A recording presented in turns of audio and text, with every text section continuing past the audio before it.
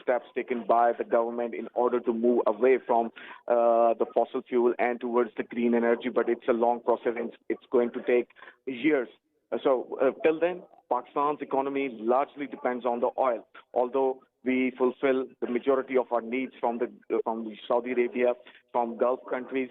But if the situation in the Gulf improves and Iran and United States reach a permanent deal, it is going to have a very positive impact. Like Iran is our next door neighbor, we will have a very reduced cost of oil import. So this is going to be very important for Pakistan, and Pakistan is not just doing it for its economic needs. Pakistan has been pushing for peace as part of its as a principal stance.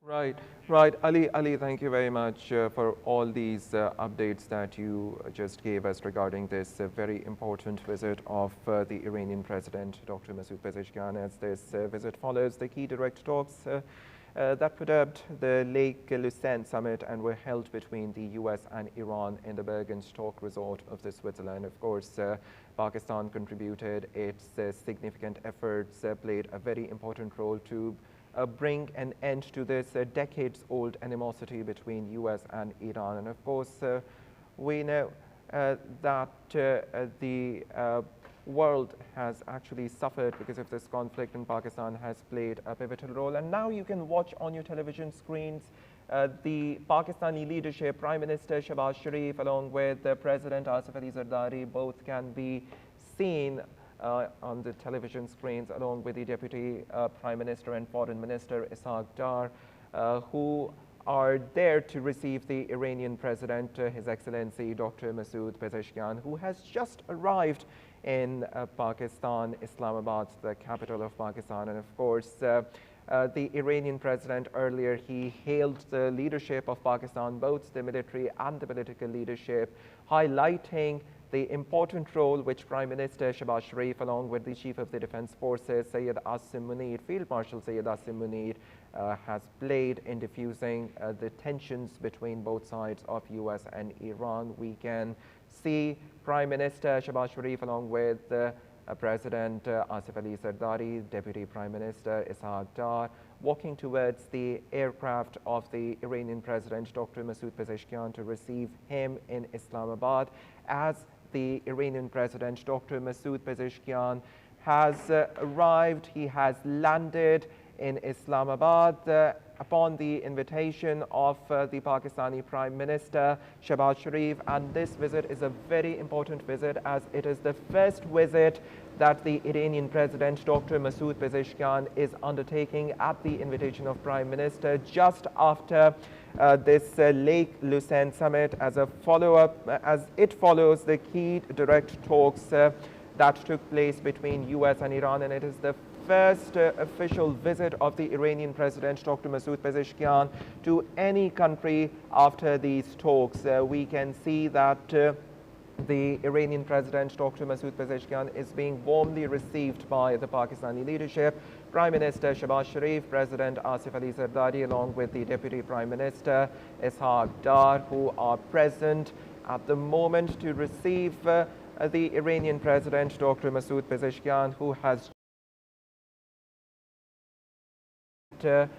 meeting the Pakistani leadership, and he is present at the moment with the Prime Minister of Pakistan, Shehbaz Sharif, the Iranian President. He has arrived in Islamabad upon the invitation of the Prime Minister of Pakistan, Shehbaz Sharif. This visit is indeed a very important visit which the Iranian President is undertaking at this moment, as this is the first official visit of the Iranian President to any country just after these talks took place. And of course, the Iranian leadership is appreciative of the positive role that Pakistan, its political and military leadership, has played in diffusing the tensions between US and Iran.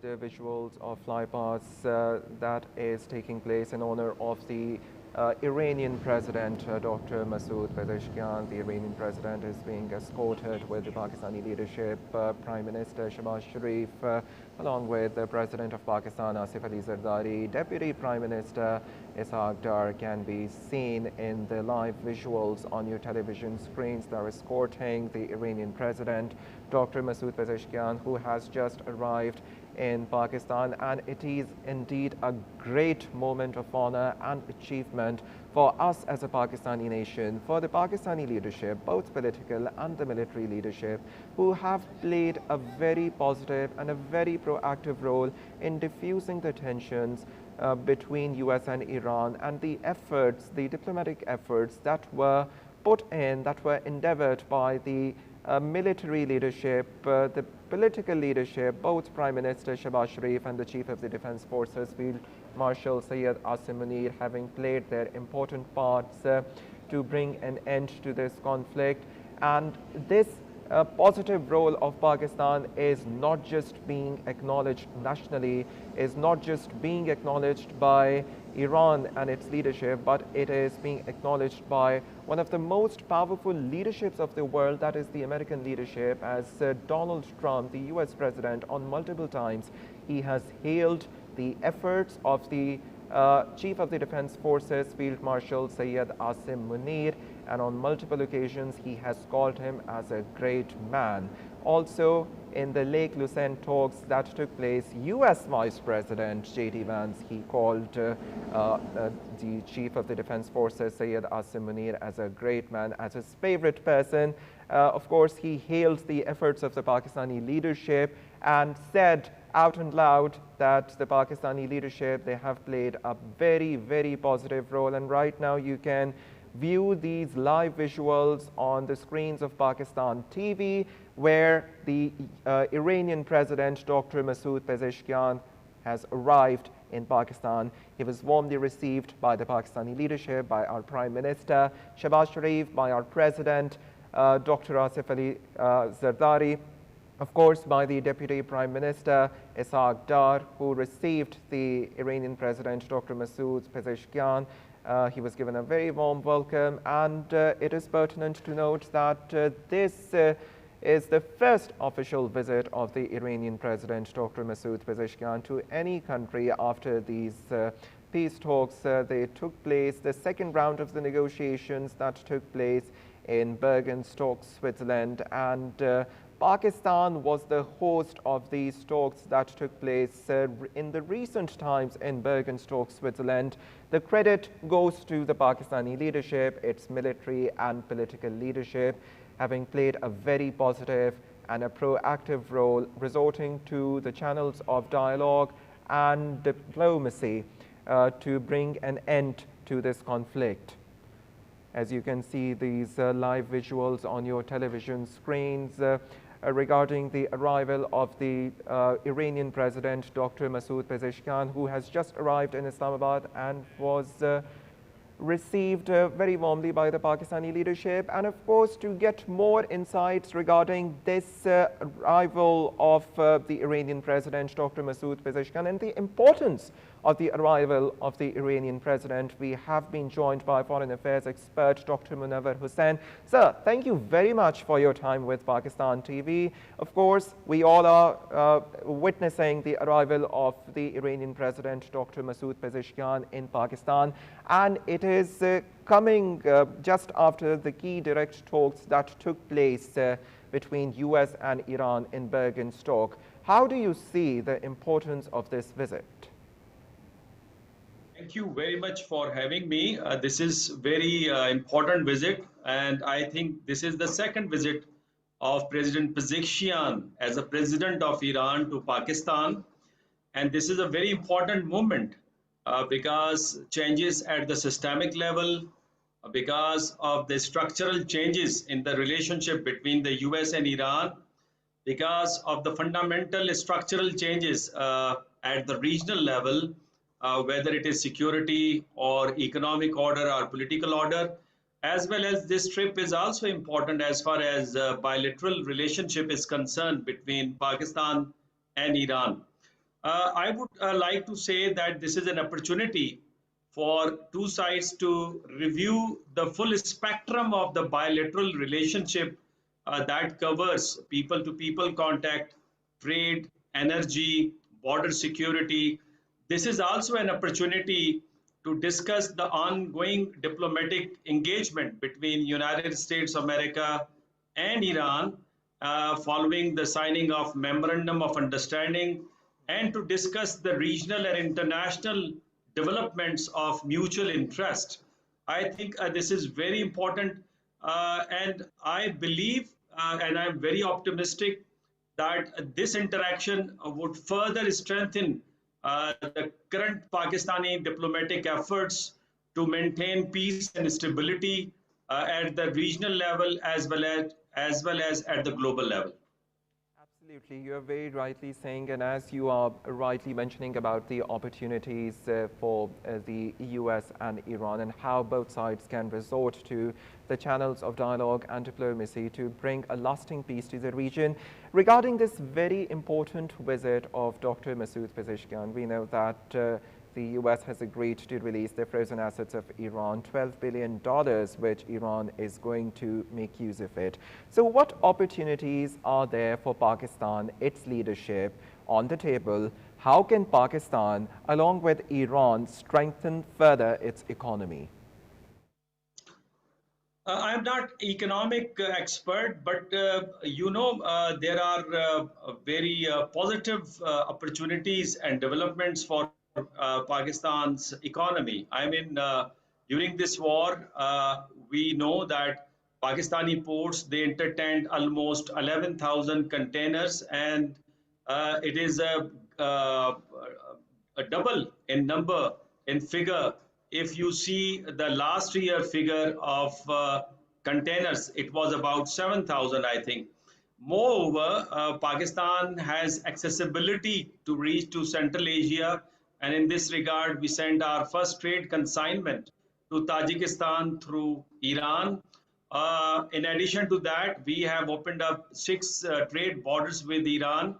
And when America is going to lift sanctions against Iran, it would definitely would promote trade and economic interaction between the two nations. Furthermore, it also strengthened Pakistani objective of connectivity in the region, because our foreign policy is revolving around 3 C's: coordination, cooperation, and connectivity. And this connectivity further strengthened the geo-economic agenda of Pakistan and the member countries of the region. Right, absolutely. You just mentioned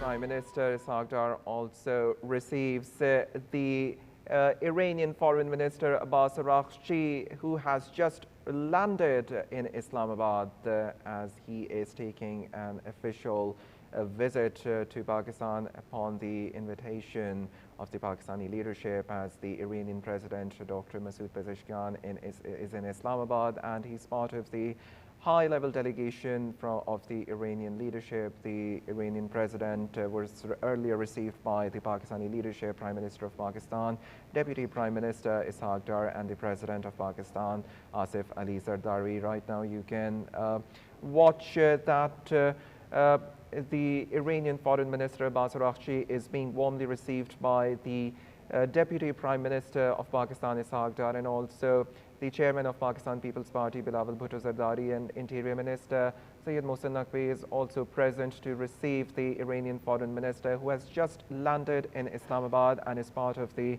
high-level delegation from Iran, which is accompanying the Iranian President, Dr. Masood Pezeshkian.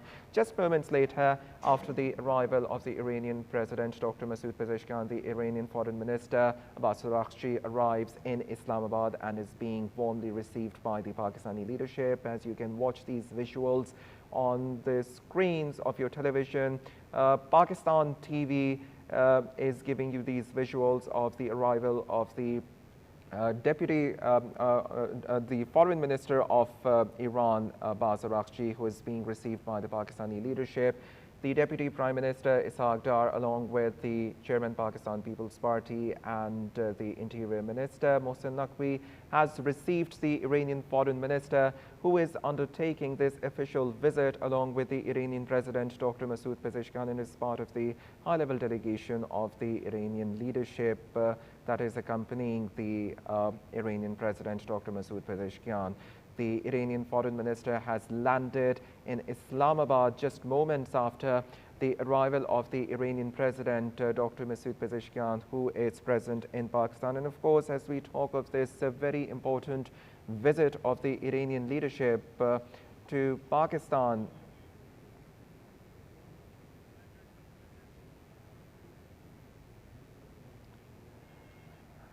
Of course, as we are speaking of this high-stakes visit of the Iranian leadership to Pakistan, it is a very important visit of the Iranian President Dr. Masoud Pezeshkian that is being accompanied by the Iranian delegation, high-level Iranian delegation, and the Foreign Minister of Iran, Abbas Araghchi, is part of this delegation, who has just arrived in Islamabad and is being warmly received by the Pakistani leadership. You can watch the visuals on your television screens of the arrival of the Iranian President Dr. Masoud Pezeshkian, who has arrived in Islamabad just some time back. Before the arrival of the Iranian Foreign Minister Abbas Araghchi, the Iranian President Dr. Masoud Pezeshkian was warmly received by President Asif Ali Zardari, Prime Minister Shehbaz Sharif, and Deputy Prime Minister Ishaq Dar, who warmly received the Iranian President Dr. Masoud Pezeshkian, who is undertaking this official visit to Pakistan at the invitation of the Prime Minister of Pakistan, Shehbaz Sharif. And this Pezeshkian's visit follows the key direct talks dubbed the Lake Lucerne Summit that were held between the US and Iran. The direct talks that took place in Bergenstock Resort or Switzerland, and Pakistan was the host of these talks. Pakistan made possible for these talks to take place. And now we have been joined by Pakistan TV's correspondent Rana Abdullah. Abdullah, we are seeing that the Iranian Foreign Minister Abbas Araghchi has arrived in Islamabad and he is being received by the Pakistani leadership. What are the details right now? Yes, so earlier, the Iranian Dr. Masoud Pezeshkian also arrived here in Islamabad, and he received a 21 gun salute too, and Pakistan Air Force was also seen in the air. The significance of this visit is much larger. In the backdrop, you can see that the Bergenstock Resort talks were hosted by Pakistan, and now the Iranian leadership coming to Islamabad on the invitation of Pakistan's Prime Minister, where he is going to hold talks with Pakistan's Prime Minister Shehbaz Sharif, as well as the President of Pakistan Asif Ali Zardari. Apart from that, parliamentary action will be called upon by the Iranian president. And in Iran's delegation, from what the reports tell us right now, is that a high-level Iranian delegation has arrived in Islamabad. It is not just Abbas Araghchi and Iranian president, but other key members of the government and other sectors are also here in Islamabad. As the Iranian president earlier, Iran had also appreciated Pakistan's role in the mediation and the peace efforts. So it is also expected that the Iranian president would also appreciate Pakistan's role in the mediation efforts in his discussion with Pakistan's Prime Minister Shehbaz Sharif. Yes. Right, of course, Abdullah, the Iranian leadership is already very much appreciative of the positive role that Pakistan has played in this whole diffusing of the tensions between US and Iran. Can you tell us more about the engagements of the Iranian leadership? Yes, so Pakistan's role has been significant. It was an end to 47-year-old conflict, and as per the engagements, you questioned that would be that the Iranian president and Abbas Araghchi have to meet the Pakistan's Prime Minister Shehbaz Sharif and call upon the President of Pakistan Asif Ali Zardari, calling upon the diplomatic as well as the parliamentary leaders of Pakistan. And apart from that, discussions on increasing bilateral trades and getting it to $10 billion is also among the points of discussion in the president's visit today. Though it is going to be a one-day visit, but the schedule of president seems to be very tight, as important discussions are going to be held here in Islamabad. Right, absolutely. Thank you very much for providing us all the details, Abdullah, as we are speaking of the arrival of the Iranian President, Dr. Masoud Pezeshkian, who has just landed in Islamabad, Pakistan, at the invitation of the Prime Minister, Shehbaz Sharif. And indeed, it's a very high-stakes visit by the Iranian leadership, in which the Iranian President, Dr. Masoud Pezeshkian, accompanied by a high-level Iranian delegation, has arrived in Islamabad, and the Foreign Minister of Iran, Abbas Araghchi, is part of this high-level delegation that is accompanying the Iranian President, Dr. Masoud Pezeshkian.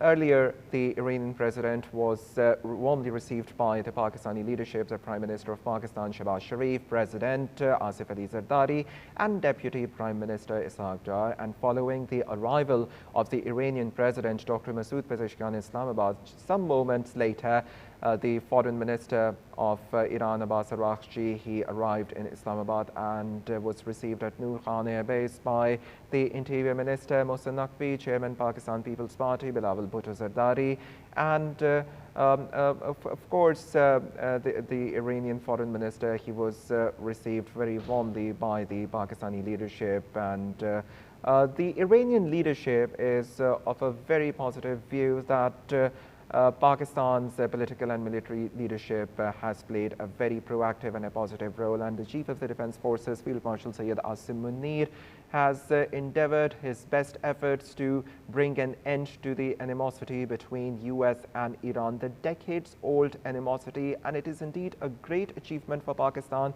as Pakistan played a significant role as a facilitator of peace, as a mediator. And of course, there are different interpretations of Pakistan's role as a facilitator, and it is a great achievement for Pakistan not just to bring both sides of the US and Iran to the negotiating table, but of course to bring other stakeholders and other nations to the negotiating table as well, and of course to motivate others for making efforts to bring an end to this conflict, the decades-old conflict between US and Iran. And the world over is praising Pakistan's positive and a very proactive role that its political and military leadership has played.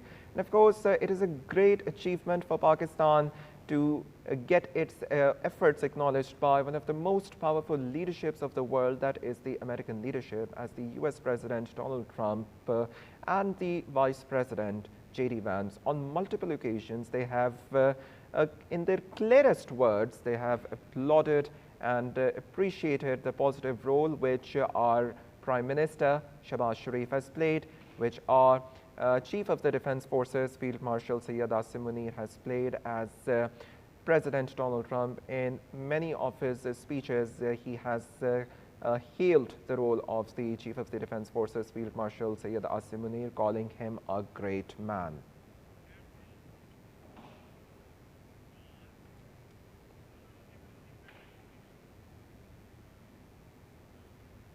And here we come to an end of our news presentation, but for more details and live streaming, do log on to our website, www.pakistantv.com. Find us on our socials in the name of Pakistan TV Global. Thank you for joining us in the live news broadcast of Pakistan TV. It's a goodbye for now. Stay tuned for more news and updates.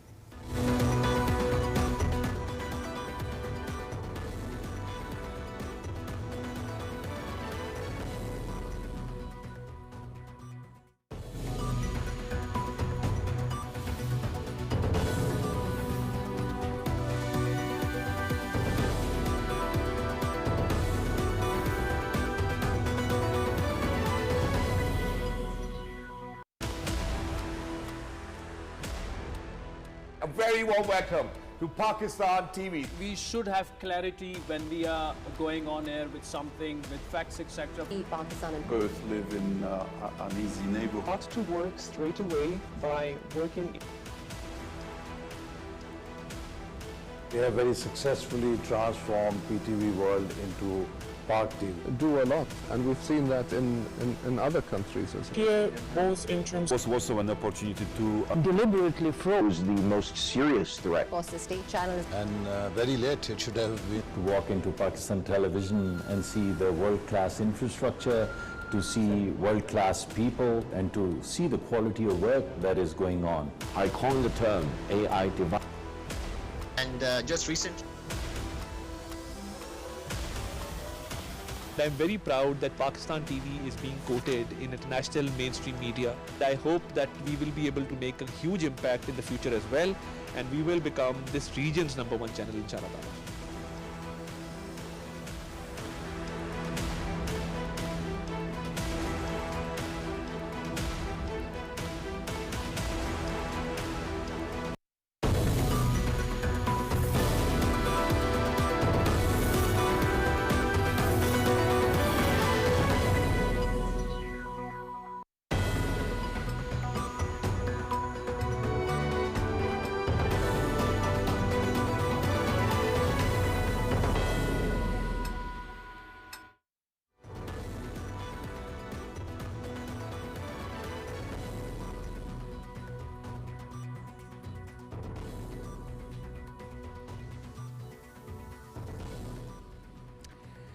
Good afternoon, Assalamu alaikum. You're watching Pakistan TV. I am Fahim Bangish. First of all, the headlines.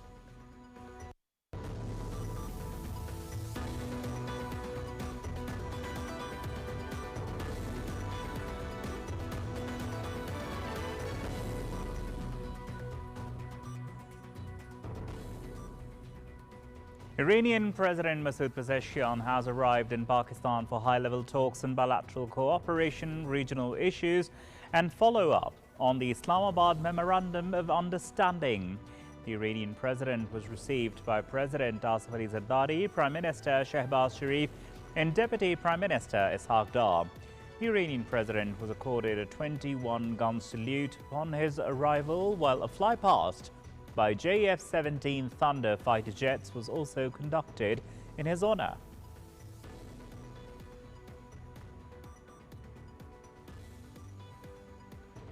Prime Minister Shehbaz Sharif says Pakistan played a key mediating role in developing understanding between the US and Iran during their negotiations in Switzerland. Addressing the National Assembly, the Prime Minister says the Memorandum of Understanding would pave the way for a long-lasting peace agreement contributing to broader regional and global stability.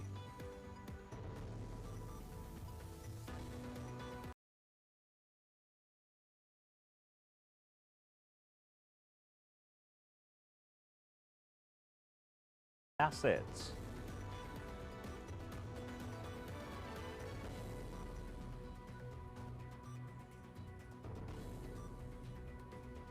Iran says final arrangements on the Lebanon conflict could be reached in the coming days. Iranian Foreign Ministry spokesman Ismail Baqai says the United States is obligated to compel Israel to halt the attacks in southern Lebanon. Says continued strikes were unjustified.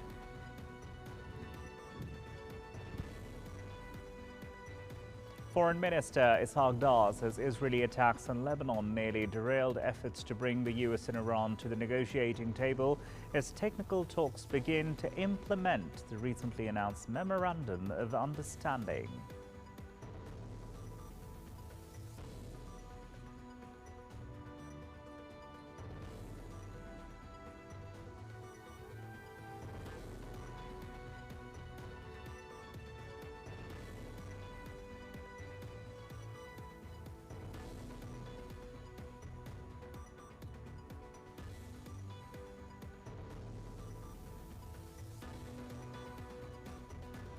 US President Donald Trump says the Strait of Hormuz is totally open and that the US is doing very well in the region, emphasizing continued stability and strong control over the situation.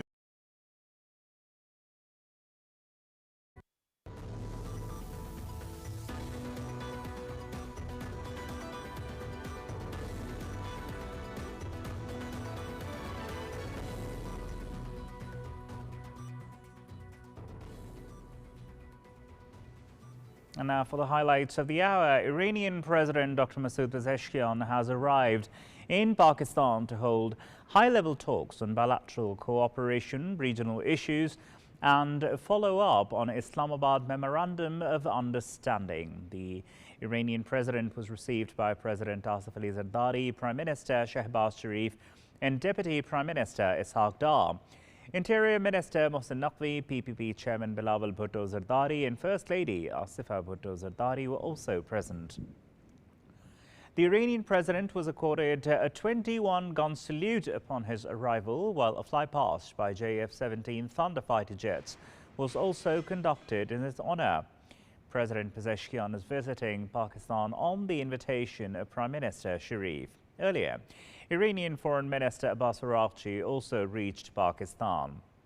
To talk more about this, we have online with us our correspondent Ali Andaz. Yes, Ali, we know President Pezeshkian of Iran has arrived in Pakistan, the capital Islamabad, and we also saw how respectfully and how warmly he was received.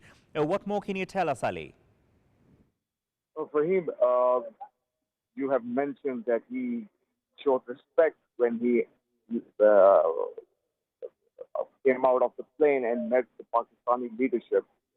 This is very important, keeping in view that this is his first overseas visit after the war ended, and since the war started on February 28, and this is his first overseas visit, and that is to Pakistan. This shows the relationship between Islamabad and Tehran, and it shows the respect the Iranian leadership has for Pakistan. Now, the part of the visit is to express gratitude from the Iranian, not just their government, their leadership, but Iranian people to the Pakistanis for the role that they have played as mediator to bring an end, a peaceful end to the conflict in the Gulf. During his stay in Pakistan today, he will be holding important meetings with the president, with the prime minister, with the Speaker of the National Assembly, as well as Chairman Senate. So this goes on to show that Pakistan's relationship with a couple of years back. Right, there seems to be an issue. Can't hear you properly, Ali, but we shall contact you once again as soon as we get in touch with you. Now, to talk more, we have online with us our correspondent, Shabir Ahmed Wagra. Yes, Shabir, can you hear me? Yes, I can, Frame. Wonderful, wonderful. Shabir, the talks in Switzerland happened to be quite, they went really well. The Prime Minister, he sounded very positive. Even the whole environment sounded quite positive. And now, obviously, after that meeting, the Iranian president has come to Pakistan. What is most likely to be discussed with the Pakistani leadership? This visit, which is very important in a way that after the war that took place and then Pakistan's mediation that resulted in a inking of Islamabad MOU, which not only brought ceasefire, but also hopes alive that raised hopes about the possible and long-term stability and peace returning to the region. This is the first foreign trip by Iranian president that has been taken after the war. So that shows that how important Pakistan has importance in Iranian leadership eyes, and also how important this trip is. This trip has two significances. One is about the Islamabad MOU, then the talks which took place in Switzerland that also mediated by Pakistani leadership. Top Pakistani leadership was there, facilitated by Qatari leadership, but mediated, the main mediator remained Pakistan, and also that also resulted in some very positive news which came from the joint statement issued by Pakistan and Qatar after those talks, leadership level talks, and that officially kick-started second phase of US-Iran direct talks, which is 60 days period. And during that period, the whole world is hoping that permanent agreement will be signed and peace and stability will return to the region. And also the markets responded positively to that. For that, Iranian leadership, Iranian president, along with Iranian foreign minister and high-level ministers and high officials, he is here with this delegation to pay his gratitude from the Iranian people, from the Iranian leadership to Pakistani leadership, Pakistan civil military leadership, their efforts, and Pakistani nation for standing with them, and also their mediation efforts consistent despite of all the challenges. The Pakistani leadership ensured that they haven't backed down. Their consistent efforts resulted in bringing ceasefire, then peace and stability, Islamabad MOU, and now the next phase of Islamabad MOU's implementation is under process. That is one aspect of this visit. The second aspect of this visit is bilateral relations, because after the gradual lifting of sanctions on Iran, there are a lot of projects between Pakistan and Iran which are awaiting lifting of sanctions. One of them is very important project of Iran-Pakistan gas pipeline. So today, even Foreign Office categorically stated that bilateral discussions would focus on trade, energy. Energy is very important aspect of both countries' discussions today. Trade, energy, people-to-people contacts, and also other bilateral avenues between the two countries, especially border management and also bilateral trade between the two countries. So this shows that these projects, which are lingering for decades, due to sanctions, if these sanctions gradually lifted from Iran, Pakistan and Iran will definitely go for energy cooperation. That is one of the Pakistan's core need, and Iran, being the neighbor, can fulfill those needs. And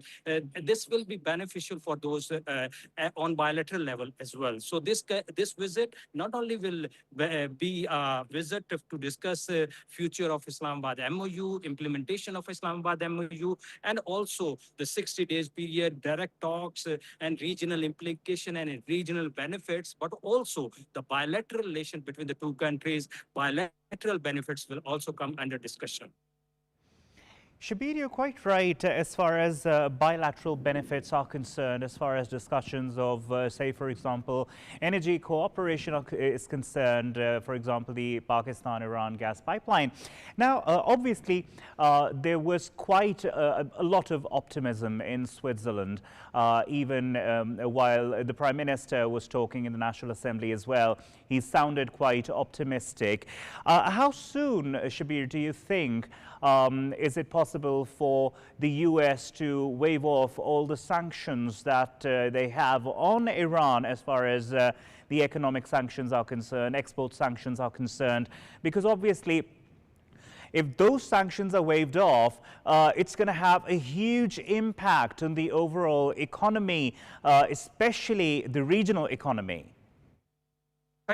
This is basically, you cannot predict the exact timeline of lifting of sanctions, but this is a gradual process. It would not be like this, that they will lift all the sanctions all of a sudden from Iran. This is a gradual process, which may start immediately with the lifting of few sanctions, especially on the import of oil and gas from Iran and other such Iranian essential items to the world, which may happen very soon. But gradually, on the progress will be made between the technical level talks, which are still underway, and there will be different phases of these technical level talks between the officials of both the countries, and then gradually the implementation will go further. As much as the implementation of the Islamabad MOU will go smoother, that both the parties will respect what have been promised, then gradually the sanctions will be lifted. But there are very hopeful news coming from all over both of the parties, and especially international media, US media, even European media, even Iranian media. They are reporting that different release of even the frozen assets, and also the gradual lifting of sanctions, especially import of oil. And all these things are very positive. So if the progress will remain like this, then we can hope that very soon the economic condition in this and economic stability in the region will be, we can see that, and benefits will not only went to the Iran and Iranian people, but also we can expect these benefits will benefit the neighboring countries as well as the region. Shabir, like I have been mentioning that this was a matter that the two warring parties, they had not talked about it directly face to face since the last 47 years, and Pakistan made that possible, which is a huge feat as far as Pakistan is concerned. How do you think the trajectory of Pakistan-Iran relations will go from here now that Pakistan has mediated in one of their biggest conflicts with the US? This is evident from this visit of Iranian president with a very high-level delegation, which includes their foreign minister as well, that how much they value Pakistan's mediation, Pakistan's sincere and consistent efforts for and Pakistani people who stood shoulder to shoulder with Iranian people during all these months of conflict. So this gratitude, in Muharram, coming to Pakistan right after Swiss talks that took place this week, and the Iranian president is in Islamabad. This shows that how much value Iranian leadership and Iranian people gives to Pakistan and Pakistan's efforts. So this is such a big news and such a valuable for diplomatic relations between the two countries as well, that they will now, sky is the limit for the two neighbors to have more economic relations, because the one thing which was hindering the economic relations was the sanctions. So gradual lifting of sanctions can open horizon for both the countries, and we can say that sky is the limit then. Right, Shabir, please stay with us. We're going to talk to you in detail again. And just to give a recap to our viewers, that Iranian President Dr. Masoud Pezeshkian has arrived in Pakistan to hold a high-level talks on bilateral cooperation, regional issues, and of course, the follow-up on the Islamabad Memorandum of Understanding. The Iranian president was received by President Asif Ali Zardari, Prime Minister Shehbaz Sharif, and Deputy Prime Minister Ishaq Dar. Interior Minister Mohsin Naqvi, Pakistan People's Party Chairman Bilawal Bhutto Zardari, and First Lady Asifa Bhutto Zardari, they were also present to receive the Iranian president. The Iranian president was accorded a 21-gun salute upon his arrival, while a flypast by JF-17 Thunder fighter jets was also conducted in his honor. President Pezeshkian is visiting Pakistan on the invitation of Prime Minister Sharif. Earlier, Iranian Foreign Minister Abbas Araghchi also reached Pakistan. During his stay in Islamabad, President Pezeshkian will hold meetings with President Asif Ali Zardari and Prime Minister Shehbaz Sharif. Key parliamentary leaders will also call on him. The two sides will review the full spectrum of bilateral relations and explore new avenues to further deepen cooperation across diverse sectors and regional connectivity. This visit will also provide an important opportunity to discuss the ongoing diplomatic engagements following the signing of the Islamabad Memorandum of Understanding, as well as regional and international developments of mutual interest. This is something really important that's going on in Islamabad right now. As we know, that the Iranian president is here. He has arrived in Islamabad, and like Shabir, our correspondent, was mentioning, that this is Muharram, and this is right a day after the Switzerland talks. And Shabir, like you were mentioning, this is a great development, and this is a great opportunity for both the countries to benefit from each other, be it the energy cooperation, be it bilateral cooperation in different sectors. And of course, this is going to be a different road, a new road, and a new trajectory for the relationship of both the countries to move forward. Now, Shabir, we also know that a deconfliction cell was also established when the Switzerland talks were held. Could you also mention how the deconfliction cell would be helping in minimizing any sort of escalation that may arise?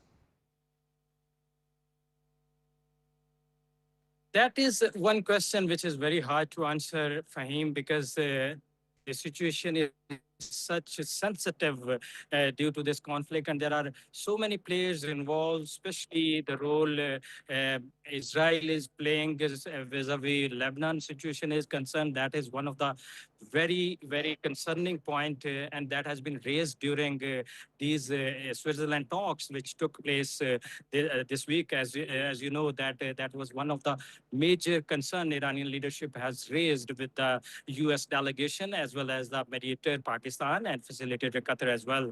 And that because ceasefire in Lebanon, and that is part of the Islamabad MOU, and implementation is essential to move forward. So the situation remained to be seen, that how U.S. leadership will convince Israelis to stop all violation of ceasefire with Lebanon.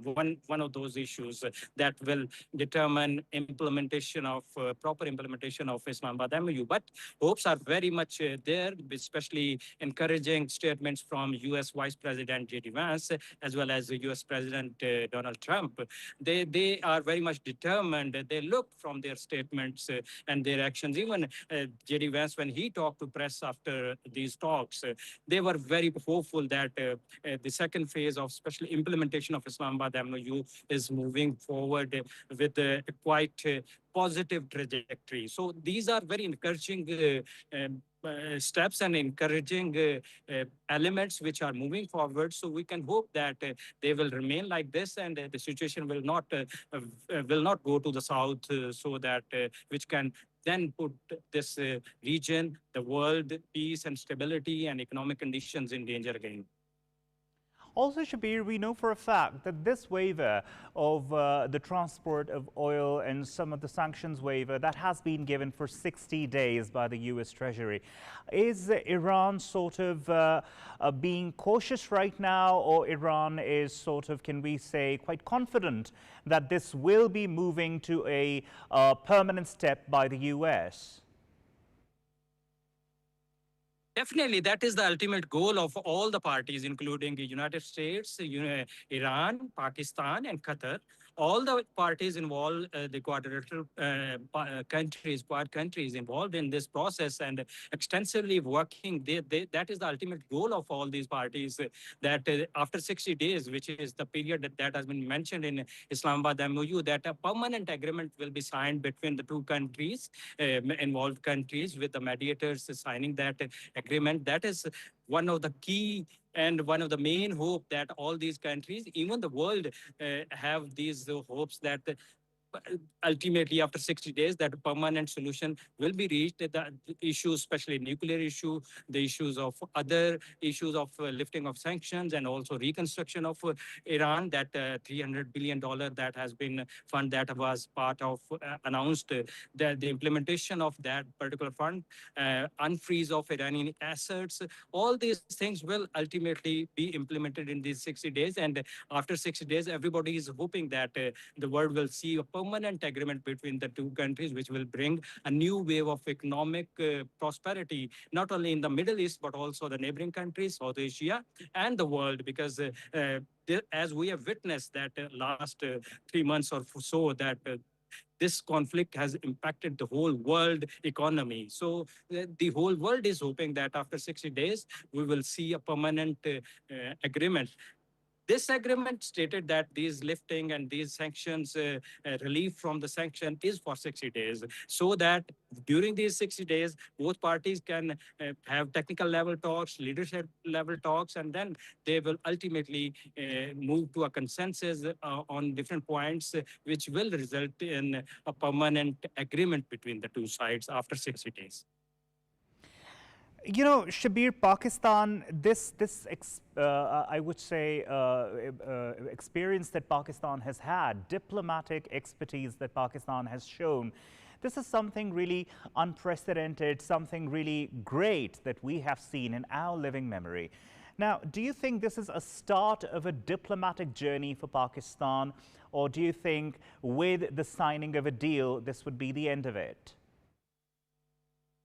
ultimately that diplomatic standing of Pakistan, which we are witnessing, which actually we have, being the journalists, witnessed the history that the way Pakistan has dealt with this conflict, the conflict which the world powers, the European powers, even other very influential countries could not do anything, but Pakistan's consistent efforts and consistent positive diplomacy that is evident from if you remember that J.D. Vance, U.S. Vice President, in his press talk said that the number of times Pakistan's Chief of Defense Forces, Field Marshal Asim Munir, have talked to him during last 3 months. He hasn't talked to anybody this much time, this much number of times during this period. So this showed that Pakistan's consistent efforts, and have raised Pakistan's diplomatic stature across the globe. Even today, when we spoke to different ambassadors, different diplomats across Europe, across different other countries, they are saying that the positive sentiments these people in Europe, people in United States, people in South America, people in Australia and other continents, the way they are speaking about Pakistan and Pakistan's effort and Pakistan as a peace promoting and peace loving country, that is unprecedented. So this definitely not only Pakistan has brought the world from the brink of a larger conflict that can engulf the whole region, Middle East region, but also that a diplomatic success, this will have far-reaching positive impact on Pakistan's diplomatic standing, even in the days to in the coming days as well. Thank you, Shabir. It's always a pleasure having a political discourse with you. Shabir Ahmed Wagra, our senior correspondent, talking to us. It's regarding the visit of the Iranian president, as we know for a fact that he has indeed reached Islamabad. And this is, of course, opening new avenues. This is opening new doors for Pakistan and Iran relationship. And not just the relationship, but also the mutual benefits and the mutual agreements which might later on be signed. Now, because right now there is a 60-day window during which Iran has been allowed to export its oil. All the sanctions have been waived off in the 60-day period. But of course, like our Prime Minister, as we heard him in the National Assembly, as he sounded so optimistic, like we heard the Iranian leadership, like we heard the U.S. leadership, all of them being sounding so optimistic, we know for a fact that for one whole week, the technical level talks are going to go on. And the speed with which these talks are going on, that is also very, very good. And definitely, this is going to be something. Rana Abdullah Hamad right now is online with us. We know for a fact that Rana Abdullah was there for the coverage in Switzerland as well. Rana Abdullah Hamad, since you went to Switzerland as well, you got to see history in the making. What are your comments as far as how things are moving forward now, how the trajectory of the political dynamics is moving forward? Yes, Fahim. So earlier I was also in Birkenstock, at the Birkenstock Resort 2 in Lucerne 2, where what I witnessed was definitely shocking and definitely a moment of proud for Pakistan. Every other person who we were meeting in Switzerland were applauding Pakistan's efforts in bringing an end to the 47-year-old conflict. The positivity which the people over there had, and even while we were traveling on a train from Lucerne towards Birkenstock, we talked to different people, and everyone knew that P for Pakistan and P for peace. So Pakistan's efforts, the diplomatic and mediation efforts which Pakistan's leadership has done, is being applauded worldwide. Specifically, the efforts of Chief of Defense Forces, Field Marshal Syed Asim Munir, Pakistan's Prime Minister Shehbaz Sharif, Deputy Prime Minister Ishaq Dar, and the Minister of Information and Broadcasting Ata Tariq, who has made sure that the information related to Pakistan being the mediators and Pakistan being the host of not just one round of talks, but the second round of talks in Switzerland too, that even if it got the backlash, Pakistan knows how to counter it. Pakistan knows how to portray the positive image. And as Shabir earlier also said, that no other global power was able to bring an end to this global conflict, but it was Pakistan who made sure that peace prevails amidst all the chaos. And right now, even in Islamabad, while we were meeting different people earlier in the morning, the Pakistanis were really happy that how the Iranian president and Abbas Araghchi and a high-level delegation led by the Iranian president is here in Islamabad, and how they also wanted to, host the president and Abbas Araghchi in different restaurants. They wanted them to try different Islamabadi foods, but the president and Abbas Araghchi have different commitments here in the capital. So the atmosphere which Pakistan has created in the region shows the importance, the regional, the global importance of Pakistan now going forward. Yes, Brian.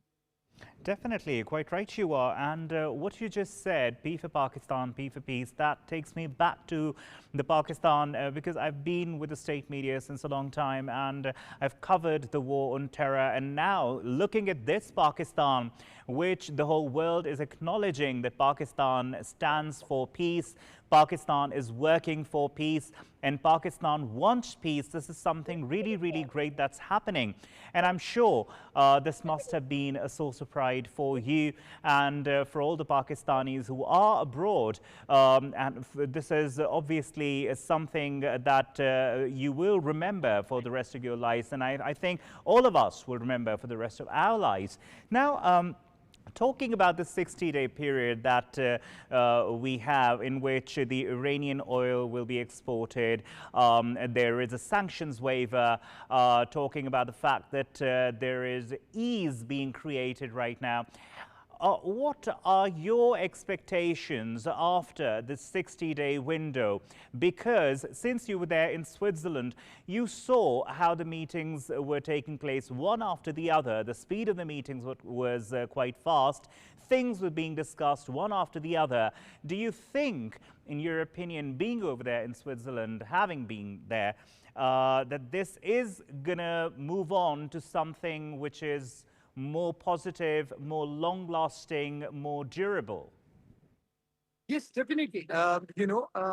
Pakistan's leadership is involved in this. Pakistan's here, Field Marshal Sayyid Asif Ghani and Interior Minister, Deputy Prime Minister, if they are involved in that. We saw that time and time again, Iranian leadership had their apprehensions, but it was Pakistan back then too. It was Pakistan's Interior Minister, Mohsin Naqvi, who traveled to Tehran, and then the Iranian delegation came to Birkenstock. So this shows that Pakistan is doing diplomacy. Pakistan is putting the positive thing forward. Pakistan is promoting peace. So if Pakistan's leadership is involved in the mediation process, one thing is for sure, that the Islamabad Memorandum of Understanding is going to have lasting impacts. It is going to be a long-lasting MOU because time and again, there used to be a fallback. Even J.D. Vance acknowledged that Pakistan's efforts, whenever there used to be a drawback, it was Pakistan who brought both the countries back on the table. So the significance of Pakistan's role has increased. And specifically, the Interior Minister, who time again paid a visit to Tehran, as well as the Chief of Defense Forces, Field Marshal Sayyid Asif Ghani, who time and time again paid a visit to... Also tell me, since you're outside, I'm sure you must have had a chance to speak to other people over there. What is the environment like in Islamabad? Have you had a chance to speak to any common people? What do they think about the Islamabad Memorandum of Understanding and the Switzerland talks? And how is the morale of the people? Right now, I'm standing right in front of Parliament. Before we made sure the setup for this live was ready, I was talking to different people over here. either the gardeners or people passing by. I wanted to ask them to just to get the pulse of the situation, and they were of this notion that if Pakistan made the Islamabad Memorandum of Understanding, that Pakistan made sure that it is a very comprehensive thing, which is not just going to benefit Iran, USA, or Pakistan, but it is going to benefit the whole region. So that is the pulse of the people, specifically the few gardeners that I talked to and few passerbys who I talked to. They were of this notion that Pakistan is going to yield positive results, not just for the country itself, but for the whole region. And right now, as you can see behind me too, the VVIP movements have also started. And right now, the people are very positive and very and applauding Pakistan's role in making sure that peace process prevails. Yes. Thank you very much, Rana Abdullah, for updating us, and thank you very much. Now we have online with us Raza Bashir Tarar Saab, former ambassador. Raza Bashir Tarar Saab, Assalamu alaikum and welcome to Pakistan TV. Wa alaikum assalam.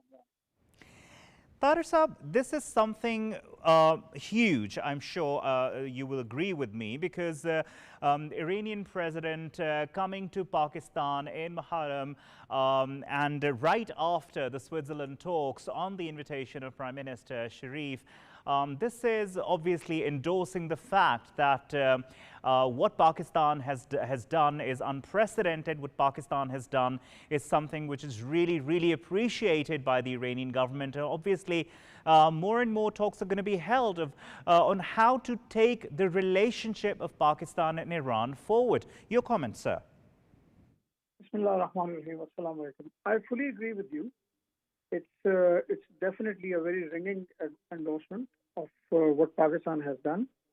It should also silence some naysayers who were trying to suggest that there's some kind of mistrust between, Pakistan and Iran, and we were hearing, some whispers here and there on social media, so on and so forth, and sometimes some so-called Iranian officials were also being quoted that Pakistan is not really needed, we can do it ourselves. So the presence of the dignitary in Pakistan should put an end to such unfortunate speculation. And it's definitely, it shows the level of trust between Iran and Pakistan, and also the acknowledgement of the fact that there has to be, ongoing consultation and coordination between the two countries. I think it's a great development, a great gesture by the Iranian president, very sensible on part of our leadership to invite him and and basically making sure that what has been set in motion reaches some kind of fruition, does not get derailed, and this process which has basically made the whole world heave a sigh of relief does not get derailed. Yeah. Sir, you spoke very rightly about trustworthiness as far as Pakistan is concerned. Pakistan has indeed come a very, very long way. If you compare the last decade with this decade, there is a huge difference in the way Pakistan has conducted itself, in the way Pakistan has been acknowledged, in the way Pakistan has shown itself to the world, has proved itself to the world. I mean, there is a huge difference. Definitely, whatever's happening, it must have an impact on the foreign policy of Pakistan. It must be having an impact on the way the foreign policy is shaped in the future. How do you see that? Well, definitely. You see, for quite some time, we have been, under this kind of, accusations by India and being, sometimes taken very lightly. We have also had, complaints about how Pakistan was kind of basically ignored after having done so much in the, war against terror and so many things. And but the way Pakistan has risen to the occasion, when the whole world had kind of given up and everybody was, waiting with bated breath for, the whole thing to go up in a huge conflagration and We were hearing talk about, annihilation of a whole civilization, and then, retaliatory action by, Iran, and, danger to the GCC countries, and so many things. But Pakistan stayed the course. Now the world is seeing, the result. And it has basically vindicated Pakistan's position that we have basically, we were being unjustly maligned by the, certain quarters, unfortunately led by our neighbors. That, Pakistan is a source of trouble, it is a source of instability, it is a source of this and that. And look where we are now. Pakistan, by staying the course, by being sincere, not jumping into one bandwagon or other, and sincerity at the end of the day, a very resolute determination, because obviously you cannot deceive people by sophistry and speeches and hugging everybody like Mr. Modi does, and all those theatrics. So the world needs sincerity, solid work, and not theatrics. We have Hollywood and Bollywood for that. So serious work that has borne fruit, and a whole of government effort. All the government of Pakistan, the armed forces, everybody being on the same page, working together with a lot of synergy, with sincerity, not trying to on points, but with the realization that the task is as gargantuan as it gets. I mean, literally, the fate of our immediate neighborhood, the region, the world at large. Imagine the consequences if this thing had just, dragged on, and with disastrous humanitarian consequences. And so how much credit would you give to the Pakistani leadership, considering the fact that Pakistan is embroiled into so much stuff from the East and the West, the hostilities, the proxy war which is being fought right now? So wonderfully, Pakistan's leadership is doing its best so well internationally and domestically as well. How would you credit Pakistan, and who would you give this credit to? Well, you see, to be very honest, I would not be able to do justice and to praise them as they ought to be praised. But what we have seen is that whatever Pakistan is doing, if you look at the situation with Afghanistan, we have, left no stone unturned to, bring our Afghan brothers to, make them see reason, but then finally acting resolutely in the interest of the country. And then we had to basically show them that enough is enough. We cannot just sit idly by. So we showed them and the world that Pakistan also, knows how to take kinetic action when it is necessary. But then Pakistan also knows, when to strive for peace. Pakistan also knows how to restrain itself. After Marka Haq, we could have inflicted way more damage on India. But then, because it was not our intention to go into a war, we showed them what Pakistan is capable of, and then we basically elect peace prevail. So excellent, coordination between all the branches of the government, the armed forces, all the three, branches of the armed forces, and the civilian government, the foreign ministry, all the stakeholders.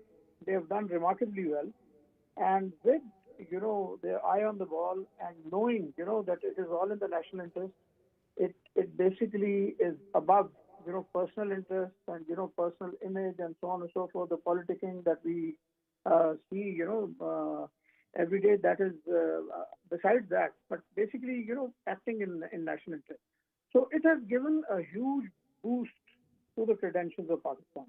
Now, Indians cannot go somewhere and just say very carelessly, okay, Pakistan is the source of this and that. Nobody is. And just see, in this whole, this historic process, what we saw in Bergenstock, just look at the document and just see whose signatures are there. You very rightly you very rightly said a word, capabilities of Pakistan. Pakistan is quite a capable nation. There is a lot of potential in Pakistan. There is a lot of talent in Pakistan. Let's say the agreement is signed. Let's say the sanctions are waived off. Where do you see Pakistan economically? Because diplomatically, Pakistan has proven itself. But let's say the energy cooperation goes really well and the sanctions they waived off for Iran. Where do you see Pakistan next? Well, you see, to be very honest, I'm a former bureaucrat myself, but I think the main heavy lifting has to be done by the bureaucracy. The political will is there, the conditions are there, and but we have to, implement these things, the agreements. We have to take advantage of what is on offer, and we cannot, keep on doing what we usually do.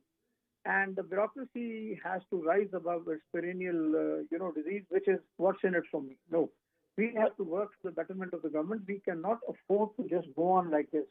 We have a very huge population. We have a huge bulge. We have to take advantage of that. What are we going to? And this huge bulge, it works both ways. If we do not harness it, if we do not listen to the young people, what are their aspirations? What do they want? This can become a bane, rather than a blessing for the country. But if utilized properly, it can do wonders. Pakistan has natural resources. Pakistan has an excellent location. Pakistan is, at the cusp of, major regions of the world. We have the Gwadar Port. We have an extremely talented, population. We need to train them well. We need to, have our priorities right, and basically implement what is there. When we talk about CPEC 2.0 and all that, well, then we have to do our part of the heavy lifting. So we have to come out of this complacency. And the government alone cannot, just do everything. Bureaucracy is, they have the key, in my opinion, because they have to do the implementation. So this is, I think, one of the weaknesses that we have, that at the leadership level, we have a lot of warmth with Saudi Arabia, with Qatar, with China, you name it. But then when it comes to implementation, what we see at the end of the day are, a plethora of MOUs, which frankly don't go anywhere. So that is the weakness that we have to overcome. Definitely. Tahir Saab, thank you very much. It has been an absolute delight talking to you. Raza Bashir Tahir Saab, former ambassador, talking to Pakistan TV. Now we have been joined by Sohail Zafar Saab, geopolitical analyst. Sohail Zafar Saab, assalamu alaikum and welcome to Pakistan TV. Assalamu alaikum, welcome. Thank you for having me. So it's a pleasure having you here. Sohail Zafar Saab, the visit of the Iranian president, of course, this is very, very significant for Pakistan and also for the relationship between Pakistan and Iran. Sir, how do you see that, and how do you see now Tehran viewing Pakistan? Certainly, what a pleasant sight it was a short while ago when President Masoud Pezeshkian landed in Pakistan. And I would say that, of course, the relationship needs not to begin any further introduction. We've been with them on whatever has been going on over the past few months, no doubt about it. But what I felt today was a very renewed sense. When the president of Iran came down and President Asif Zardari met him, embraced him, and then of course Prime Minister before that, Abbas Araghchi, the foreign minister, was here. The atmosphere was really one of there was a lot of warmth in the atmosphere. So that said, coming to, of course, the visits, such visits where people do come in and then the countries come in, there has been some talk about that what are going to be the dividends for Pakistan and all those things. May I also be a little bit transactional right away, that of course, whatever has been now encompassed in that, the initial, of course, after the MOU, the initial line that has been taken in Bergenstock, that's about, of course, Iran slowly coming back into the world economy. I believe that in this visit will be a precursor to a lot of discussions between Pakistan and Iran on economics, on trade and other things as well. I think it's time that that has to go parallel along with the security things that are happening as well. So really a wonderful sight as well as a lot of meaning to that. Indeed, it was a wonderful sight, Sohail Zafar Saab. Also the fact that now Pakistan has mediated internationally and Pakistan has made sure of the fact that two warring parties who had not had a face-to-face conversation for 47 years, Pakistan made sure that that happens. And of course, that has had very, very meaningful results. We have been seeing that. Do you think now Washington and Tehran view Islamabad as an international mediator, just like Doha? It is indeed. May I dare say that, of course, Doha has been the lead mediation center for about a decade. But let me say that, of course, Doha have been great friends. But Pakistan, the role of Islamabad was first and foremost. We may say that, of course, then Doha has come down later on, at the time when when the stakes were high, when the missiles were being fired around, when everything was down and there was despondency and despair. That was the time, remember, April the 8th. We have to go back over there for once as well, because now I see that in international media as well. Of course, sometimes people talk about the role of one country and the other country. We do.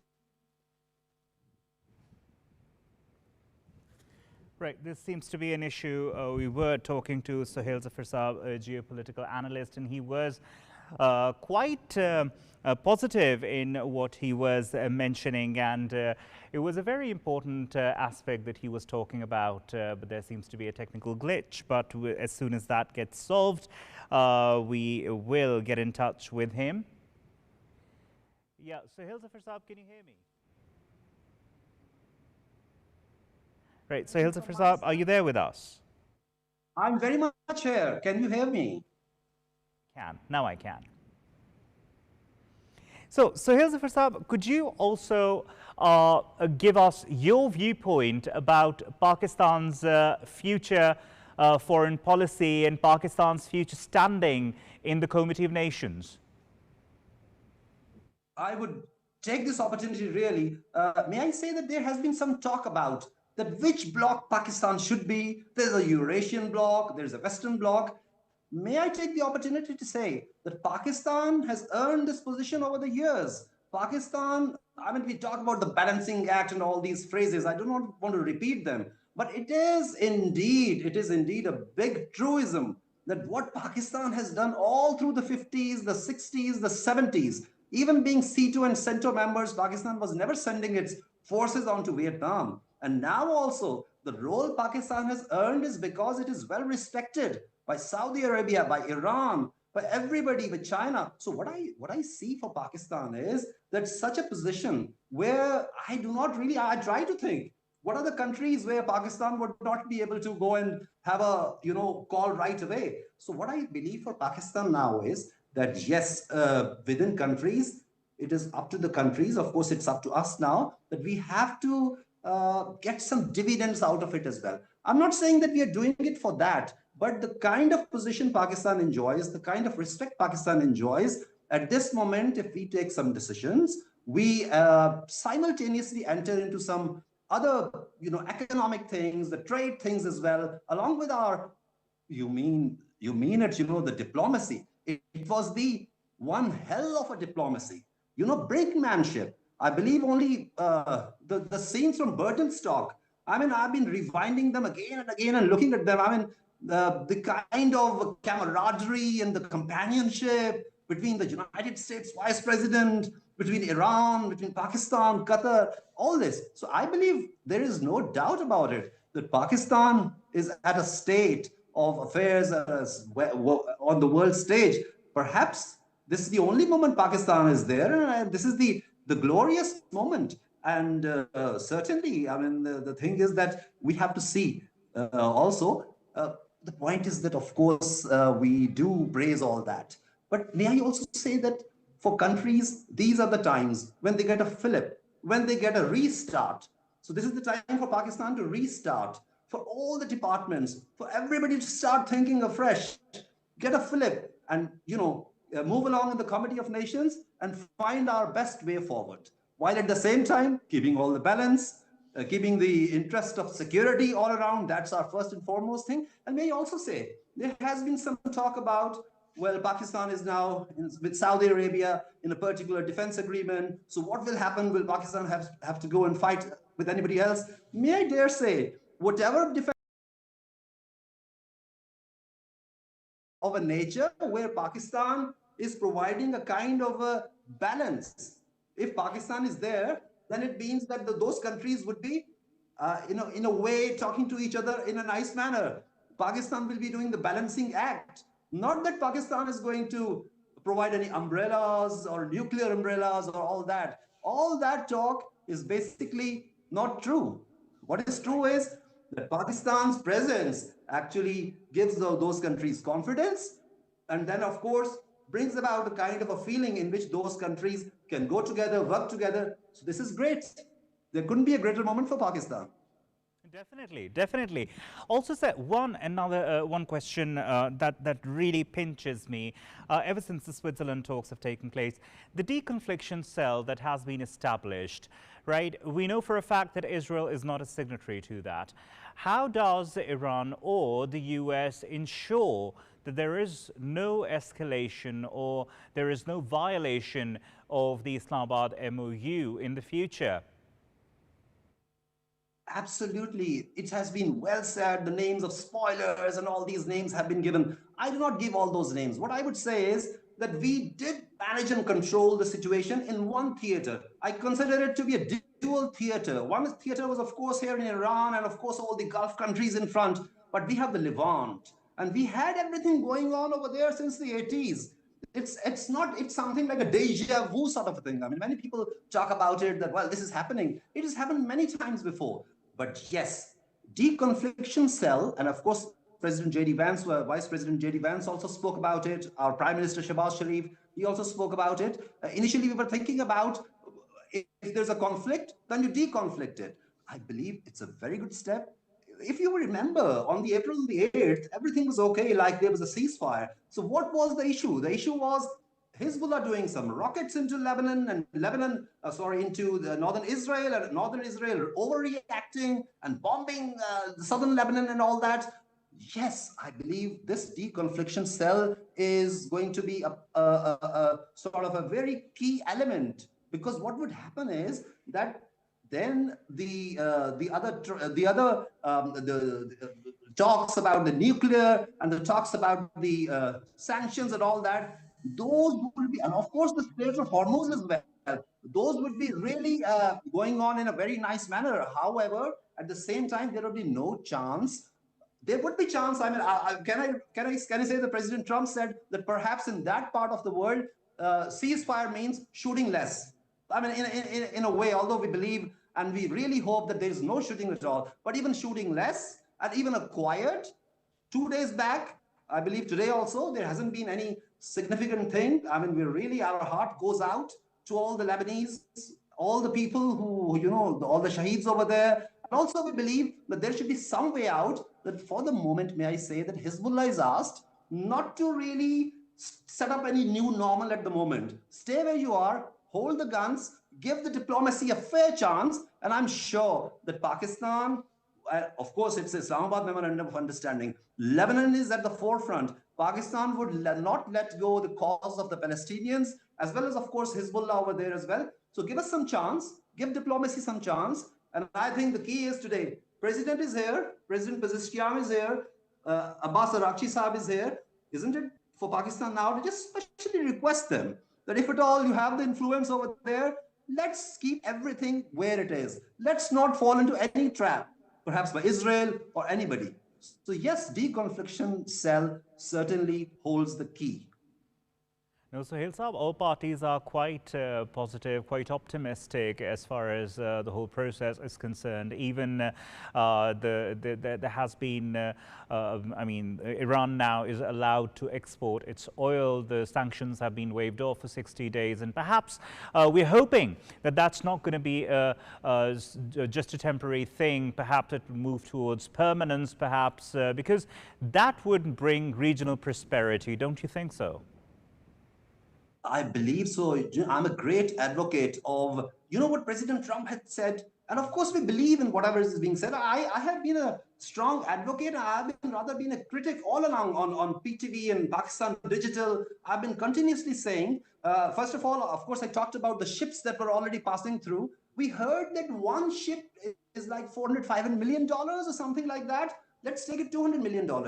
I do not see any reason why Iran was delaying all that. I mean, now what they should do is they should start selling their oil, which they have now been allowed to at the normal rates. Before that, they were selling their oil at, of course, a discounted price. China was buying most of their oil. Even then, it is going on. They need money for their reconstruction and all that. Yes, of course, I agree with you 100%. Iran should now think about investments into its. Of course, people talk about the $300 million. And then they also say they're getting $300 million and we're not getting.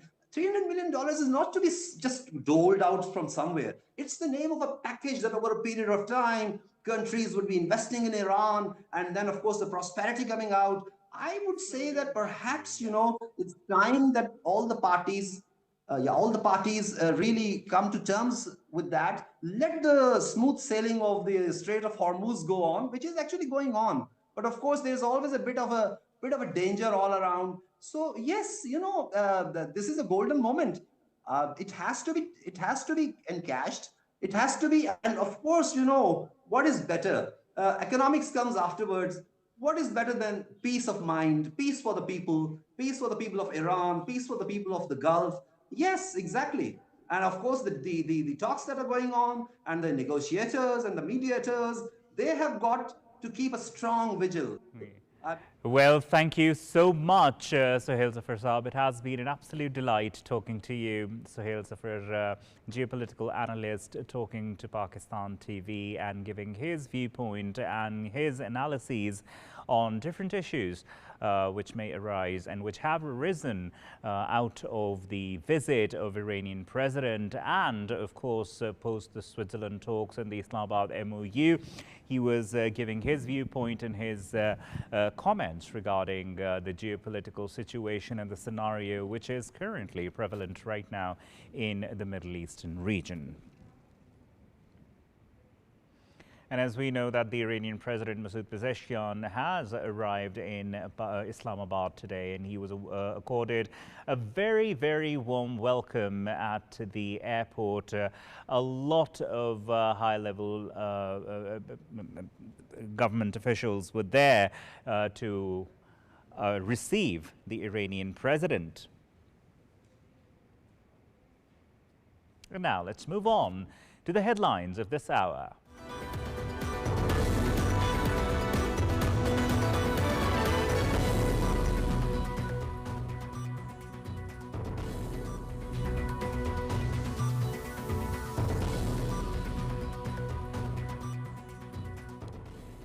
Iranian President Masoud Pezeshkian has arrived in Islamabad for high-level talks on bilateral cooperation, regional issue, and follow-up on the Islamabad Memorandum of Understanding. The Iranian president was received by President Asif Ali Zardari, Prime Minister Shehbaz Sharif, and Deputy Prime Minister Ishaq Dar. The Iranian president was accorded a 21-gun salute upon his arrival, while a flypast by JF-17 Thunder fighter jets was also conducted in his honor.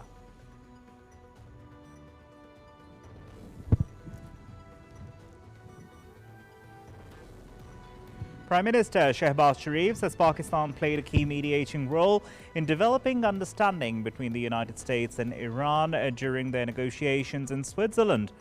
Addressing the National Assembly, the Prime Minister says a memorandum of understanding would pave the way for a long-lasting peace agreement, contributing to broader regional and global stability.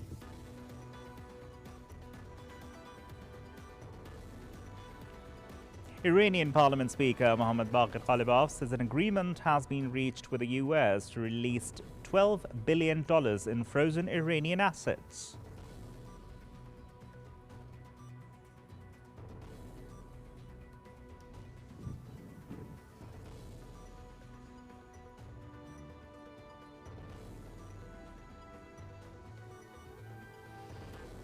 Iran denies agreeing to IAEA inspections, rejects US Vice President J.D. Vance's claim of deal to restore access to nuclear sites.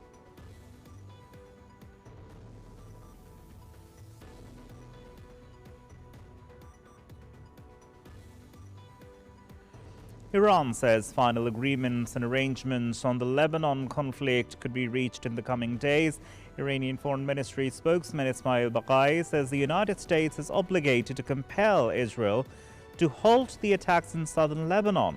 Says continued strikes were unjustified.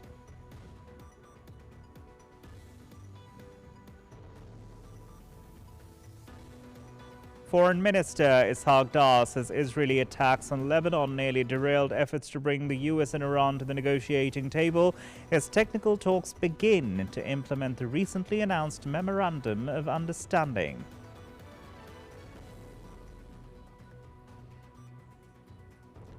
US President Donald Trump says the Strait of Hormuz is totally open and that the United States is doing very well in the region, emphasizing continued stability and strong control over the situation.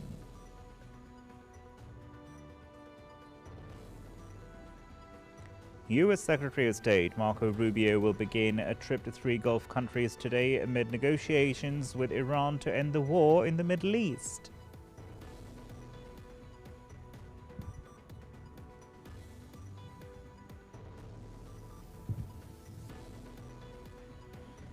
The United Nations Independent International Commission of Inquiry on Palestine says that Israel deliberately targeting Palestinian children in Gaza, describing the actions as a key factor in the ongoing genocide.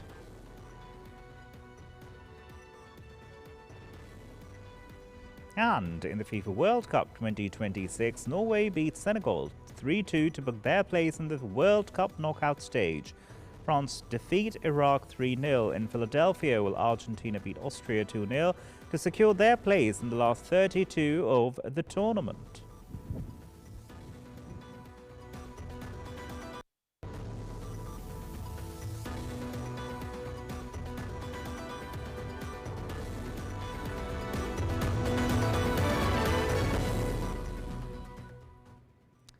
And viewers, as we were telling you, that the Iranian President Masoud Pezeshkian has arrived in Pakistan for high-level talks on bilateral cooperation, regional issues, and follow-up on the Islamabad Memorandum of Understanding. We know also for a fact that the Iranian president was received by President Asif Ali Zardari, Prime Minister Shehbaz Sharif, and Deputy Prime Minister Ishaq Dar. Moreover, he was accorded a 21-gun salute upon his arrival, while a flypast by JF-17 Thunder fighter jets was also conducted in his honor. This was a very warm welcome given to the Iranian president upon his arrival in Islamabad. Of course, this is something really, really important for Pakistan, for the relationships between Iran and Pakistan. Now, to talk more about this, we have been joined by Mr. G.R. Baloch, former ambassador. Assalamu alaikum, sir, and welcome to Pakistan TV. Wa alaikum assalam. Thank you for having me on your program. Sir, it's a pleasure having you here. Sir, Iranian president's visit to Pakistan, sir, this is quite significant, this is quite important, this is, what is this signaling, the visit of the Iranian president right after the Switzerland talks? What signal is this sending to the international community? I think this visit by the Iranian president is historical.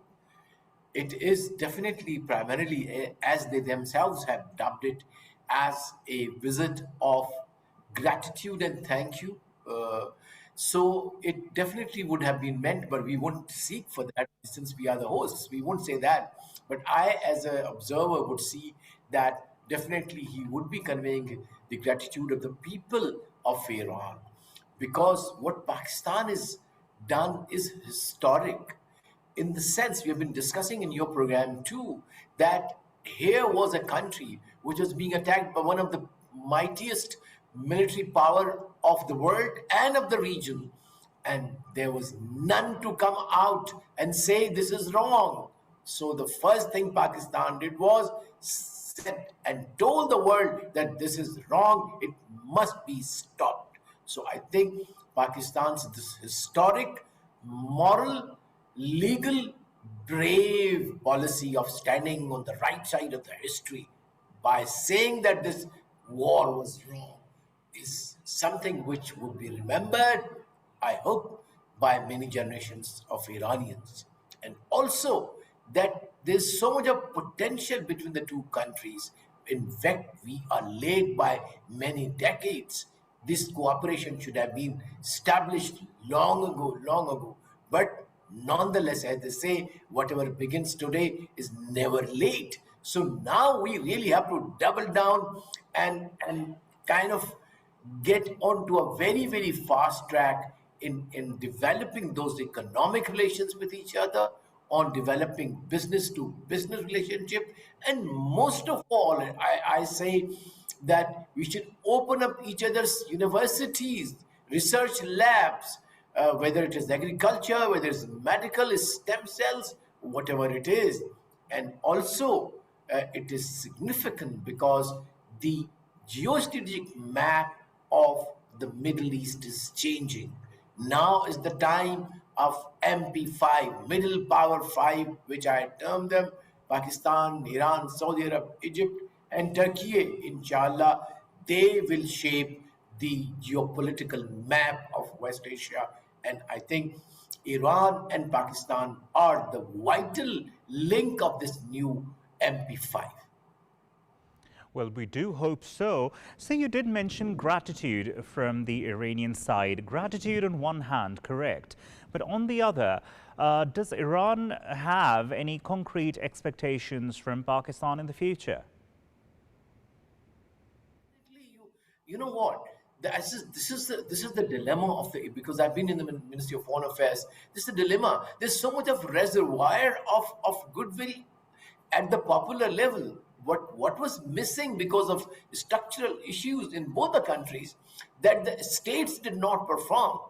So this is where the gap was. Now is the time to translate that huge reservoir of goodwill at the popular level into state institutions. So definitely Iran has strengths, we have strengths. So it's not about just expectations or not expectations. It's about the potential. When we consider the cooperation, we consider what is the potential. First of all, we are the neighbors, immediate neighbors.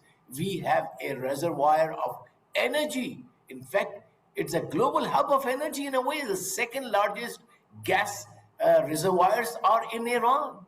And we've not been wise enough to get benefit out of that, and we spend like 4 or 5 times more cost. Imagine what would happen if all these energy cooperation with projects are opened up between Iran and Pakistan. The entire industrial machine of Pakistan will get an entirely new lease of life. 35% of our industry, which is because of high cost of energy, is not functioning to its potential. So I think the immediate thing should be the priority that we will see it, since we have a total understanding at the popular level, at the political level. Now is the time to go and have relationship between business to business, and especially the energy, where the gas, the petrol and petrochemical long-term and short-term projects. So I think there's a huge menu that one can come up with, but definitely it's a very, very good beginning, and I'm pretty sure that they will, during this visit, they'll come up with a roadmap to make sure that immediate, whatever the low hanging fruits we have in terms of exchange of goods, we should do that medium term and long term. So I think they'll have to scale it up like that, and that is how a long term political diplomatic, economic, business, technology, education, all these, I think, sectors have to come. Youth have to meet and see each other. They have to understand. And I tell you, Iran, like Pakistan, has huge reservoir of very talented youth. So is the case with Iran. They have the highest rate of literacy, 90% plus. And their universities are one of the top. In fact, 2 or 3 universities are among the top 500 universities in the world. So I think we need to look at those areas as well. Mineral mines. I mean, you name it, any project. I think we would be able to collaborate and cooperate. So there's so much of potential. I hope that this cooperation becomes a model for how the two neighbors or two regional countries, they can complement each other and become the symbols of friendship, peace, and prosperity. Well, that's a brilliant analysis and prediction. Yes, we hope so. Hope for the best as well. Baloch Saab, just one last question before I conclude. The Switzerland talks have given a roadmap. They haven't really given, I mean, they haven't closed a deal, right? We know that for a fact. Still, if we talk about the overall situation, there is still a lot of unpredictability. There is still a lot of fragility. What is the one strongest factor which can actually collapse everything? I think it is as I always say, the incentive for war. Strategically speaking, there is an incentive, and there's a global consensus that there has to be a peace. And both the countries, they've seen the futility of war. Also, if you want to make it more academic, the US has seen the limits of its power as a global hegemon. So I don't think that there is now any appetite in that global power to go for it, because first of all, it was an unjustified war, because the US was not being threatened by Iran at all. It was instigated by Netanyahu, and US was completely misinformed, kept in the dark, which they have said themselves that we were led to a wrong war. So I think the biggest incentive is that there is a course correction by Mr. President Trump, and he's a very pragmatic person. So I think the global consensus and the regional consensus, in fact, the regional countries have come up with very strongly in support of this peace process. As we saw that even we had the 4 prime ministers, those primarily that I mentioned, Pakistan, Turkey, Egypt, Saudi Arabia, and again in Switzerland they were there. They met before that in Egypt. So I think I see a constant support to this process. Even UAE was there in Egypt when these 4 prime ministers met. So because that was the only one missing link, we thought is in nobody's interest. We do understand that war is in nobody's interest. And yes, the regional countries, they've supported the peace process. You're quite right in saying that. Jr. Baloch Saab, thank you very much for joining in. It's always a pleasure talking to you, sir. Jr. Baloch, former ambassador, talking to Pakistan TV and giving his analysis as we were talking about the Iranian president, Dr. Masoud Pezeshkian, who has arrived in Islamabad. We were talking about different dynamics of his visit, what are going to be his engagements and what future holds for Pakistan-Iran relationships. We'll keep you updated as more news pours, and you stay tuned to Pakistan TV.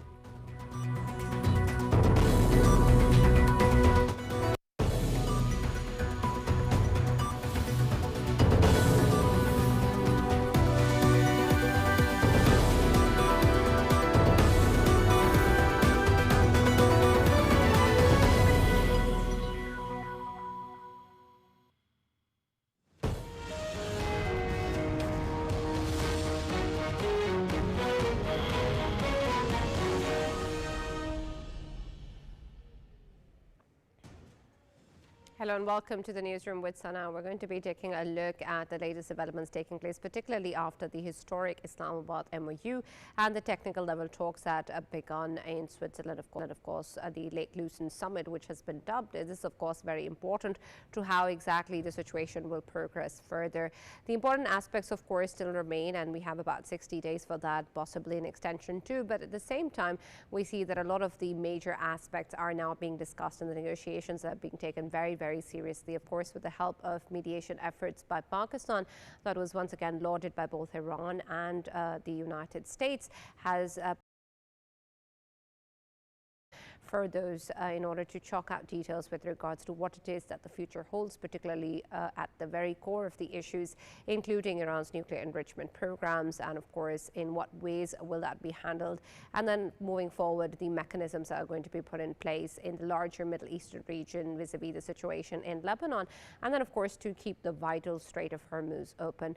These aspects are integral to taking the discussions forward and to ensure that the peace deal is achieved and that the MOU stands to help negotiate things further and to build upon the technical level talks that have begun. At the same time, we also know that the Iranian president will be visiting Pakistan on the invitation of Prime Minister Shehbaz Sharif, and this of course comes in the aftermath of this very important MOU and technical level talks, and so it will be very important to see how exactly the discussions ensue. Of course, a wide variety of issues are actually going to be discussed, including regional trade and connectivity, and in the ways that Pakistan and Iran can work together in the future. But the backdrop remains in terms of what is happening as part of the situation with the United States. And so that also speaks volumes about Pakistan's role and what that means in terms of how this relationship can be carried forward.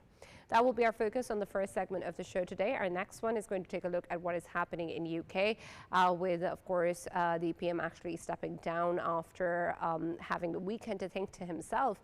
And this, of course, was an announcement that seemed to be long due, but before the weekend it seemed that he was keen on sticking onto the post. However, in his statement, he has spoken about how he believes he is going to do what is best for the party and for the country, and in what ways his support can actually be expected for whoever succeeds him. And that, of course, remains a big question mark as well, particularly since the rise of the Reform UK party, and what exactly, of course, would that entail for the future, and how is it that it's going to impact the situation.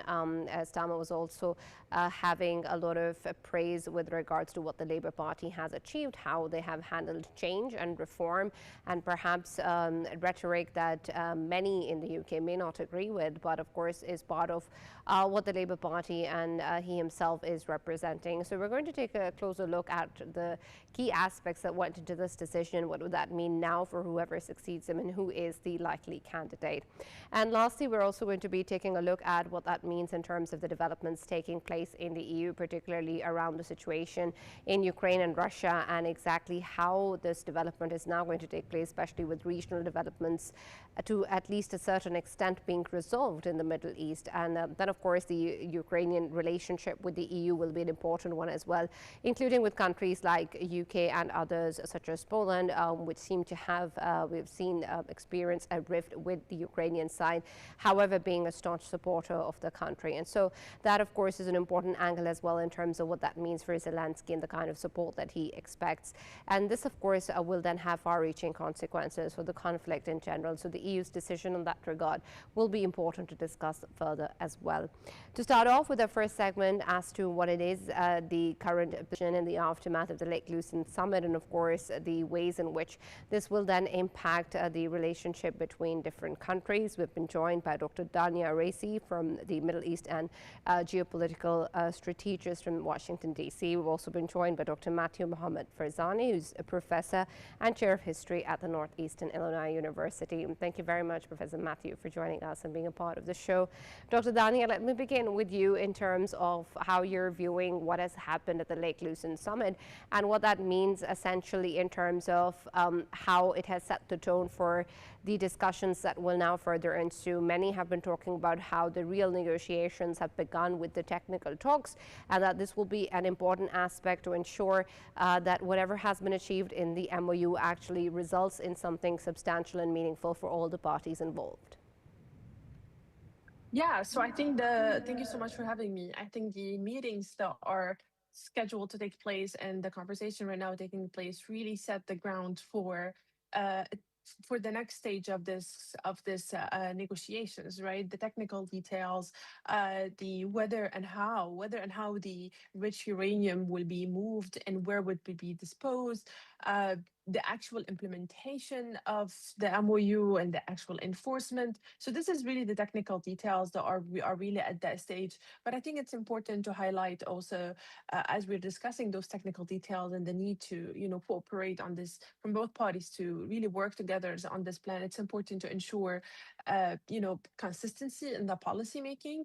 I think the United States need to be much more consistent and more patient as these negotiations and these conversations are going, to avoid any disruptions in these negotiations. And I think this is something we need to emphasize even more on it right now. And we might not, we are really in need of it right now, because it looks like there is no consistency between the decision makers in the United States on how to approach and conduct these negotiations.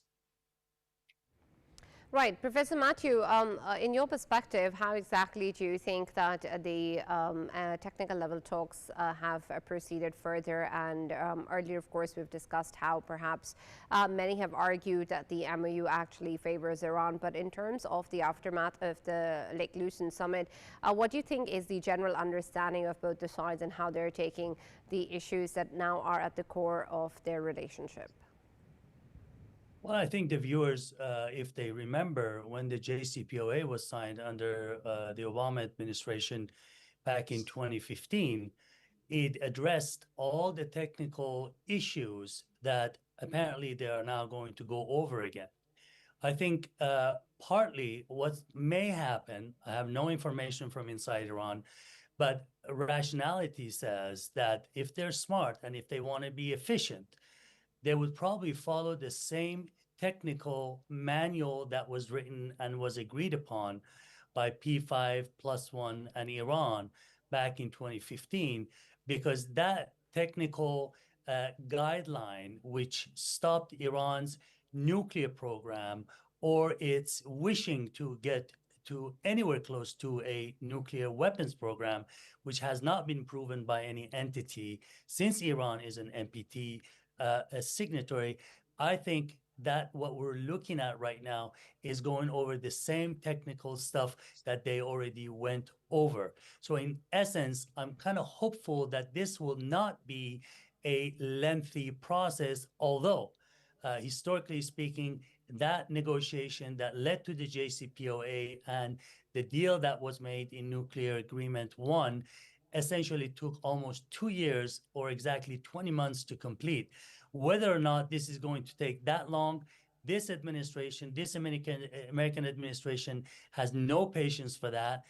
The 60 days moratorium or deadline that they put, that Iran has welcomed, that they've agreed upon in the first Lake Lucerne summit achievement, is going to have to be expanded, perhaps extended into the future. I don't know how many months, but that's definitely into the works. But as Vice President Vance mentioned this morning, this is a huge step towards working a lot of difficulties and kinks between the two nations. Right. Dr. Dania, there's also, of course, the aspect of the larger Middle East and what is going on in Lebanon. And while the ceasefire has more or less persisted, that, of course, is a welcome sign. We've also seen that Netanyahu has made it very clear that his forces are going to stay where they are in southern Lebanon. And that, of course, adds to the problem on ground. How exactly do you think that the mechanism that has been established as part of these talks, which does not include Hezbollah or Israel, is going to work towards actually resolving what's happening in Lebanon, and then, of course, the impact that that has on the U.S. and Iran conflict? Yeah, I mean, President Trump has said that Lebanon is included in this conversations to a large extent. And the president has even recently expressed frustrations with the Prime Minister of Netanyahu, conducting strikes on Lebanon and on suburb of Beirut, why these negotiations and these meetings were happening with the Israelis. And yesterday there was meetings between the Qataris and the Pakistanis to discuss Lebanon and the situations in Lebanon. And I think, unfortunately, Iran keeps bringing Lebanon always in the negotiations and in the conversations. And this is really impacting Lebanon capacity and ability to actually stand for itself itself and lead these conversations. So I think even though we are trying as Lebanese, to lead those conversations, and the Lebanese army is trying to protect Lebanon and conduct its operations in Lebanon. But I think there is a serious challenge here with the Americans stepping in and trying to influence and shape these conversations when it comes to Lebanon and the Israelis and also the Iranians. So I think it is a big challenge for Lebanon, and I'm not sure how exactly the situation right now will be conducted or will be actually executed when it comes to the Lebanon case. It's a pretty much complicated situations for Lebanon. Right, absolutely. But what about the fact that the parties on ground, including Hezbollah, will not be part of whatever mechanism is discussed? Does that mean that the Lebanon government is actually going to look after that issue at home based on whatever it is that they decide? The Lebanese government has decided that Hezbollah is not part of the government or part of these conversations and negotiations, even though formally the Hezbollah is actually represented in the parliament and the government. But the Lebanese government has decided that Hezbollah should not and will not have a role in these negotiations. And I think the Lebanese government is aware about the frustrations that Hezbollah is expressing, and they're continuing in that momentum, no matter what Hezbollah is actually doing. And this reflects the decision-making and the willingness of the Lebanese government to claim its sovereignty, its ability to decide war and peace, regardless of what's going on in the region, and regardless of where Iran really stands. And I think this is something the Americans have also expressed to the Iranians, that Lebanon should not be part of the conversations or part of this deal. Lebanon, it's a separate element that we are trying to solve with the Israelis. But also at the same time, the Americans, to protect Lebanon from the serious attacks by Israel, they said that Lebanon should also be included in the ceasefire deal that they have signed with the Iranians. Right. Professor Matthew, in your perspective, how much of the fact that Netanyahu does not want to move his forces out from southern Lebanon will impact the reaction from Hezbollah? And then, of course, in the ways that it's going to impact the situation inside Lebanon, while maybe the ceasefire will persist more or less, that can be the hope. But if the forces stay where they are, does that not also add to the problem, as it were, previously, and what we've seen Lebanon actually demand? And of course, what Iran has been emphasizing on? Israel will continue to exist as a neighbor, southern neighbor of Lebanon, just as Lebanon will exist afterwards. Those are the realities on the ground. Hezbollah has a large following inside Lebanon, and they have an issue inside Lebanon between the government that runs the affairs of the state and Hezbollah as a political party that has a militant stance and is also supported by the Islamic Republic of Iran. Those are the realities on the ground. Because of the war that was started on February 28th by Israel and by United States against Iran, and because of how the events had turned out, and I don't want to go over all the details, but by the choking and closing of the Strait of Hormuz, by threatening the global market, by rising prices of petroleum to unprecedented levels in a wartime, I think the United States has already made a promise in the first article of the MOU that was signed late last week that it has included Lebanon as a place that its sovereignty will be protected and there will be cease of hostilities in that country by Israel. Although Israel is not named, and although Israel and Lebanon are not named particularly as partner or signatories to these MOUs, because of the overwhelming influence that the United States has over the state of Israel, which has been the case since 1948, the assumption is that the United States, if it wants to pull the plug on Israel with its military assistance and other forms of assistance, financial and otherwise, then Israel, Netanyahu, or whoever will take over after an election in Israel will have no choice but to pull out. We are seeing the beginning of shifting of how things are run in the Middle East, just like Vice President Vance mentioned earlier today. And we just have to wait and see how this is going to work out. For Iran, this is a no-go. simply because the Iranian Islamic Revolution of 1979 was founded under this idea of protecting the people that cannot protect themselves, and that includes Palestinians or Lebanese. Now, I'm not agreeing with that necessarily, but all I'm trying to put out there is that because of that, and because of the way the Islamic Republic has conducted itself fighting Iraq for 8 years, during the 8-year war, they pretty much, it appears to be holding all the cards. And since Donald Trump has agreed to that Article 1, I don't really see how they're going to go about canceling it or ignoring it altogether. Right. Professor Matthew, there's also, of course, the upcoming visit of the U.S. Secretary of State to a number of Gulf countries. He's going to be taking part in the GCC summit as well. How exactly is the current situation between the Gulf states and Iran and the U.S.? Because there's a lot, of course, that has been going on with them also in the conflict. And then the larger Middle Eastern situation is also something that they have stakes in. So how exactly do you think that this dynamic is going to be looked at by the U.S. and Iran, and what is the current stance of the JCC? The war that started on February 28th by Israel and Iran against Israel and United States against Iran has pretty much guaranteed a shift that will be done, for lack of a better word, and that will include understanding with the Persian Gulf Arab states, understanding how vulnerable they are, how the United States or Israel cannot protect them against the state that is right north of the Persian Gulf, which is Iran.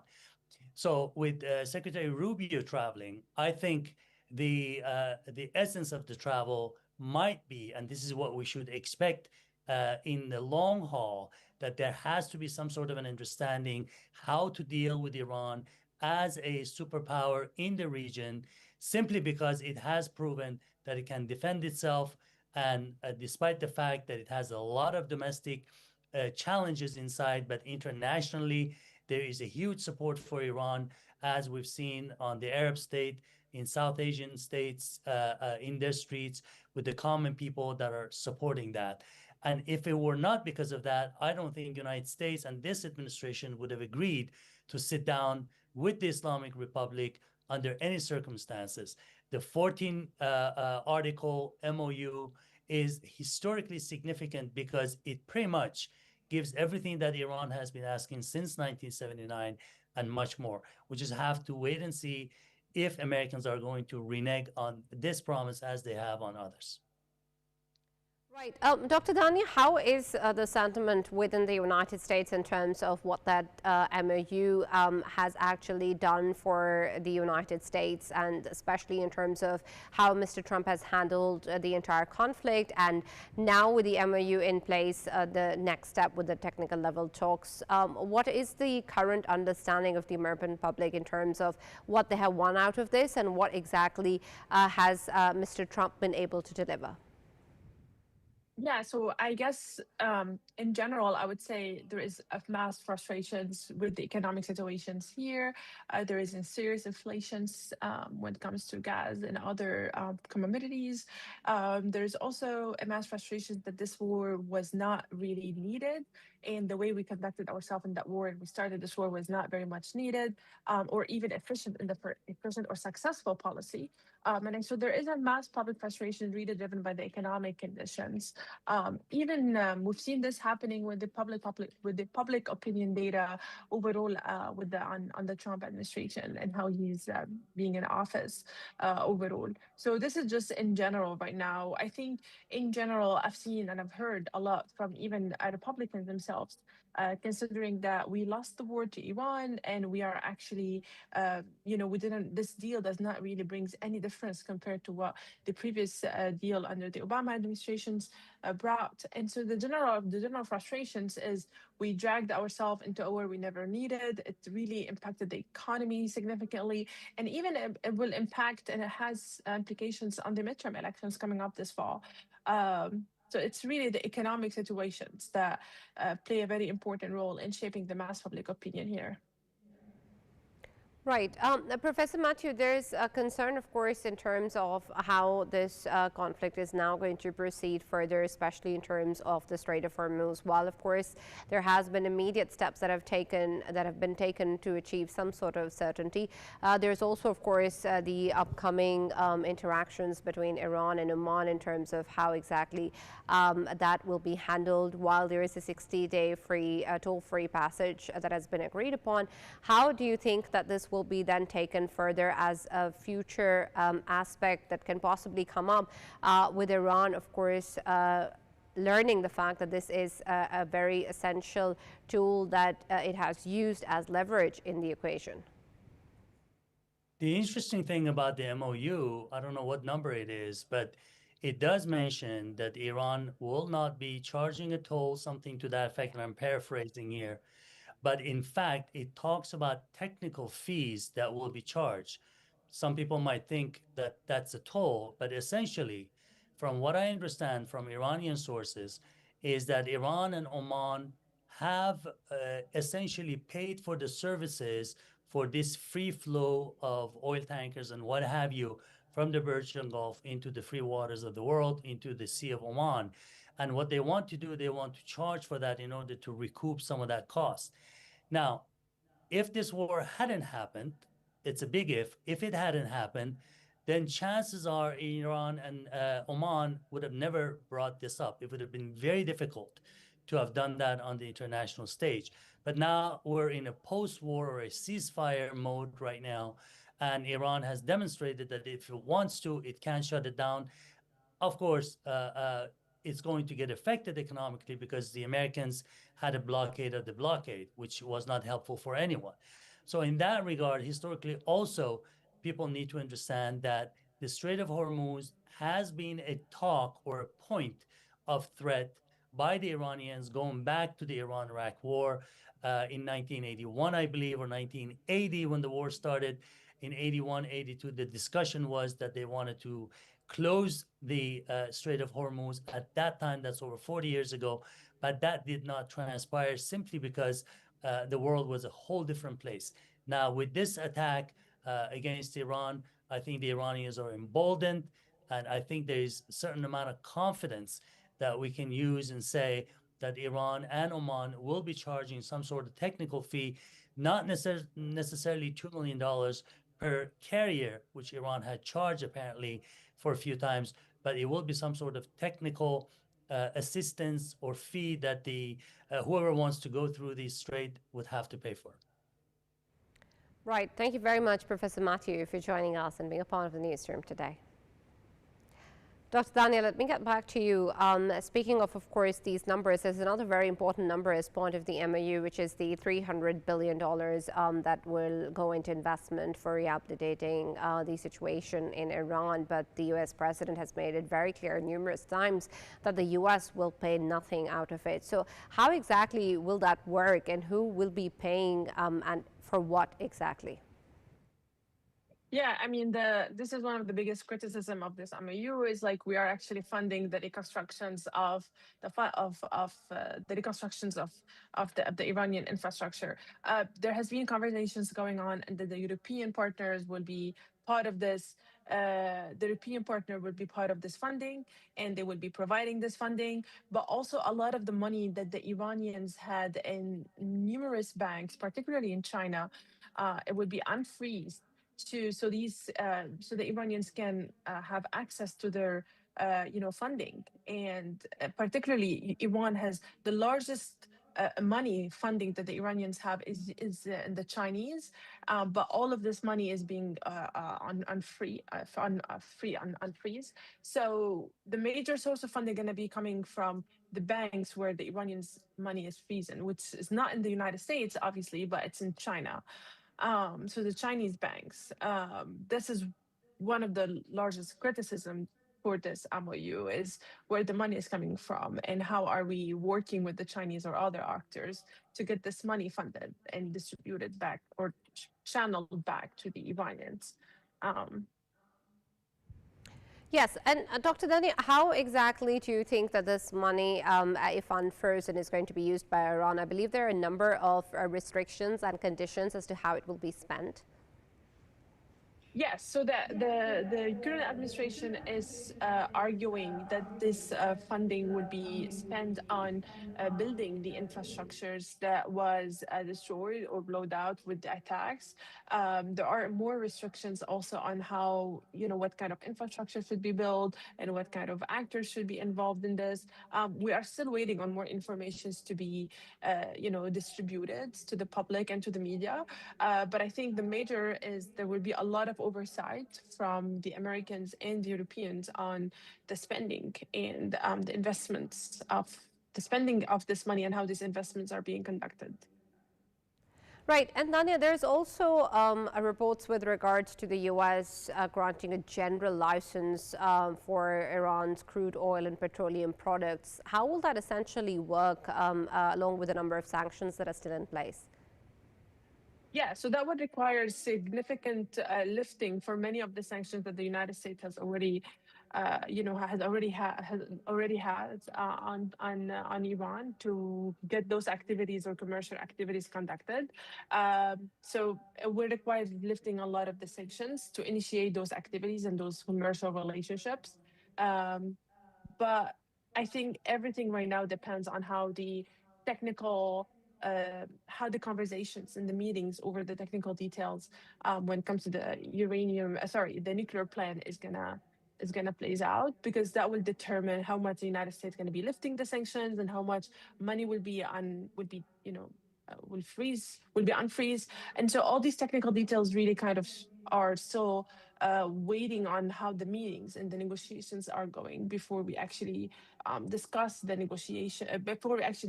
investments and the oversight. Absolutely. Thank you very much, Dr. Dania, for joining us and being a part of the show today. There's, of course, many aspects that still need a discussion as to where exactly the technical talks will lead, but there is plenty of time for that moving forward and possibilities of extension as well. The good thing is that the talks have begun, and there are a number of core issues that are being discussed. How successful they are, of course, remains to be seen. We're now going to take a look at our next segment that looks at what's happening in the UK with the resignation of the Prime Minister. There's, of course, a lot of uncertainty into what exactly will be the future dynamics and how the political fabric will be affected. And so for that, we've been joined by Cormac Smith, and we're going to be taking a look at what the discussion is with him. He's a former British diplomat and a geopolitical analyst and strategic communications expert. Thank you very much, Cormac, for being part of the show today. There's, of course, this big news coming in from the UK, and we were looking at what were the earlier reports saying before the weekend, with Starmer actually sticking on to his stance of not stepping down. But after the weekend, it seems he's mulled things over and decided otherwise. What really do you think has changed, and what has made him do this? Look, I think it became increasingly obvious over the weekend, not just to Keir Starmer, but to anybody who was paying attention, that he simply did not have the support of his party to carry on. And it was very, very clear that he was considering it. There was a rather disgusting statement from Donald Trump yesterday. Donald Trump said that he was a failure and he would resign. We don't know whether that was Donald Trump just making mischief or whether he had some briefing, but not a very diplomatic thing to do. But indeed, Keir Starmer did resign this morning. I don't think any of us who watch these things closely had any doubt whatsoever. He has resigned, and he's resigned in a very dignified manner. Right. What does that do to the Labour Party, and what is a big blow to the party in terms of this resignation? Well, look, it's not just a blow to the Labour Party. This is a blow to the United Kingdom at the moment. This will be 7 prime ministers we have gone through in 10 years. And it's interesting for your listeners to note that that this is the same 10 years. We are just about to mark the 10-year anniversary of Brexit, of voting to leave the European Union. Now, not every analyst will give you this, but I was looking at the latest research coming out from a number of respected universities and from the Office of Budget Responsibility and from various big bodies. It is now estimated that the cost of Brexit to the British economy has been nearly twice what it was originally supposed to be. It's up to £200 billion per year. And this is something that it's seen as a very, very toxic subject. Nobody in any party quite has the courage to tackle this. But trade is gravitational, and you trade most profitably with those countries closest to you. And in leaving the EU, Britain has cut itself off from one of the largest trading blocs in the world, the EU, a trading bloc of nearly 600 million people and a very wealthy bloc as well. So I think it says more about the state that the country is in at the moment. Keir Starmer did not do all wrong. He did some very good things. He was clearly, in my view and my estimation, he was an honourable man, but clearly he was criticised for not having charisma and for not having the communication ability to cut through. And certainly he made a number of mistakes. He made a big mistake with cutting the winter fuel allowance for old people. He made a big mistake with appointing Mandelson as ambassador to the United States. And in my view, he made a big mistake in failing to tackle welfare reform, which is at the moment, there are now the welfare bill in the United Kingdom costs more than the government takes in income tax. But these are really massive problems. And of course, there was defense. He recently, only a week ago, his Minister of Defense resigned because he, in protest for the government not devoting enough money to defense, with the world and Europe in particular in its perilous state. But I would suggest, and there has been a lot of criticism of Keir Starmer. I don't think he is the worst prime minister we have had by a long, long way, but clearly a lot of people did not like him, and indeed he even became a hate figure for many people. So there was just, he had to go because he did not enjoy the support in his party. Almost certainly now Andy Burnham will be the next prime minister. It's only a question of how they decide to do it and how quick they decide to do it. At the moment, we know in the UK that Andy Burnham seems to have a far greater personality, and he seems to have far greater charisma. And today, everybody is addicted to personality and charisma. We have yet to see how Andy Burnham is going to tackle the really, really big policy issues of the fact that the country needs to spend much more on defence. It probably needs to tackle welfare reform, which will mean paying less welfare. It will mean cuts to other areas. And these are tremendously difficult decisions to make. And of course, whichever prime minister comes in has got to find a way to promote economic growth, because real wages in the UK for the average person have not grown in real terms in 20 years.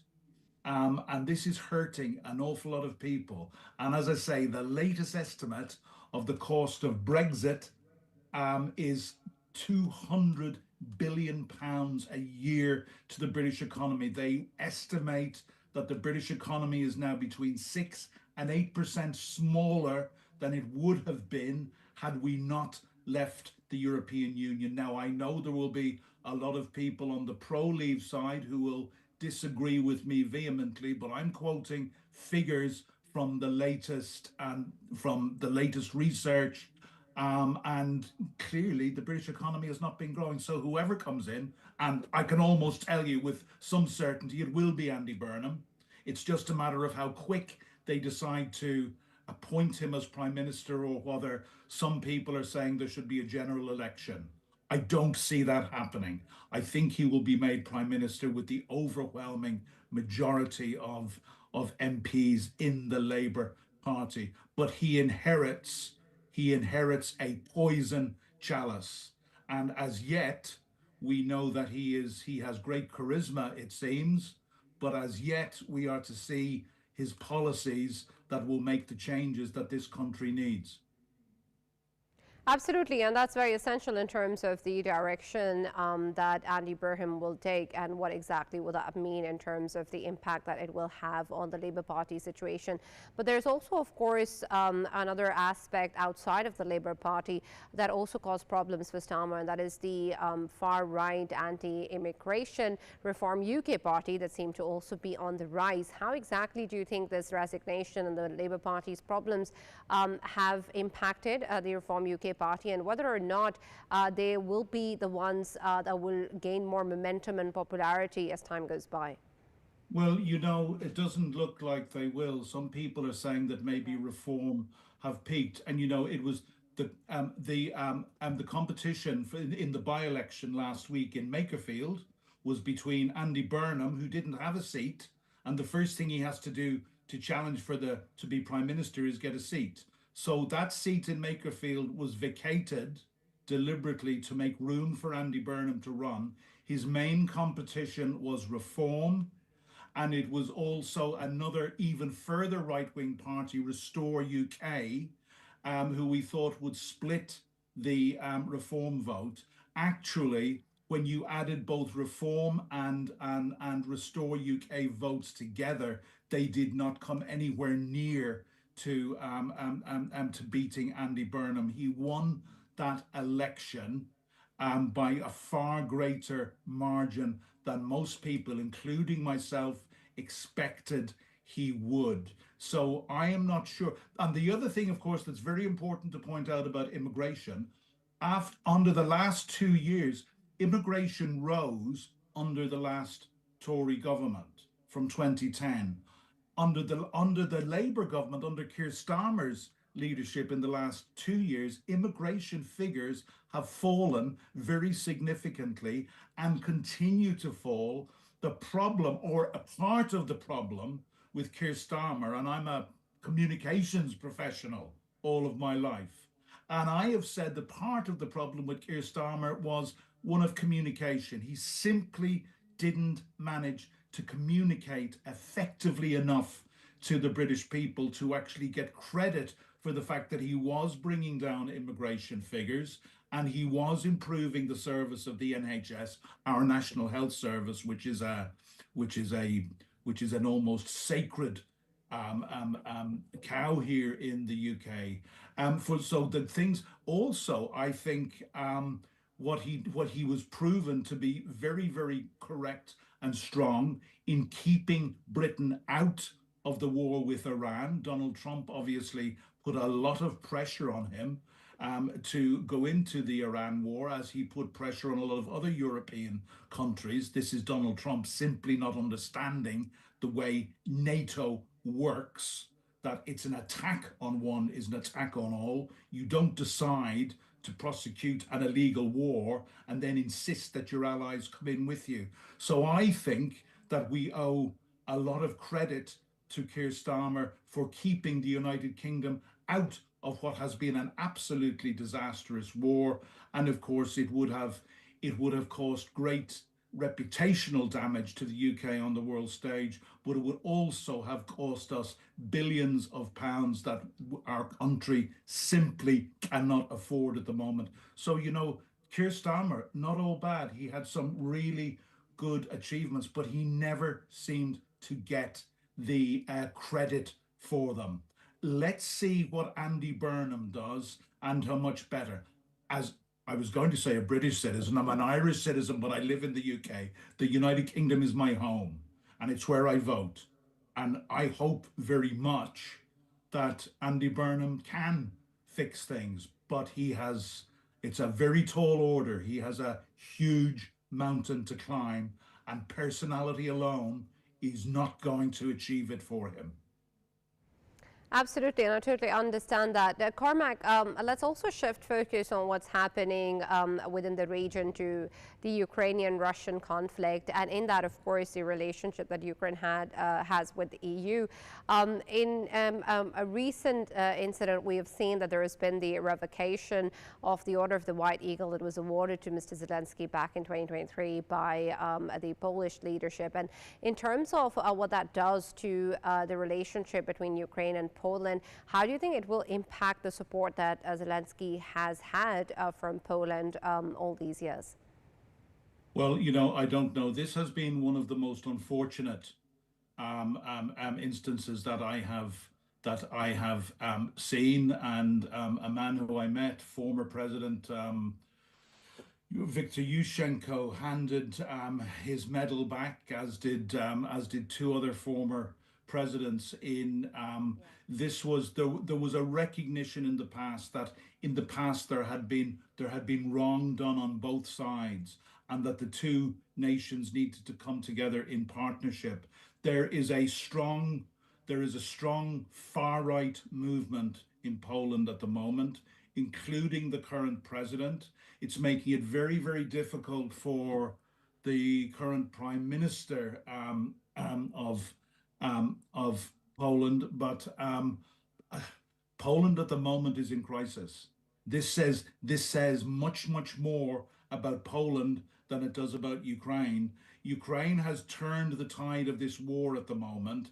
They are hitting Russia very, very hard on three fronts, both on the front where it's been estimated they are killing Russian soldiers at a rate of up to 8-to-1, nearly 35,000 Russian casualties per month. To put that into context, that is twice as many Russian casualties in a month as the USSR lost in Afghanistan in 10 years.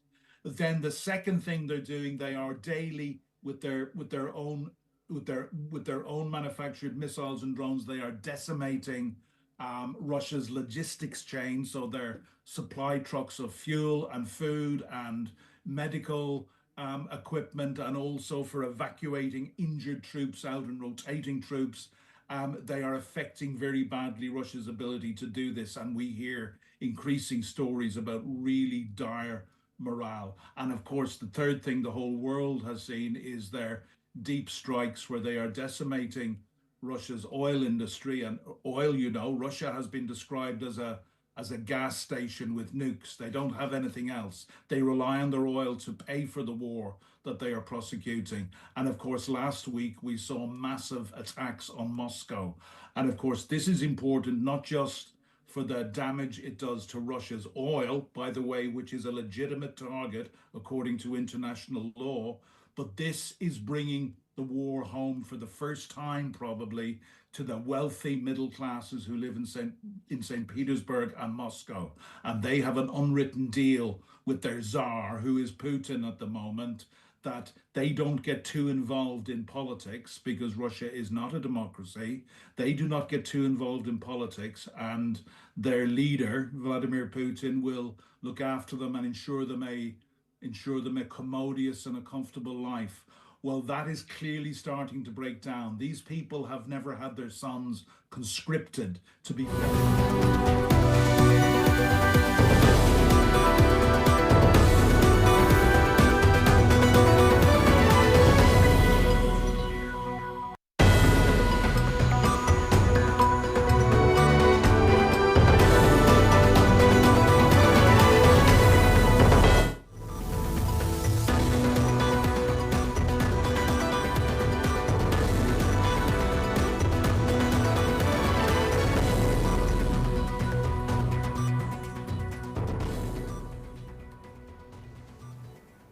Good evening, Assalamu alaikum. You're watching Pakistan TV. I am Fahim Bangish. First of all, the headlines.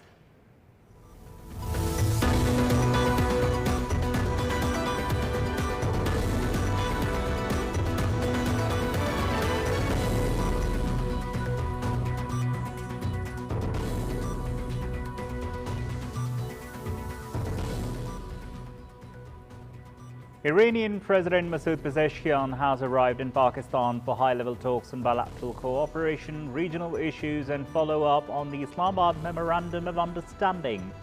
The Iranian president was received by President Asif Ali Zardari, Prime Minister Shehbaz Sharif and Deputy Prime Minister Ishaq Dar. The Iranian president was accorded a 21-gun salute upon his arrival, while a flypast by JF-17 Thunder fighter jets was also conducted in his honor.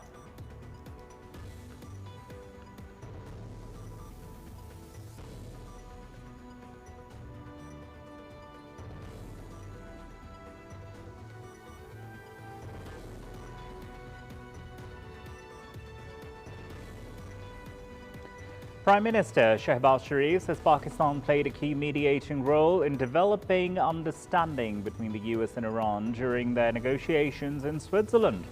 Addressing the National Assembly, the Prime Minister says the Memorandum of Understanding would pave the way for a long-lasting peace agreement, contributing to broader regional and global stability.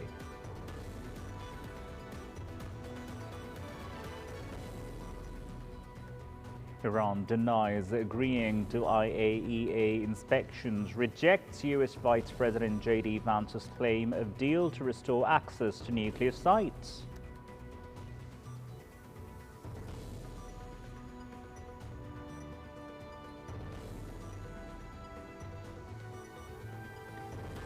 US President Donald Trump says Iran has agreed to allow nuclear inspectors back into the country and accepted long-term high-level inspections, while also confirming that US naval forces will no longer maintain a blockade of the Strait of Hormuz, following what he described as a major Iranian concessions.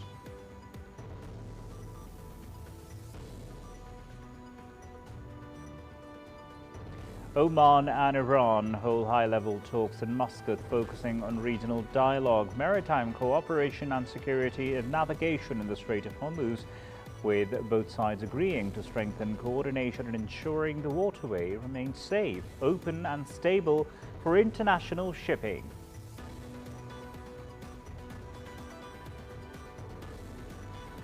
And in the FIFA World Cup 2026, Norway beat Senegal 3-2 to book their place in the World Cup knockout stage. France beat Iraq 3-0 in Philadelphia, while Argentina beat Austria 2-0 to secure their place in the last 32 of the tournament.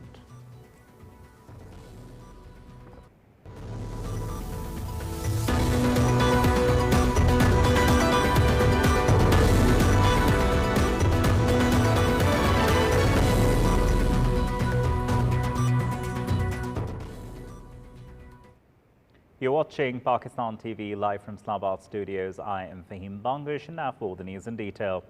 Iranian President Dr. Masoud Pezeshkian has arrived in Pakistan to hold high-level talks on bilateral cooperation, regional issues and follow up on Islamabad Memorandum of Understanding. The Iranian president was received by President Asif Ali Zardari, Prime Minister Shehbaz Sharif and Deputy Prime Minister Ishaq Dar.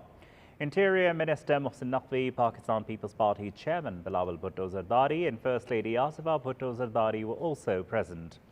The Iranian president was accorded a 21-gun salute upon his arrival, while a flypast by JF-17 Thunder fighter jets was also conducted in his honor.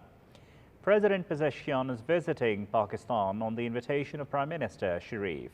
Earlier, Iranian Foreign Minister Abbas Araghchi also reached Pakistan. During his stay in Islamabad, President Pezeshkian will hold meetings with President Asif Ali Zardari and Prime Minister Shehbaz Sharif.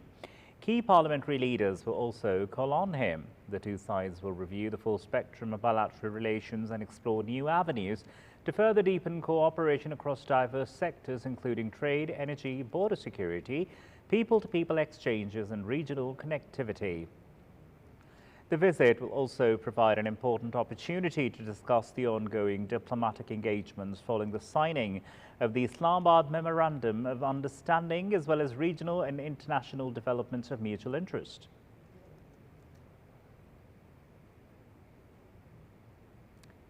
We have now been joined by Mark Mirovich, a political analyst from New York, to share views on the latest on the US-Iran first round of talks in Iranian president's visit to Pakistan. Hello, Mark. How are you? Fine, thank you. It's a pleasure having you here once again. Mark, this is a very, very important visit, and the significance it holds. Of course, we would like to know your comments regarding the significance of it is concerned. Also, the fact that the Iranian president, this is the first country that the Iranian president is coming in after the Switzerland talks. What message, what signal is this sending in to the international and diplomatic community? Well, look, the MOU negotiations had positives and some question marks. In the United States, there's a big division of opinion about this agreement in terms of what the polls are showing, in terms of what people are thinking about it. I think that it's very, very important to have these meetings because what needs to be done in Pakistan's mediation efforts, very important, to basically get focused on getting a deal done that is acceptable to the United States, namely to resolve the nuclear issue. This is President Trump's main point. President Trump is not a diplomatic negotiator. He's a former businessman, became a president. He wants to do a deal.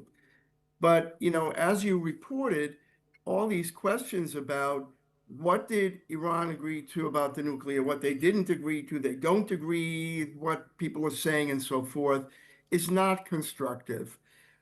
If there's going to be a deal, it needs to be a real deal. And I think that what the president has done already in good faith is to allow, ending a blockade and allowing Iran to trade oil and to receive revenues from that. I think that is a very significant step and a positive step by the United States. It's highly controversial in the United States, but the president is doing it. So what we need to get on the other side is a willingness to work up a deal that can be acceptable, clearly to all sides, but principally, at least from my perspective, to the president who is trying to work a deal. And you cannot work a deal if you have this kind of confusion about what are we agreeing to. I suggest that, in my idea, I don't know how they're doing it, I say get the Pakistani mediator sitting with both sides, US, Iran, and work up a real agreement here. Because it would be such a sad development to go through the 60 days and not have an agreement. 60 days is a very, very, I think, too optimistic in a way to work on such an agreement. But the basics are there, and I think that's what we have to focus on. And certainly, the meetings that you described and the regional meetings and all the things that are going on here have to be contributory to having good faith negotiations. I think if we do that and we end up with a result that is a good faith result that both sides can move forward on, and I say principally United States from my point of view, and acceptable to the president, then we have something that is really constructive. Otherwise, we're just, the two ships, to use a maritime analogy, two ships passing in the night. They don't have the same priorities. So I think that's kind of where I'm thinking. So far, they're making a good try, and they need to make a better try to reach the agreement. That's what I think. You're right. So far, so good. Precisely. Now, another point which comes to mind is we know for a fact that at the end of the Switzerland talks, there was the establishment of the deconfliction cell. We also know for a fact that Hezbollah or Israel were not signatories in that establishment of the cell. How is, in your opinion, Iran or the US going to ensure that no escalation of conflicts or no escalation or violations of the MOU happen in the near future or in these the next 60 days? Look, my view on this is as follows. I'm being very practical. I'm also a lawyer, and I'm thinking, how do you do a deal? The Lebanon issue, which is mentioned at least 3 times in the MOU, in my opinion, is not an issue that can be resolved completely by Iran and the United States. It is an issue that the Lebanese government, Hezbollah, Israel, everybody in the particular conflict need to resolve that.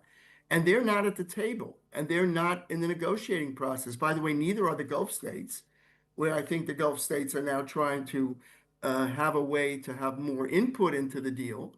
And so when you don't do that, you risk, creating structures that are not applicable in the sense that the Lebanon crisis, President Aoun of Lebanon spoke very, outwardly on this, where he's kind of says he's fed up with everybody deciding what Lebanon should do, and Lebanon's not involved in that. So I think that one was extraneous to the basic deal, and it's going to be a source of conflict and difficulty in reaching the deal.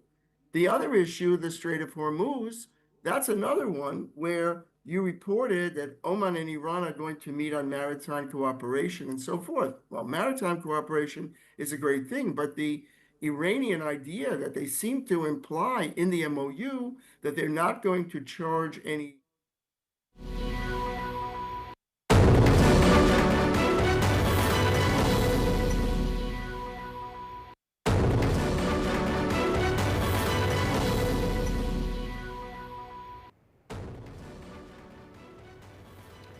News just in, Iranian President Masoud Pezeshkian has arrived at the Prime Minister's house. We know for a fact that Iranian President is on a visit to Pakistan. And now we know that he has arrived at the Prime Minister's house. The Iranian President Masoud Pezeshkian has now arrived.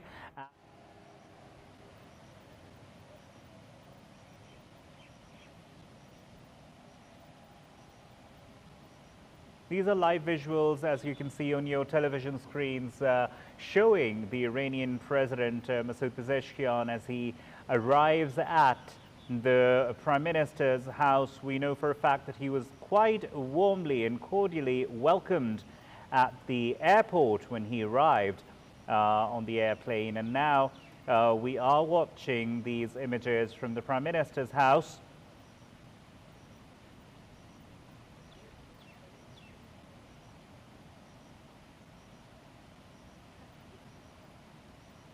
The smartly turned out contingent will be giving a guard of honor, and this is at the Prime Minister's house, and the Iranian President along with the Pakistani Prime Minister Shehbaz Sharif will be inspecting the guard of honor.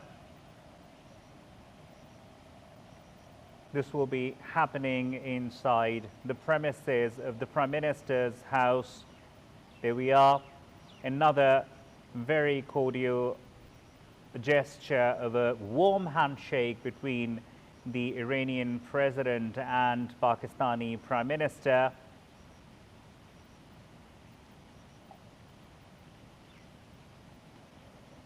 Each and every moment of theirs is being recorded on camera, and this is something really historic that is going on, because this is the first visit of the Iranian president after the Switzerland talks.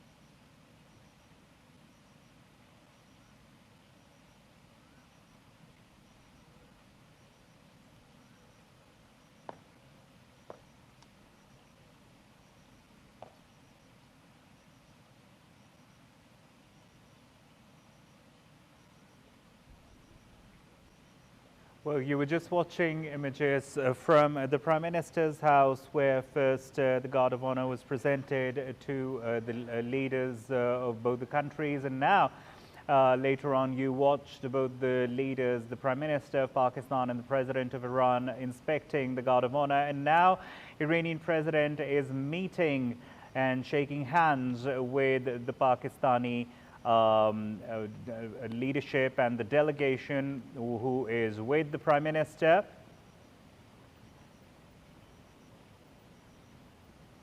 And this is a very important visit of the Iranian president, as he has come to Pakistan. Of course, this is not just a symbol of gratitude, but also for talking about bilateral issues and bilateral cooperation, and of course talking about what's going to happen next now that the Switzerland talks are over. Talks with the Prime Minister and the President, both of them will be conducted. And there we are. You are watching live images from the Prime Minister's house. The Prime Minister of Pakistan, Shehbaz Sharif, along with the Iranian President, they are present in the Prime Minister's house in Islamabad, and there we see the Iranian President planting a sapling as a goodwill gesture in the Prime Minister's house.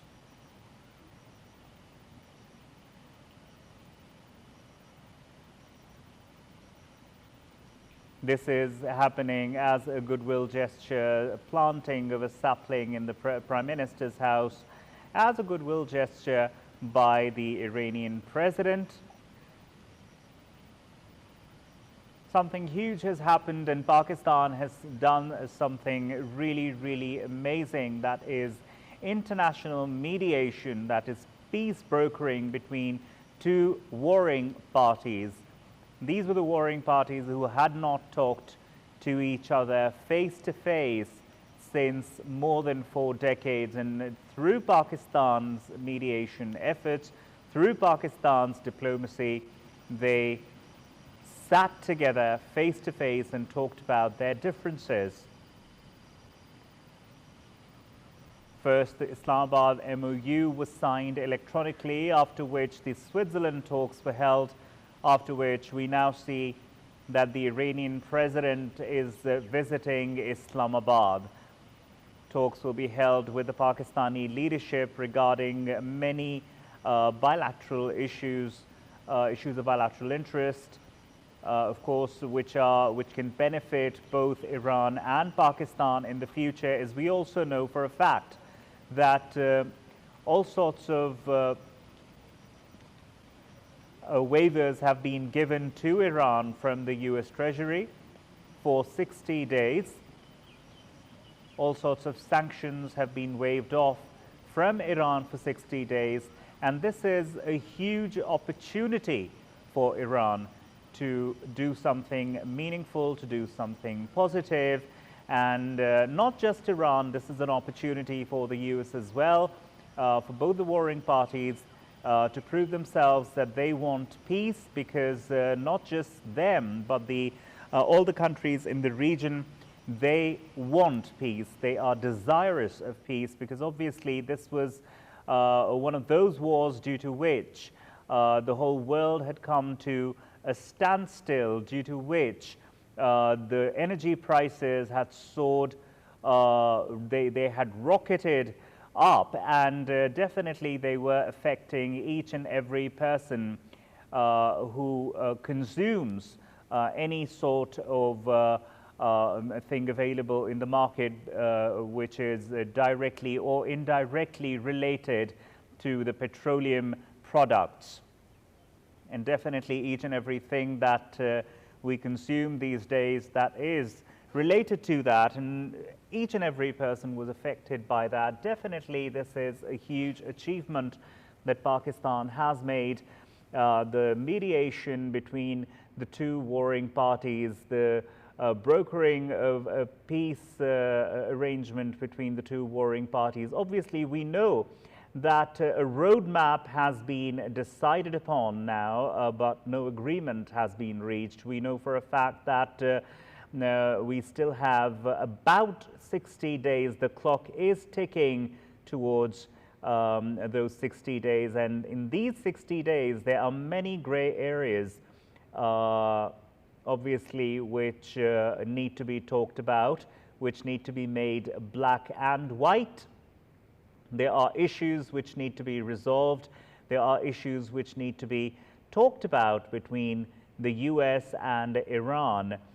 A lot of contradictory issues which will arise, and this is the window of opportunity, these 60 days in which they can talk about their differences. Whereas Pakistan and Iran, they are going to now travel on a new trajectory as far as Pakistan and Iran relations are concerned, because this opportunity that has been given to Iran, that all the sanctions have been waived off, this gives Iran an opportunity to move forward.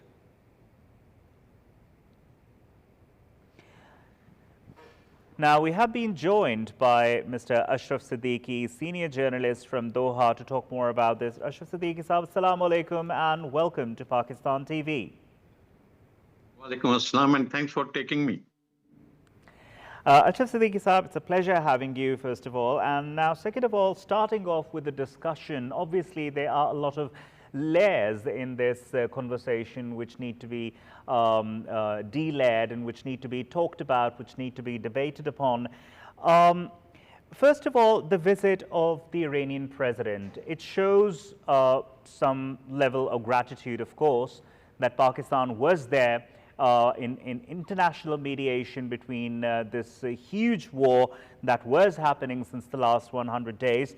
Now, do you think that there are any concrete expectations from Pakistan as far as Iran is concerned? Certainly, I mean, we can see it as one of the fine civilized, side of from the Iran side, that immediately the president, Dr. Masood, arrived in Pakistan. And I'm sure, mainly as you mentioned, also maybe displaying his gratitude and thanks. What Pakistan really has played a historical role in saving all this region from disaster, actually. And I believe it might be a stepping stone, as long time years before we had a dream of RCD collaboration. And now this time we can expect also to have in the same RCD bloc countries like Qatar and Saudi Arabia. Having said that, you see 18-hour-long high-level US-Iran discussion in Switzerland and agreeing on a roadmap, including formation of high-level committee and direct communication channels, are very positive to me diplomatic developments. If you see in conflict resolution and nuclear diplomacy, two elements are often considered significantly, actually, very significant. A stated goal, as you have mentioned earlier, of reaching a final agreement within 60 days, to me would suggest both sides believe enough common ground exists to continue intensive negotiations. However, diplomatic roadmaps are frequently more difficult to implement than to announce. Key issues that have historically complicated US-Iran talks, including the sanctions, that we got the relief, as President Trump has announced. On the nuclear restrictions, Iran already agreed. IAEA visits, regional security concerns, and domestic political presence in both the countries. Presence of top level of participants certainly strengthen expectations for further de-escalation and a more stable diplomatic process. If we see the speeches made and also the statement also issued on arrival of Prime Minister Shehbaz Sharif, I see actually about 7 points on that. And that is, of course, both leaders have shown their gratitude, thanks, and welcoming and recognition of all the participants' sincerity and their presence over there. It has been taken as a historical significance talks, acknowledgement. Sir, we also have been joined by Mr. Tanveer Ahmed, who's a geopolitical analyst. Tanveer Ahmed Saab, Assalamu alaikum and welcome to Pakistan TV. Thank you for having me. Pleasure having you here. Tanveer Ahmed Saab, we know for a fact that along with Pakistan, as far as the mediation role is concerned, Turkey and other regional players were also did contribute their part as far as the mediation and sort of pressurization for a peace deal is concerned, to some extent, obviously. Do you think that pressure from the regional players would contribute or would affect the already forceful negotiations which are taking place already? Of course, it does. This trip basically is the first overseas trip by the president of Iran since February 28th. And I think we need to really understand that the timing is not the incidental for the president of Iran to arrive in Islamabad, having just signed the most significant diplomatic agreement of his presidency. I have to recall a little bit back in 2015, where there was a joint comprehensive plan of action, was a landmark nuclear agreement among 6 countries, which includes the US, the United Kingdom, France, Germany, Russia, and China.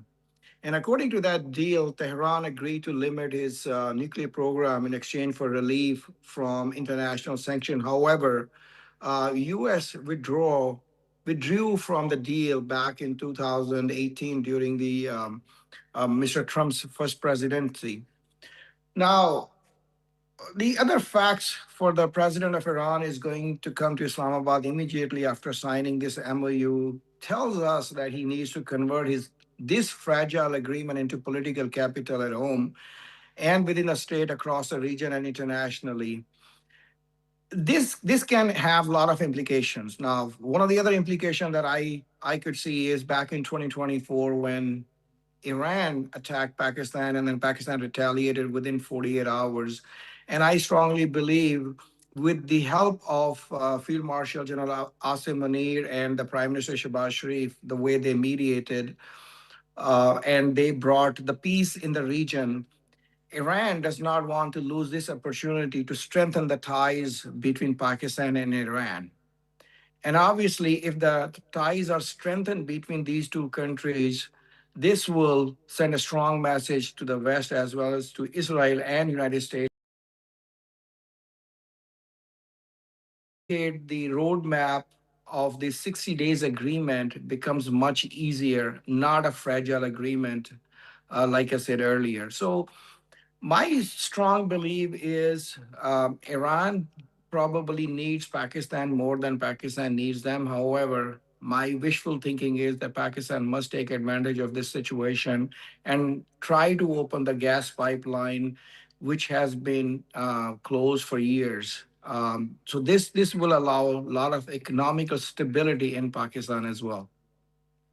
No, brilliant analysis, sir. Also the fact that, like you mentioned, that Iran needs Pakistan more than Pakistan needs Iran. That's an analysis that I think you're the first person who has said this, and this is quite a different perspective that you've given. Could you also shed some light on how you are making this particular statement? Because obviously now that the sanctions are waived off from Iran, obviously energy cooperation between the two countries, economic security between the two countries, that's something that's a must between both the countries, because obviously this is going to benefit both the countries as far as economics is concerned. Right now, Iran is in an economically fragile state. Pakistan is in an economically fragile state. How is it that Iran needs Pakistan more? Could you also shed some light on that? It's pretty obvious, and thank you for asking this, a very good question.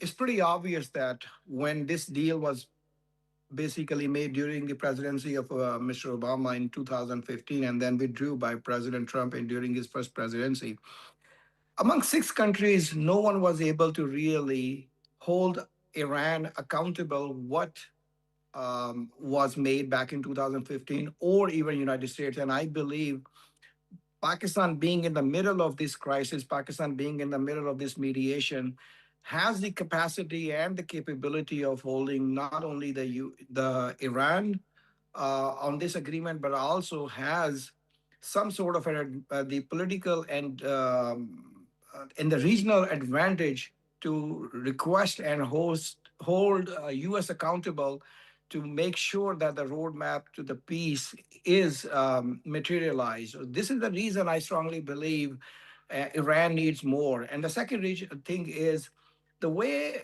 Iran attacked Pakistan back in 2024, and Pakistan, without any hesitation, retaliated back to Iran within 48 hours had sent a strong message to Iran that, hey, we are a very sovereign country. We mean peace. However, we will never, ever hesitate to retaliate if our sovereignty is jeopardized. So therefore, Iran has come to realize that in the region and to make a peace in the region, they need Pakistan more than anyone else in the region, and only Pakistan can stand by. And this is obviously have seen by Iran as well as the entire world how Pakistan intervened and mediated this peace deal in last 3 to 4 months. Right, and sir, please stay with us. We also have with us Mr. Ashraf Siddiqui. Ashraf Siddiqui Saab, Pakistan has proven itself to be a very strong diplomatic player in the Committee of Nations. Pakistan has done what many other strong nations could not do, making Iran and the US sit face to face and discuss their issues and problems.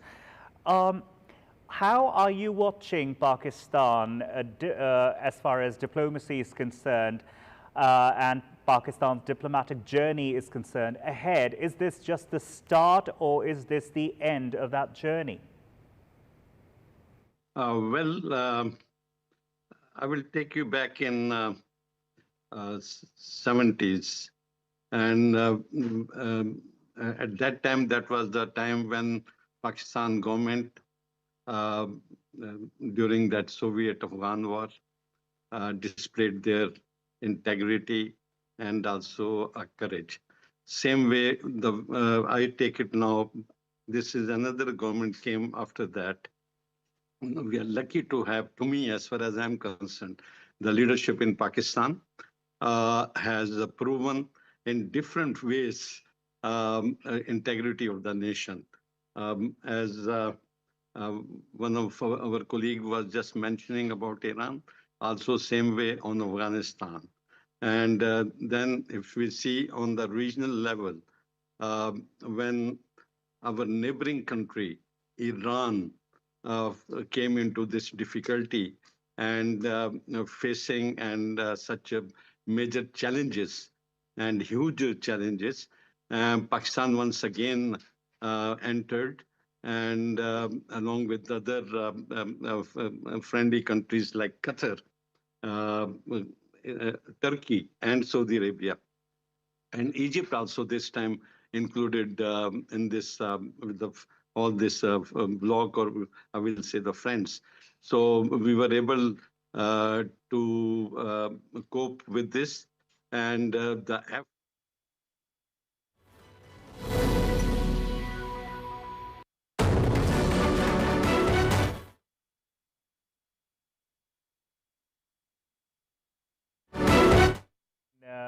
President of Iran has now met President Asif Ali Zardari in Islamabad. As we told you earlier, this was going to be one of his engagements for today. After meeting Prime Minister Shehbaz Sharif, he was to meet President Asif Ali Zardari, and there we are on the television screens. We can see that President of Iran, Masoud Pezeshkian, is meeting President Asif Ali Zardari. Different matters of bilateral interest are being discussed among the two leaders as far as Pakistan and Iran are concerned. This meeting is being held at Aiwan-e-Sadr. We also know that Pakistan People's Party Chairman Bilawal Bhutto Zardari is also present in that meeting. President Dr. Masoud Pezeshkian has come to Aiwan-e-Sadr to meet President Asif Ali Zardari. This was one of the engagements which was pre-decided, and we told you earlier as well.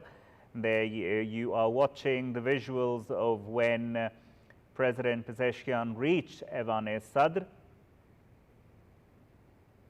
Foreign Minister and Deputy Prime Minister Ishaq Dar, Pakistan People's Party Chairman Bilawal Bhutto Zardari, and President of Pakistan Asif Ali Zardari, all of them welcomed the President of Iran, Masoud Pezeshkian, very warmly at the Ayvan-e-Sadr.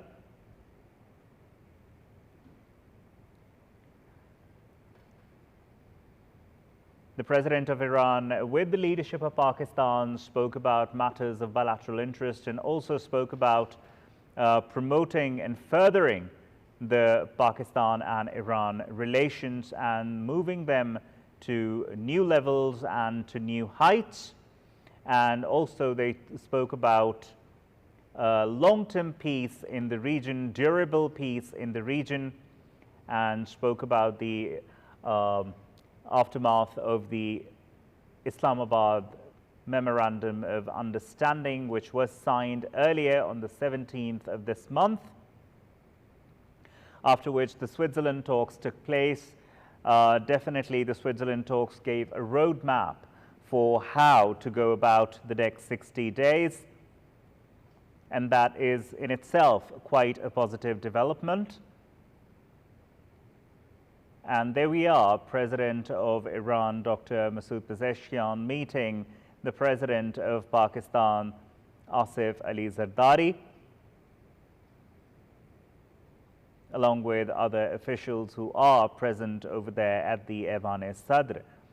Pakistan People's Party Chairman Bilawal Bhutto Zardari is also present over there, and they're talking about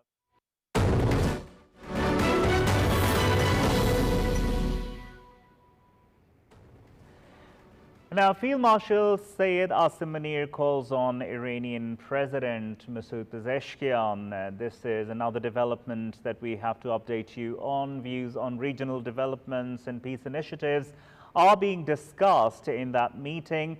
Field Marshal Sayed Asim Munir calls on the Iranian President, peace initiatives and views on regional developments. The views on them, they were exchanged during the meeting. Obviously, we know for a fact that Field Marshal Sayed Asim Munir played a vital role in the diplomacy and the diplomatic efforts by Pakistan and the efforts of the day and night since the last almost 100 days by Pakistan are phenomenal. And Field Marshal Sayed Asim Munir had played a pivotal role in that.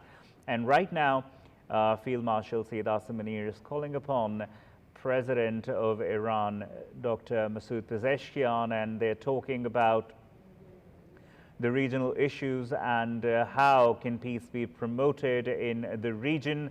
Obviously, this is something that needs to be discussed. The peace initiatives, this is something very important, and this meeting in itself is very important. We have online with us our correspondent Shabir Ahmed Wagra. Yes, Shabir, a very important meeting indeed. What can you tell us? Yes, Fahim, indeed, this is very important meeting that took place between Chief of Defense Forces Field Marshal Sayed Asim Munir and the Iranian President Dr. Masoud Pezeshkian, and during which the views on regional development and peace initiative were exchanged. And according to the statement released by Pakistan Army's media wing ISPR, the Iranian president appreciated Pakistan's constructive and responsible role in promoting dialogue, de-escalation, and regional stability. And during the meeting, the Iranian president also acknowledged Pakistan's consistent efforts to encourage peaceful resolution of disputes and also foster understanding among regional stakeholders at a time of heightened geopolitical challenges. And while Field Marshal Sayed Asim Munir, he reiterated Pakistan's unwavering commitment to peace and stability in the region. And also during this meeting, which is a very important meeting which took place a little earlier, both sides reaffirmed their commitment to further strengthen Pakistan-Iran relations on the bilateral level as well as at multilateral level, and also agreed to maintaining close consultations on issues of mutual interest, like with the shared objective of advancing peace, prosperity, and stability across the region. So this is what transpired during this very important meeting that took place a short while earlier between the Chief of Defense Forces, CDF, Field Marshal Sayed Asim Munir, and Iranian President. Also, Shabir, could you comment on the timing of the visit of the Iranian president and then meeting and calling on the civil and military leadership of Pakistan? This is indeed a very significant timing in a way that this meeting has multi-layered significance because this is taking place, this is his first visit, Iranian president's first visit after its war or conflict with the USA and Israel, and that also after ceasefire, Islamabad MOU, and then Switzerland talks. This is immediately after Switzerland talks, this visit is taking place, and he came to Pakistan where he is meeting with Pakistan civil and military leadership. We are breaking this that he's meeting with the CDF, and right now Iranian president is in the Prime Minister house where he has been giving a warm welcome, guard of honor, and also now both the leaders, Pakistani Prime Minister and Iranian President, they are indulging talks which are focused on regional peace and stability and as well as bilateral relations. This is what happens in this particular meeting as well. So this all shows that significance Iranian leadership, Iranian people, and they have for Pakistan, and also the importance, regional importance given to Pakistan due to its consistent and unwavering support to Iran, and also their efforts for de-escalation, for mediation, consistent mediation to ensure that this war not only ends, but also it brings peace and stability. Islamabad MOU is best example of Pakistan's consistent efforts, which has been acknowledged by Iranian leadership as well as the United States leadership. Also, Shabir, how does this endorse Pakistan's image as a responsible and a peace-loving nation in the Committee of Nations? This has been now acknowledged by the whole world, not only by the parties involved like United States or Iran, even not the friendly countries, but all the countries. If you talk about European countries, you talk about South American countries, you talk about the United States, you talk about Australia and any other country, every country appreciated Pakistan's efforts, and every country's public, even people, they are now talking very positively about Pakistan's peace-loving nature and Pakistan's peace efforts, especially to end a war which is affecting not only the region but the whole world. We have witnessed oil prices affecting the whole world. We have witnessed the gas prices affecting the whole world. We have witnessed the stock exchanges reacting to this war. So this war was not impacting only region or neighbors or Iran or Middle East only, but it was impacting the whole world. So whole world now, the people living in different developed countries, underdeveloped countries, they are all having a very positive views about the Pakistan's consistent efforts, which resulted in, and it is evident that from the U.S. Vice President J.D. Vance statement that if there was not efforts from CDF Syed Asim Munir, they would not have been there in Switzerland. So this showed that how consistent and tireless efforts Pakistan's civil and military leadership have done to ensure this peace and this Islamabad signing of Islamabad MOU and implementation of Islamabad MOU. Thank you very much, Shabir. That was Shabir Ahmed Vaghra, head of news, talking to us. And definitely, he was talking about how important this visit is and how important these meetings are, as we know that President of Iran has met the President, the Prime Minister, and then the Chief of Defense Forces Field Marshal Syed Asim Munir. Definitely, Syed Asim Munir's role has been phenomenal in the whole 100-day fiasco that we have seen, because his role has been the most responsible one, even acknowledged by the US, acknowledged by so many other nations. Because we have seen, on one hand, there was a time when India was trying to isolate Pakistan, and on the other now, we see a whole different perspective and a worldview country of Pakistan, where the whole world is acknowledging how Pakistan is a peace-loving country, how Pakistan is a country which wants peace, is desirous of peace, and how Pakistan has played such a pivotal role and worked day and night to achieve basically the Islamabad MOU and then the Switzerland talks, and now a roadmap has been made for future negotiations and talks. Now, we are joined by Ashraf Siddiqui Saab, who is still with us. Ashraf Siddiqui Saab, this is a great development, as we see or have seen on our television screens. The whole world can see how responsible Pakistan is. The meeting has been held between the Iranian president and the Chief of Defense Forces Field Marshal Asim Munir, for which even the US has had very good things to say. So your comments, please. To me, it is both sides benefit. Of course, Iran President arrival, we expatriates living outside Pakistan and especially in Qatar welcome our brotherly country president to Islamabad. It is both sides to me benefit from his visit. It's not only one-sided.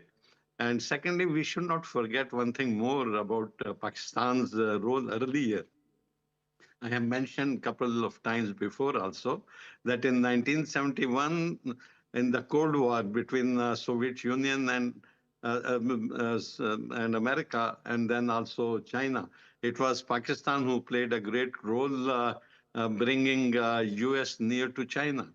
And also later on, the Pakistan's relations with China were benefited to the countries in the Gulf and the Middle East. Pakistan's role has been always, I tell you, very positive and very practical and contributions to the world body. Yes, no doubt that because of certain our situations in the country in between, we were country like our neighboring country, India, took the chance, giving us a blame, playing blame game always and giving a wrong side of Pakistan. But today, there is no country in the world, there is no media in the world which is not commending role of Pakistan and at the highest level. And as we have seen, how many times President Trump and the Vice President US in Switzerland also he narrated these things, Pakistan is, alhamdulillah, I will say that established its name, and Pakistan has also, if we understand that in the United Nations, Pakistan is head of the anti-terrorist group over there. So, alhamdulillah, Pakistan has especially present leadership, no doubt, has coming for Pakistan. We definitely hope for the best as far as Pakistan and its future is concerned. We hope for the best as far as this region and its future is concerned, because obviously our Prime Minister sounds optimistic, and the US side sounds optimistic, the Iranian side sounds optimistic, and this 60-day is the window of opportunity. And this is that window in which I think robust sort of negotiations should be taking place so that a concrete conclusion is reached, because this is a must, not just for one country or two countries. This is a must for the region. This is a must for the entire world, because obviously the Strait of Hormuz is that from where 20% of global oil and LNG passes through. And this is going to do wonders for Pakistan and Iran relations. This is going to do wonders for Pakistan's position and image as a global peace broker, this is going to do wonders as far as Pakistan's overall standing. And this is now going to shape Pakistan's foreign policy in the future. Obviously, we are going to see some recalibrations at the end of these 60 days. As we see the result of these 60 days, definitely we are going to see a clearer picture. All the grey areas will be cleared up, and it's then that we'll be able to see how things go. So, sir, thank you very much for joining us, and thank you very much for giving us your time. That was Mr. Ashraf Siddiqui, senior geopolitical analyst, talking to Pakistan TV, and that's all we have for now. We will be catching you with the headlines for the next hour, but after a short while. Thank you very much for joining us. Keep watching Pakistan TV.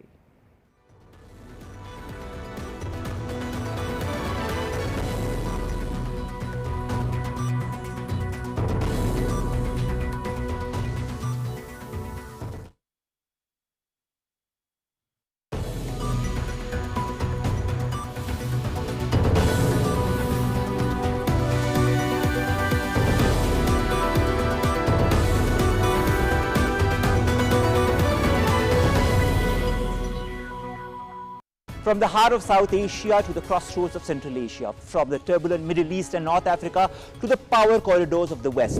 We value Pakistan as a great country. Allow me to mention one thing.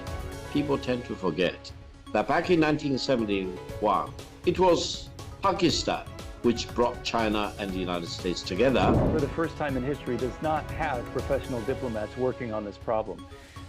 They have been sidelined, they've been retired, they've been pushed out of the State Department, encouraged to leave.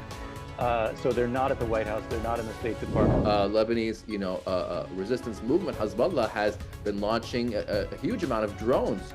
And again, Lebanon has a long history, South Lebanon actually has a long history of resisting occupation of Israel and other forces. The United States and Israel in particular use Iran's nuclear program as an excuse to try to destroy Iran. The bottom line is we do not like the Islamic Republic of Iran. The missile program of Iran is a genuine red line for them because Iran has no other deterrence asset at its disposal. Arab leaders in the region need to take a position because displacement crises in this zone are not the type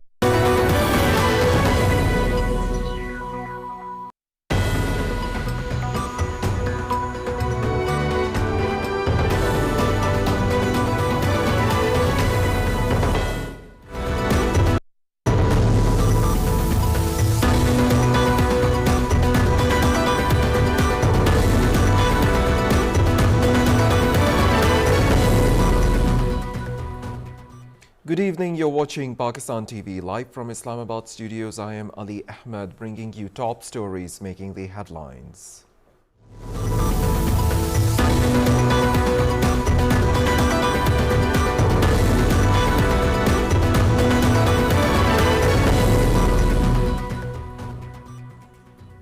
Field Marshal Syed Asim Munir holds talks with Iranian President Masoud Pezeshkian in Islamabad, exchanging views on the regional developments and peace initiatives during the meeting held today.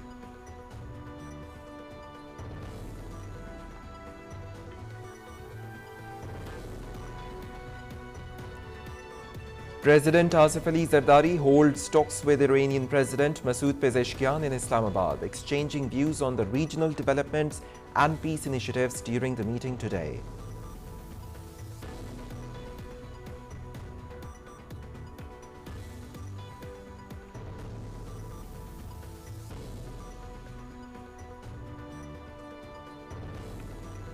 Iranian President Masoud Pezeshkian arrives at the Prime Minister's house in Islamabad, where he is received by Prime Minister Shehbaz Sharif.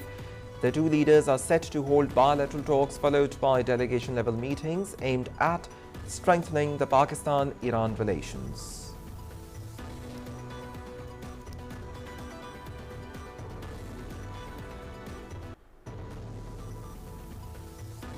Prime Minister Shehbaz Sharif says Pakistan played a pivotal mediating role in developing the understanding between the United States and Iran during their negotiations in Switzerland. Addressing the National Assembly, the Premier says the Memorandum of Understanding would pave the way for a lasting peace agreement contributing towards broader regional and global stability.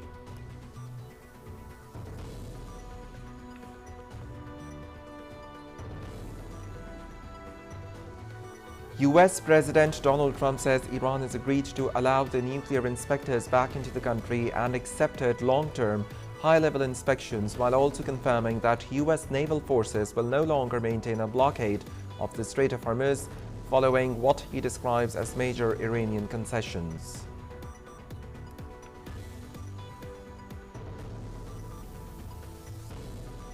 Iran denies agreeing to IAEA inspections, rejects the US Vice President J.D. Vance's claim of the deal to restore the access to the nuclear sites.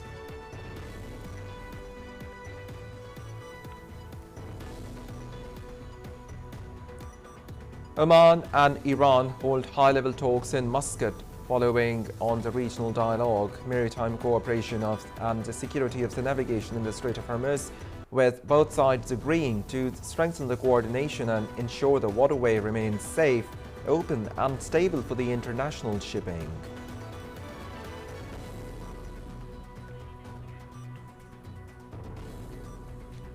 Maritime tracking data shows a sharp rebound in the traffic through the Strait of Hormuz, with Kepler and Axmarine reporting record crossings of the commodity carriers and LNG tankers as operators cautiously resume their transits following the recent US-Iran agreement.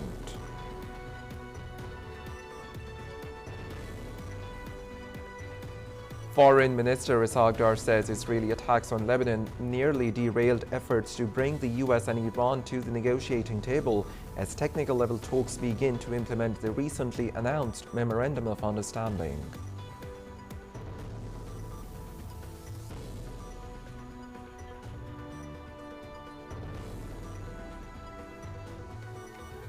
In the FIFA World Cup of 2026, Norway beat Senegal by 3-2 to book their place in the World Cup knockout stage. France defeats Iraq by 3-0 in Philadelphia, while Argentina beats Austria by 2-0 to secure their place in the last 32 of the tournament.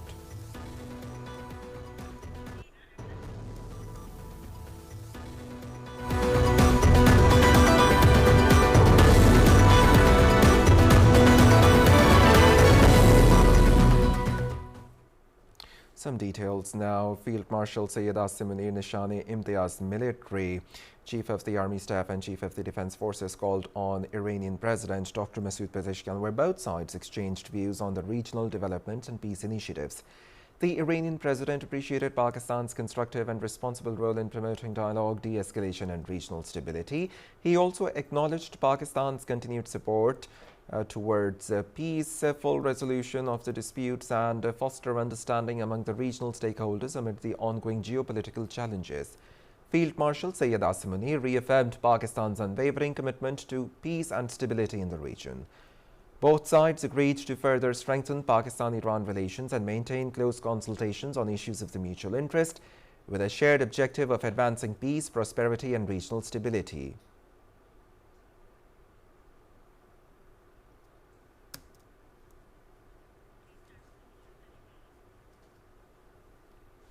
That's all the latest we have for you for the moment from our newsroom. But for more details and live streaming, do log on to our website, www.pakistantv.com. Find us on our socials in the name of Pakistan TV Global. So goodbye for now. Stay tuned for more news and updates.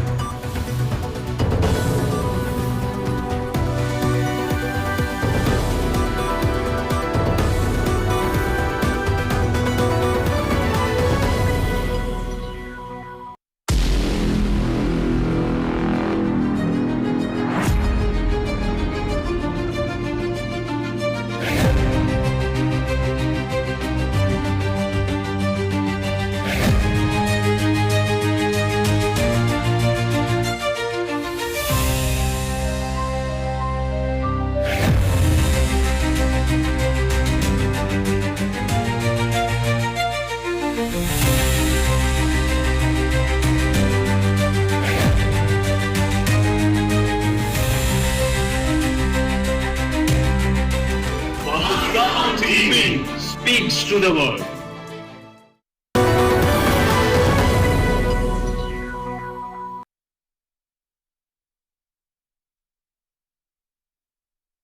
Kashmiris are facing Indian state terrorism for demanding their right to self-determination.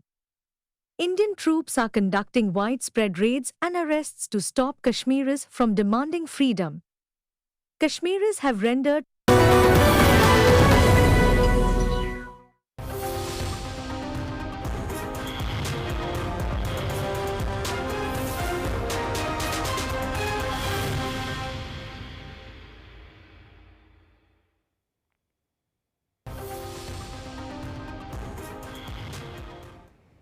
Hello and welcome to Experts Corner here on Pakistan TV. My name is Naila Shuja. Thank you so much for tuning in. Now today, viewers, we are discussing and welcoming the arrival of the Iranian President Dr. Masoud Pezeshkian, as well as the Foreign Minister of Iran, Abbas Araghchi, to Pakistan. Now again, viewers, this is their first foreign trip that they're making after the U.S.-Israeli strikes on Iran. That being said, this follows the breakthrough in the U.S.-Iran negotiations that have recently taken place in Switzerland.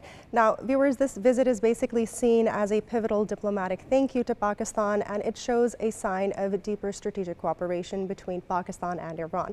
Now, again, we have to mention that Pakistan, as the primary mediator, along with Qatar, has basically mediated the recent U.S.-Iran talks in Switzerland.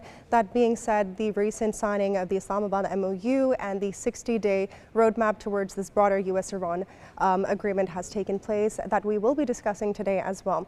Now, that being said, when it comes to Pakistan, we can clearly see that Pakistan has moved away from its position as a facilitator to a regional negotiator. That means that Pakistan is excelling in its diplomatic avenues as well.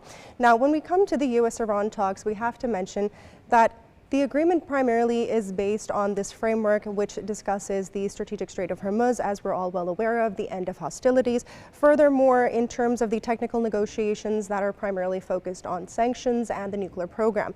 It also discusses the establishment of communication channels that will help and the deconfliction mechanisms to basically prevent further escalation between the parties, the United States of America and Iran.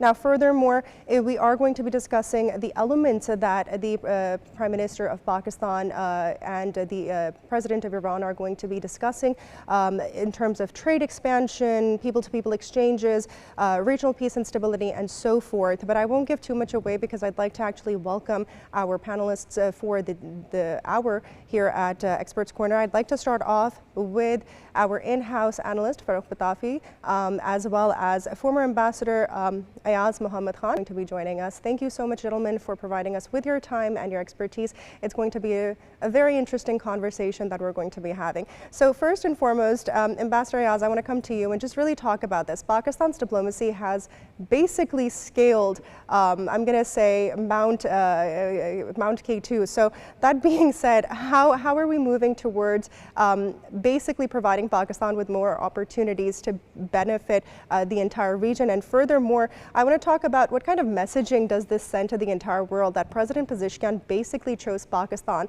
as his first foreign trip after the U.S.-Iran conflict. Indeed. Thank you very much for having me on your program. Indeed, this is very, very significant from not only Pakistan's perspective, but also from Iran and regional perspective as well, that President Pezeshkian chose to visit Pakistan just a day after the launching of the roadmap or Lucerne summit, as we say it, which took place on Sunday and Monday. Then it certainly carries a lot of weight. It certainly carries a very important message. That is that both Pakistan and Iran have now a geostrategic convergence. They are thinking alike. They look at the future together.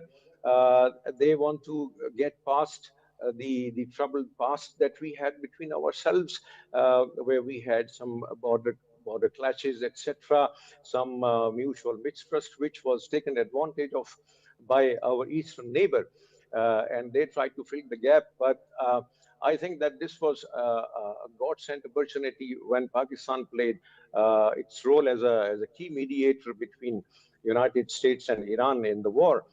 And this established Pakistan's credentials as not only a credible mediator, but also a sincere friend, a sincere neighbor, which has made a lot of a deep effect, not only within the populace of Iran, but also within the leadership of Iran as well. And there is a recalibrating of the whole spectrum of relations between our two countries. And this time round, Mr. Pezeshkian has conveyed a message that Pakistan is now a trusted ally of Iran, and we will go hand in hand, and Pakistan will continue to play the role of a guarantor for the roadmap that the United States and Iran agreed with the mediation of Pakistan and Qatar. So it's a very significant, it's a gesture from President Pezeshkian to choose to Pakistan, to visit Pakistan immediately after the talks had taken place with the United States. Absolutely. Mr. Badafi, I want to come to you. I feel like you might have something to add. I just have a question for Ambassador Khan. Ambassador Khan, you have very pithily actually identified how Iranian government actually appreciates what Pakistan has done so far. It has been a tightrope walking. But do you think that when it comes to people of Iran, there is appreciation or understanding of what Pakistan has done? And if so, what exactly is the true potential of cooperation between these two countries while not offending any other partner in the region? Well, thank you very much for asking me this question. You see, prior to this, hostilities between Iran and United States and Israel, of course, Pakistan was perhaps seen by Gulf countries, by our Gulf friends, actually Iran, that we were more tilted towards the Gulf countries. So Iran always looked Pakistan askance, with some kind of suspicion that perhaps we were more in favor of establishing our deeper relations with Gulf countries, particularly Saudi Arabia, whereas we tried to convince all along that Pakistan wants to strike a balance between Iran and the Gulf countries. But there were some kind of misgivings existing between the two countries' leadership, and people were also wary of each other, because in Pakistan the general perception was that perhaps Iranian leadership wanted to export its revolution to Pakistan, and Pakistan was quite wary of that. And also when Iranians got closer to our eastern neighbor, then certainly it created a serious dent within our relations, within our trust level, I would say. It came down significantly. But I think that the way we have played our role as a mediator, as a key mediator in this conflict, has wiped out all those misgivings.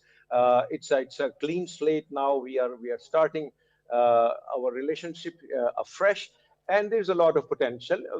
There's a potential of enhancing bilateral trade. There's a potential of making our borders more robust, so that the spoilers, the non-state actors do not take advantage of any breaches that exist within the borders between the two countries. So and also the energy security that Pakistan is looking forward to. Pakistan had only completed only about 42% of its part of the IP pipeline. 58% is still remaining to be done, and there Pakistan was very of moving forward on this track, because not to run afoul of US sanctions.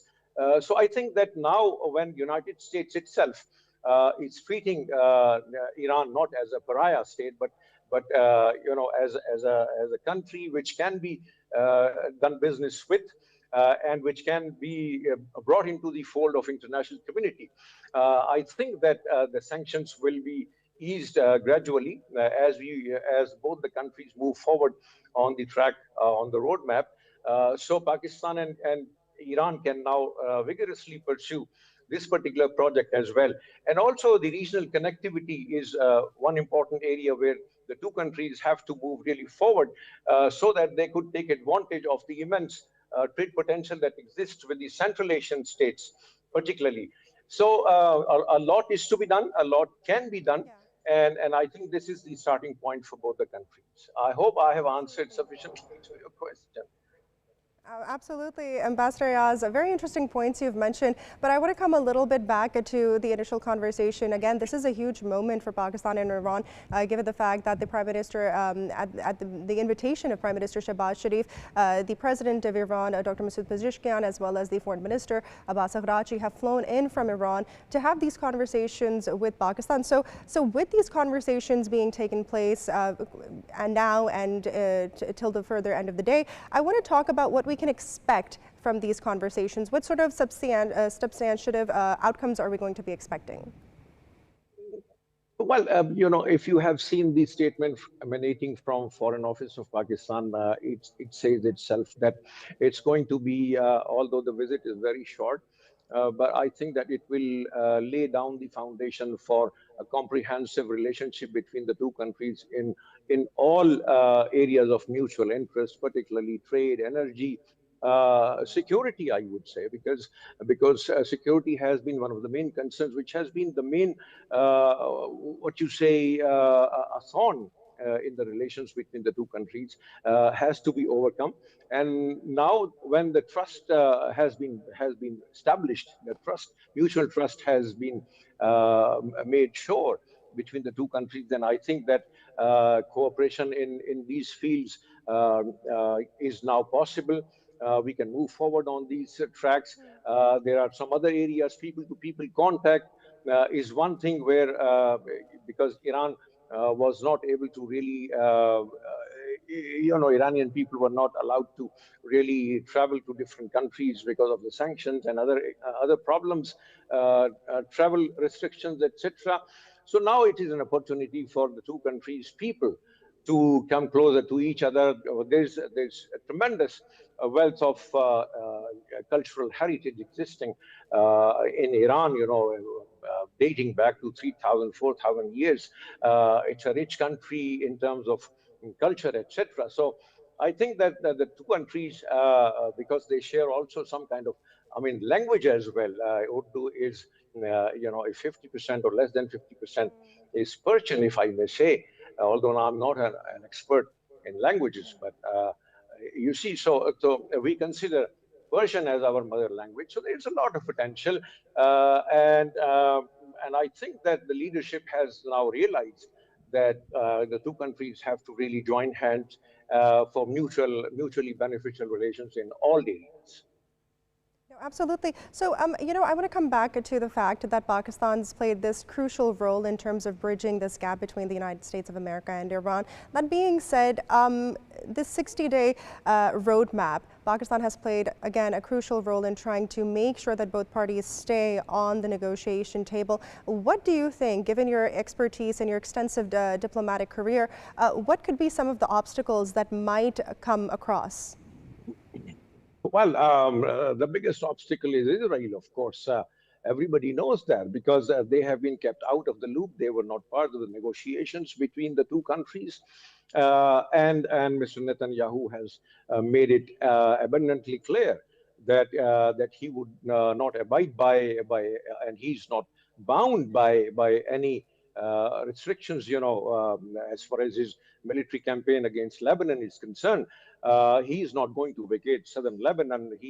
Although the hostilities have abated now for the last 2 days or so, but he has made it clear that he reserves the right to retaliate. Retaliate, is something which is difficult to really establish when it comes to Israel. But anyways, so we have to really be very, very cautious so as to really see as to how we move on this track. Although there is a de-escalation cell established between, so as to negotiate peace. Continuation of peace between Lebanon, Iran, and United States. I hope that this cell will ensure that Israel does not do anything which can derail the whole process, and the whole region now stoops down to the insecure environment which was existing during the conflict. And also now, the sticking point is the nuclear file. Nuclear file, although Iranians have made it absolutely clear that they are not in pursuit of any nuclear weapon whatsoever. It has never been their policy, but there is a sizable trust deficit existing between the two countries, Iran and United States. And Iran has also agreed, in the framework agreement and also the roadmap to allow IAEA experts to come and verify that Iran's nuclear program is only peaceful. It is not in violation of, or it is not threatening to regional countries or anybody in the world. So these are two sticking points in my view, which have the potential of derailing the whole process. But I think the mechanism has been sufficiently robust, and Pakistan is there. Although Pakistan is not a garant as such, does not have the real influence, or leverage either over Iran or United States. But now our credentials have been established as a trusted, serious, credible mediator, and I think Pakistan will continue to its role, ahead as well in the next 60 days and beyond, if need be, as the agreement says that negotiations, if they are not concluded within 60 days, then the date can be extended for further negotiations. So I think that we are poised to play our role, even a bigger role as far as implementation of the roadmap is concerned. Ambassador Khan, you mentioned two stumbling blocks. One is nuclear negotiation. The other one is Lebanon. But there are other very important issues. For example, the orchestration of release of monies that have been pledged so far. And also when you talk about missile program and so many other things, do you think that those are going to be easier in this picture? And it is also fortuitous that earlier you mentioned a security situation or cooperation between Iran and Pakistan as well. Goldsmith Line, the border between Pakistan and Iran, has seen a lot of violence because of the terrorism that went on there. Yeah. Now, the question right now is whether Iran will be in a position to help Pakistan in that context also. We remember Kulbhushan Yadav and individuals like that too. Well, certainly you have asked two questions simultaneously. Let me address the first one. That is the complexity of unfreezing the assets. Because you know that in 47 years or so, there have been layers and layers of sanctions, imposed on Iran. Some of the sanctions they were imposed as through executive orders by the presidents in the past, which can be certainly withdrawn by executive orders as well. But there are certain sanctions which were imposed by Congress. So Congress will have to. Congress is already wary of the fact that first of all that the war began on a flimsy pretext by Mr. Trump and Mr. Netanyahu. And now, there are certain elements within the Congress as well who are critical of this agreement. They say that Mr. Trump has conceded a lot of ground to Iranians and in return has not gotten really anything from them except the promise of not pursuing any nuclear weapon whatsoever. So, I mean, those elements within the Congress can really be roadblocks, I would say, or they can really retard the whole process. So it's a complex thing. 47 years long sanctions, a series of sanctions which are like, if you unravel them, like a piece of onion, layer after layer have to be removed. So it's a long process which requires technical negotiations, which requires experts of law to really sit together and see how they can be removed and how and then of course the financial experts as to how the unfrozen how the assets can be unfrozen. So it's a complex issue which will take place. And I think as the confidence will grow between the two sides that they are abiding by this roadmap, they are on track, and nobody is trying to play tricks against the other one, then certainly this tricky issue can be solved as well. Now, as regards the spoilers, on Pakistan-Iran border, 900-kilometer long border, has always been, it's porous, and certain elements have been moving, by hoodwinking the security agencies of the two countries, and also that the existence of some terrorist organizations, their operatives there on both sides is a point of grave concern for both the countries.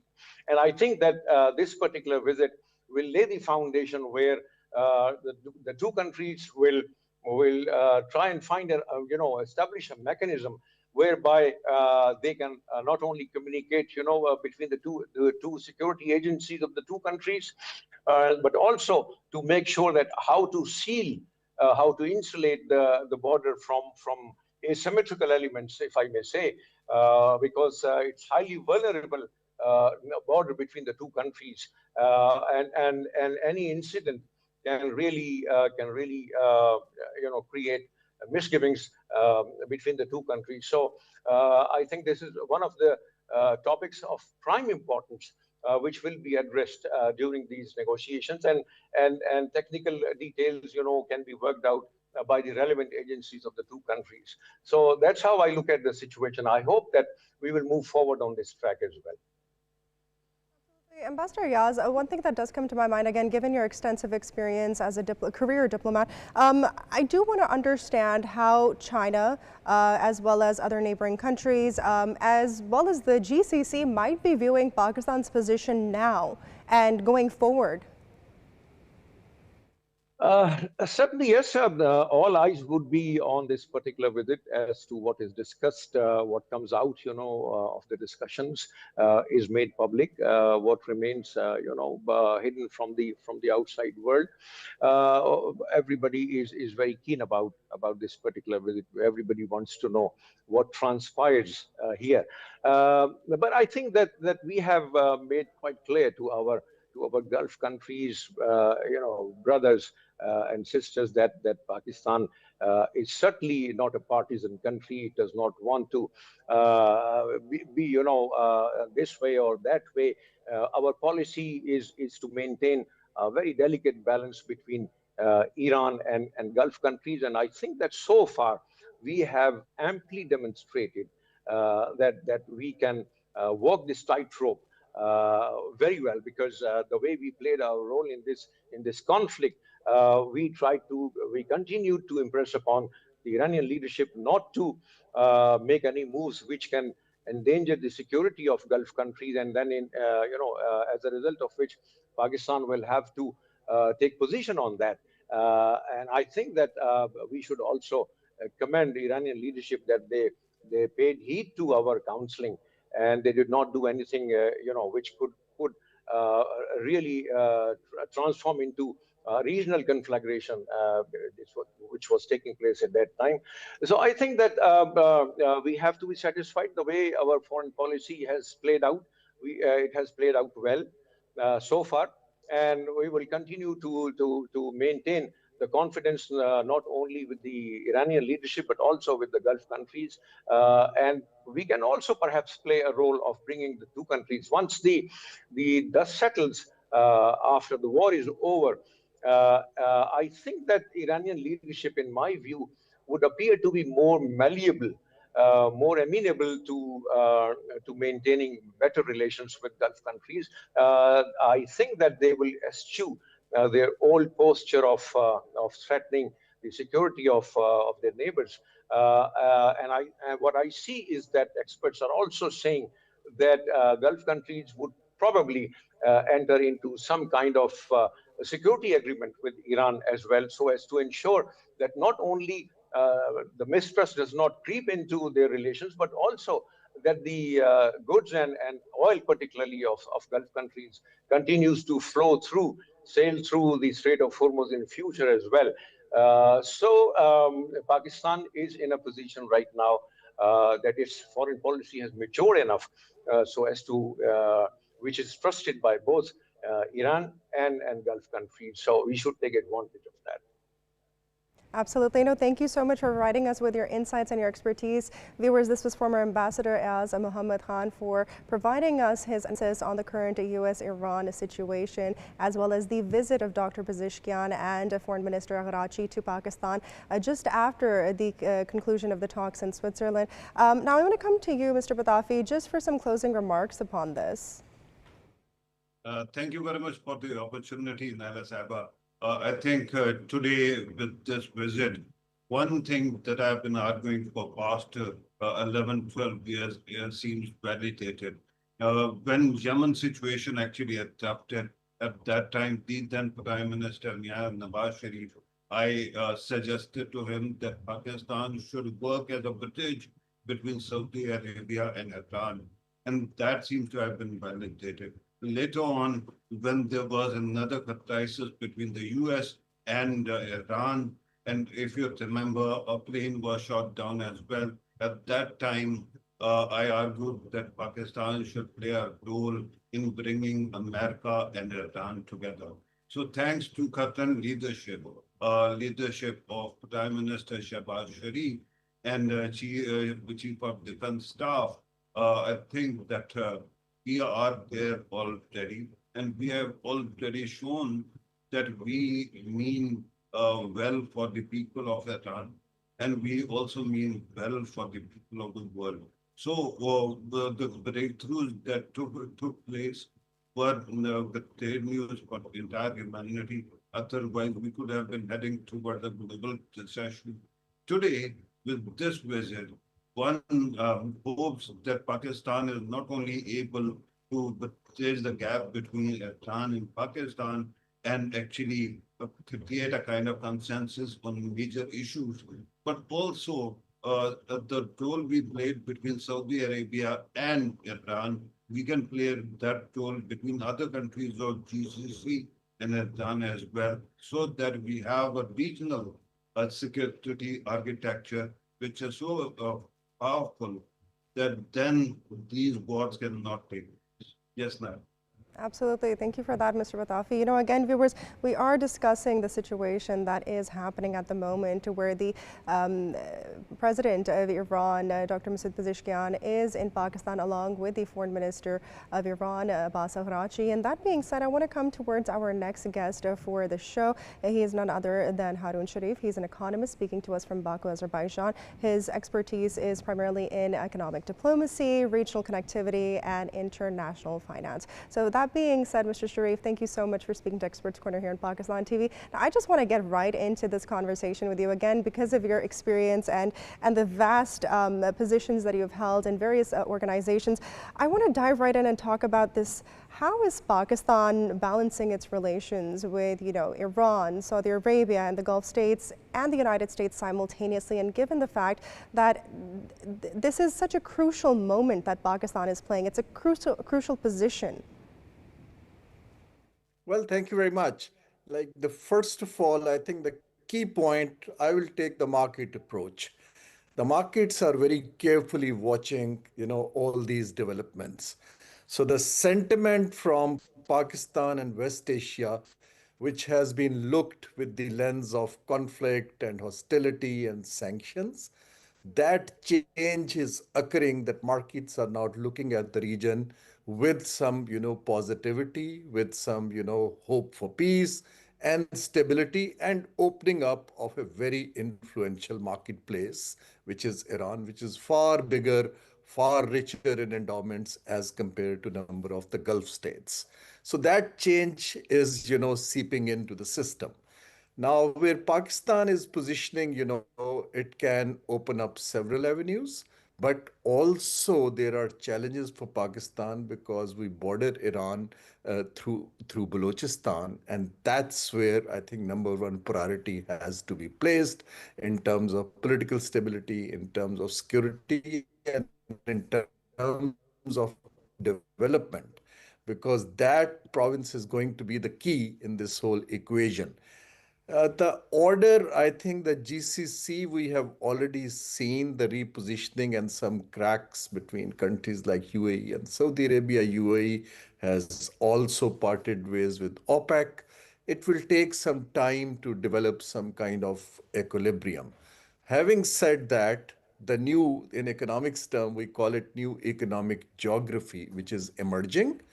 That is where Pakistan needs to take a leadership role by first putting its house in order. Number two, basically working closely with, partner countries to set up, regulatory, financial, other systems which can give the signal to the world that this region offers a lot more than the way it has been perceived in the past. Harun Sharif, I'm glad that you are speaking about the economic opportunity and the possibility of cooperation between the two countries. There are many aspects which are quite important. One, of course, as you pointed out, we are also building an infrastructure in Balochistan, and that has been going on for quite some time. Then Iran is also badly affected by a war that went on recently and sanctions in the past also. Now, it is my understanding, and MOU also speaks of a kind of reconstruction activity worth $300 billion. Do you think that Pakistan can also play a role in helping build infrastructure, rebuild infrastructure in Iran? Then what about our mutual projects, which was stalled by some kind of sanctions, for example, IP project? Do you think that there is a possibility of them seeing light of the day also? Yeah, we got to see this in a sequential manner. Iran, it's not only the, damaged infrastructure due to this current war. For, past 10, 20 years, Iran's economy has taken major hits. Inflation is rampant, the currency has crashed, the labor market is struggling. So Iran has number of challenges, but the fundamental point is that these challenges emanated from, a sanctioned regime which could not trade, which could not exchange, financial deals and stuff. Now, with it all depends, this whole things is not going to be switched on with a push button. Sanctions will go, it will take time. I hope that time is not that prolonged. Secondly, the frozen assets, some of those might be released. But these are the signals which markets will take extremely positively. We must understand that Iran is not, UAE or Kuwait or Bahrain. It's a large country with an educated, workforce, which can very quickly be mobilized into, an economic powerhouse. Now, Pakistan, over the years, Iran has been disconnected with the world. Pakistan and Iran jointly can reconnect, and that would be win-win if we leverage on each other's strengths, particularly, Pakistan's, skilled labor, Pakistan's financial sector, because Iran's financial sector has been, under stress for quite some time. Having said that, again, I would emphasize that Pakistan needs to now look at, the regional policy dynamics very carefully. We don't have the economic expertise of, global level at the moment. We need to create space there. We need to offer a value proposition first to Iran, but also to the region, because that's where the extension of GCC, Iran, Pakistan, and all the way connectivity to China, that is the future which will create a very powerful dynamic. So I think it's time for Pakistan to look now inwards, having done a fantastic job in terms of diplomacy, at the global and regional level. But these geopolitical rents will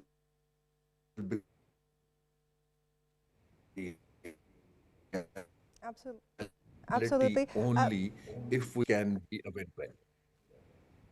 Absolutely. Mr. Sharif, I want to come to this idea that you've basically championed, the idea of insulated economic zones. Could you help shed some light on this? And furthermore, can you help us understand when it comes to Balochistan? Well, there are two, we have an economic zone, already planned in Balochistan called Bostan. But one must understand that economic zones, almost 40 to 60% specialized economic zones, they fail. And the main reason for failure is that they are not connected with the markets. The skilled labor force is not available. Uninterrupted supply of utilities can be ensured. And on top of that, the overall security and stability is weak. So we got to see that if we want to create, a joint economic zone with Iran for the regional market, it has to be, located in a place where markets confidence comes in. Economic zone companies have to move in. We need to move away, secondly, from fiscal incentives only, because any economic zone which functions on tax incentives only is less sustainable. It has to has, an advantage of, it's like a ship where lots of services can be offered, within a given geographical pieces of land. So I think it's a good idea, but it's a little premature. First, we need to invest in knowledge that where to start, which sectors to start with, what Iran needs, what we can offer, what we need. And I think the petroleum sector is very, very, critical as mentioned. I think we can negotiate completion of Iran-Pakistan pipeline so that the gas supply starts coming in and Pakistan gets, another source, credible source, just rather than, relying just on Qatar. So I think it's gradual confidence building, knowledge partnerships, and then coming up with, some projects which can be seen as winners and one can scale those up. Arun Shri sir, let me go back to your metaphor, your analogy of a ship. But I'm going to actually literally talk about sea lanes. And we have seen that sea routes are easy to disrupt the kind of economic situation that was created. Now, Pakistan needs energy resources. Similarly, in our neighborhood, India also needs energy from this region. And of course, it buys oil from Iran traditionally also. Similarly, China also needs a lot of energy. Do you think that this whole idea of IP, initially it was IPI, Iran, Pakistan, India, could it be IPIC and we could actually become literally a hub of connectivity between Iran's energy resources and these powerhouses of economy in the region, and by doing that also build some kind of peace and momentum in the region? Well, as you know, the geopolitics has been changing. In the past, it was IPI, and then, it was because of politics became impossible. Iran had sanctions. India was not interested. Similarly, if you remember this TAPI, it also has, Turkmenistan, Afghanistan, Pakistan, and India. I've worked on it for years, both projects.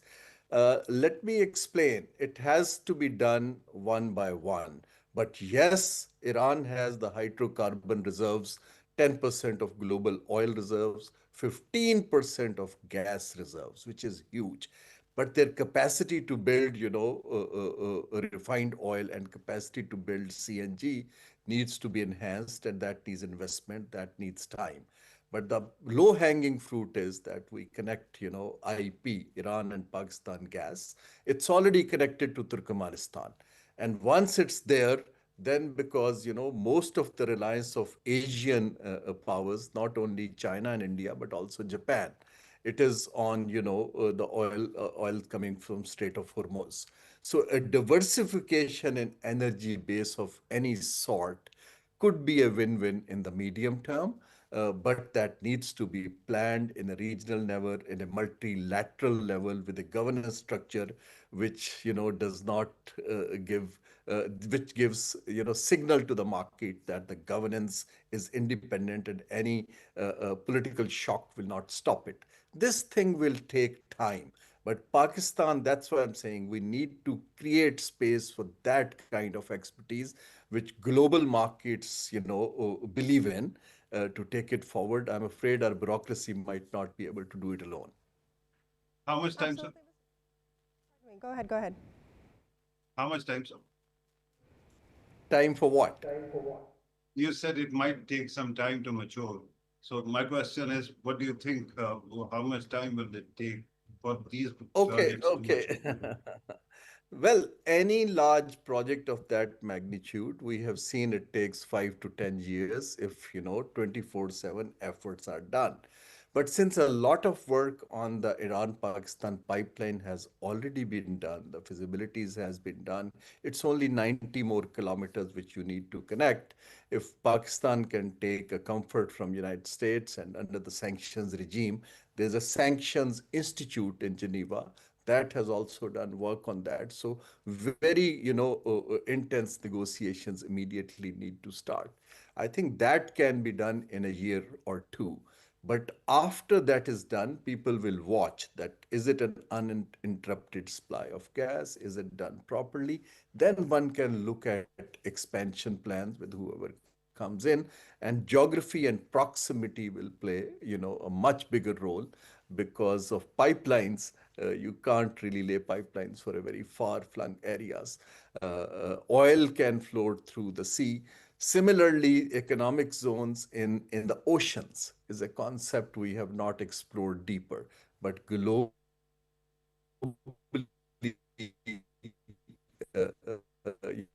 waters for trade is a big thing as well. Our ministries are not geared, and we need to create an independent professional space. But I see positivity in the markets.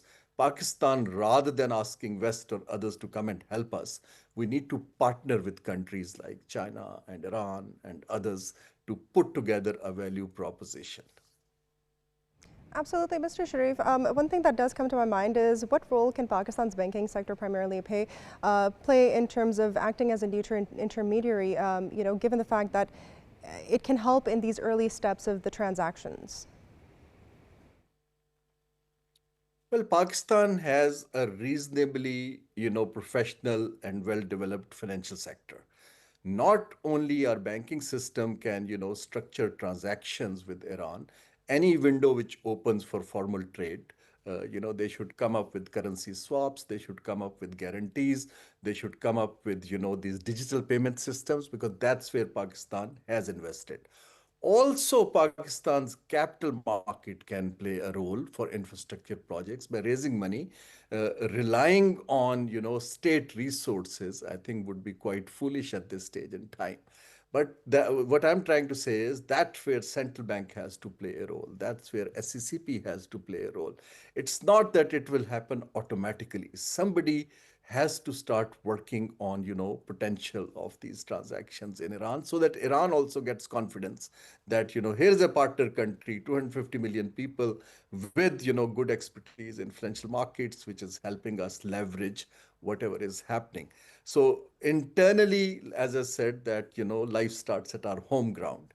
We need to start investing in these things as a priority and offer a helping hand to Iran. And tomorrow it can open up other regional markets. I'm sitting here in, Azerbaijan. These guys are very, very keen on connectivity. And if Iran opens up, they are next door to Iran, and they can reach to Gwadar through Turkmenistan very easily. So we need to look at these, opportunities, but create a pool of expertise which understand regional economies better than what we have already. Harun Sharif, I am sure that you have visited Gwadar. Gwadar has a problem that national grid is far away, even now as we speak, somewhere to the tune of 100 kilometers. On the other hand, it is because it is so close to Iran, there is power that comes from Iran and powers. Do you think that there also we can enhance cooperation so that electrification can take place? Similarly, there was an agreement of shared markets on markets of the country. Do you think we can also enhance those cooperation zones as well? Well, I have seen these border markets in various jurisdictions, Bangladesh and India, Nepal, and other concepts. There are mixed results. That all helps because, as I said, that there's a tribal societies in Balochistan and Iran where villages were divided. So I think they can take advantage and benefit. But we should look at, eventually more structured manufacturing and trade base.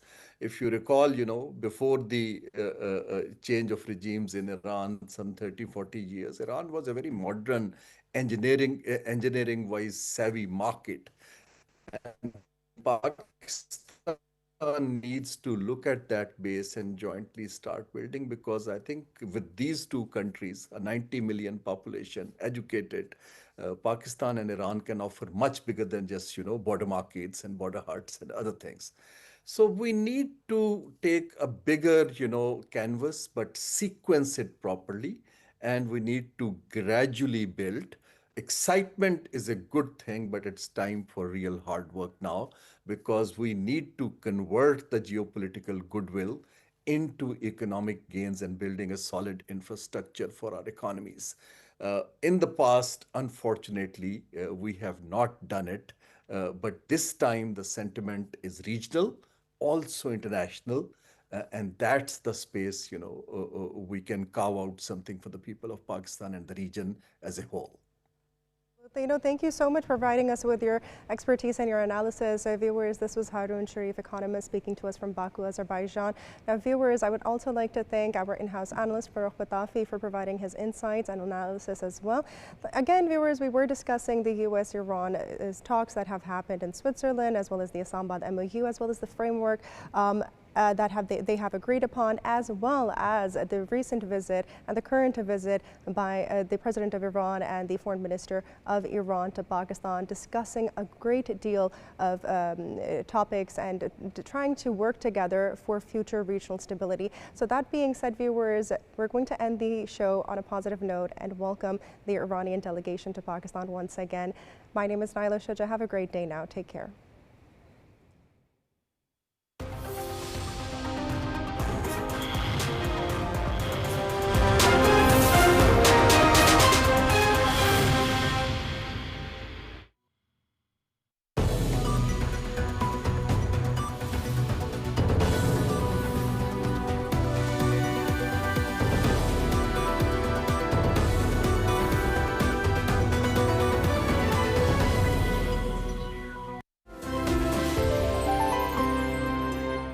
I happen to be Shahzad Hassan Khan, and with me, I'm really lucky I've been joined by my wonderful colleague who happens to be Miss Isha Rehan. There are a couple of stories that I brought, and then there are a couple of stories which Isha brought. I was an entertainer. Pakistan obviously has showed me love with 2 million followers. I used to make funny skate. I still do. I'm a comedian as well. I've done music. Building in also awareness about the environment, about what they can do at home to take care of the environment. And they wanted something experimental, so she gave me the topic that climate change, how reproduction is affecting climate change. So for me, it's like I believe I got really lucky. Okay, people think of me and they're like, oh, he's a foreigner, and then talking about the things that a middle class or a typical Pakistani. I think this profession, the profession of arms, it's not a profession, to be very honest. It's a kind of a way of life. You want me to tell, or do you want to No, you carry on.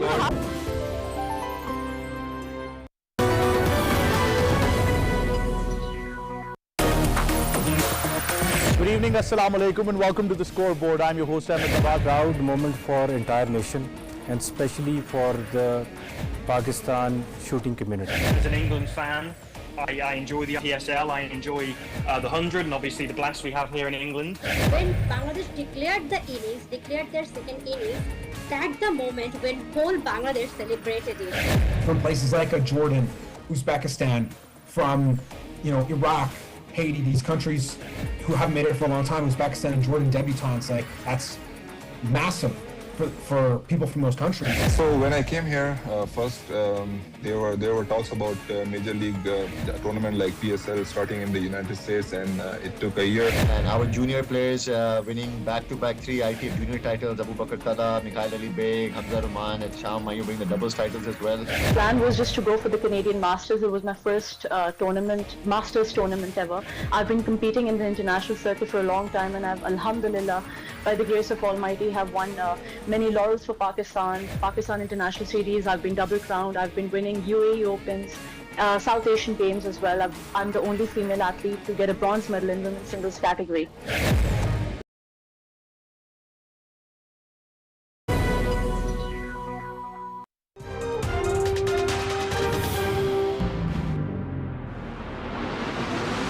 world, confronting terrorism and violence for decades, for which we've paid a very heavy cost when we look at, of course, the security personnel. You know, this unilateral use of force and so-called preemptive aggression against Iran is completely illegal. In a state of rationing, what happens is that even if you have these demand-side measures such as work from home, remote working, people not coming on the road, despite of that, even if you put in place strict rationing, you have the black market premiums taking place, you have oil being sold at non-market rates. If they think that we are going to halt our strategy, we are going to halt our strikes in Afghanistan, that's totally not true.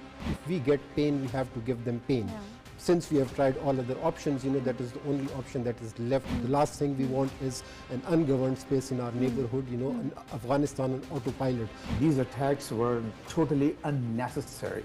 That's what the most Americans think. Even as I said before, within his own party and his narrower support, the MAGA movement, you see major fissures and ruptures. I think it is now very clear that the present government is a totally unrepresentative.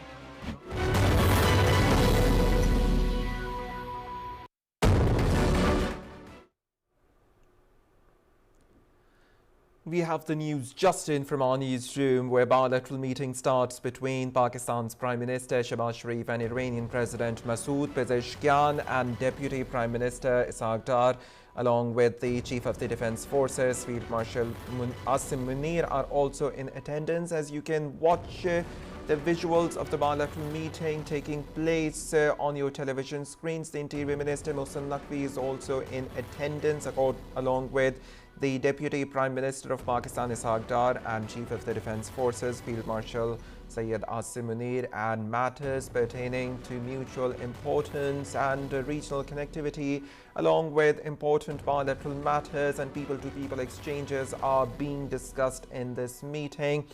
And as you can watch, these are the visuals on the television screens. The bilateral meeting that has started between Prime Minister Shehbaz Sharif and the Iranian President Masoud Pezeshkian, and the Deputy Prime Minister Ishaq Dar, along with the Chief of the Defence Forces, Field Marshal Syed Asim Munir, and Interior Minister Mohsen Naqvi, can be seen in attendance of this meeting. And of course, this meeting is coming in after the direct talks between US and Iran that took place in Bergenstock Resort, Switzerland, and Pakistan was the host of the talks that took place in Bergenstock Resort of Switzerland between US and Iran. As Pakistan played a pivotal role in the mediation, Pakistan emerged as a facilitator of peace. And this is the important visit of the Iranian President Masoud Pezeshkian that is coming in just after the second round of the negotiations that took place in Bergenstock, Switzerland. This is the first official visit of the Iranian President, Dr. Masoud Pezeshkian, that is coming in after the second round of the negotiations to any country. And the Iranian President accepted the invitation of visit that he is undertaking, along with the Iranian delegation, and Foreign Minister of Iran Abbas Araghchi is also part of this important Iranian delegation that is in attendance of the meeting that is taking place right now in Islamabad at Prime Minister's house. The bilateral meeting has started between Prime Minister Shehbaz Sharif and the Iranian President Masoud Pezeshkian. And you can see that the Deputy Prime Minister of Pakistan Ishaq Dar, along with the Chief of the Defence Forces Field Marshal Syed Asim Munir, are also in attendance. You can also see the Interior Minister Mohsen Naqvi, who is also part of this bilateral meeting that is taking place, as this bilateral meeting starts between Prime Minister Shehbaz Sharif and the Iranian President Masoud Pezeshkian. And as I mentioned again, that this is one of the most important high-stakes visit of the Iranian President Dr. Masoud Pezeshkian to Pakistan, because this is the first visit after the second round of the direct talks, the negotiations that were hosted by Pakistan in Bergenstock Resort of Switzerland. This is the first visit which the Iranian President Dr. Masoud Pezeshkian is undertaking, and this visit is coming in at the invitation of the Prime Minister Shehbaz Sharif.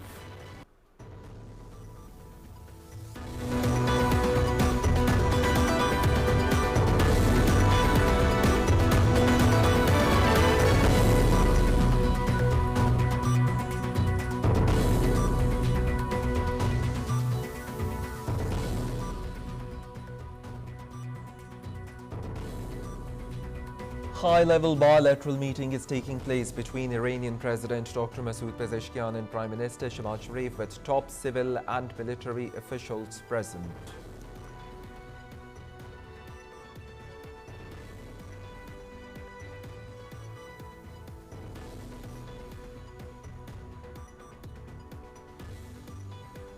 Field Marshal Sayyid Asim Munir meets Iranian President Dr. Masoud Pezeshkian, reaffirms commitment to regional peace, stability and stronger ties. Masoud Pezeshkian commends Pakistan's role in dialogue and de-escalation.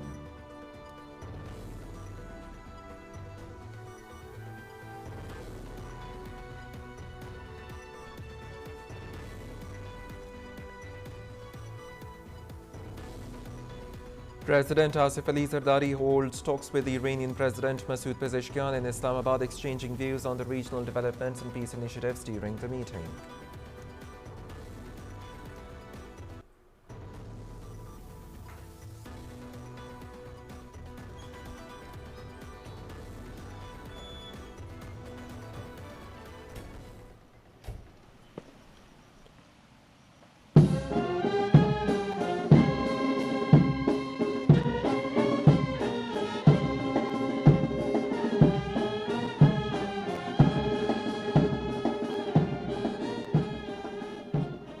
President Masoud Pezeshkian arrives at the Prime Minister's house in Islamabad, where he is received by Prime Minister of Pakistan Shehbaz Sharif.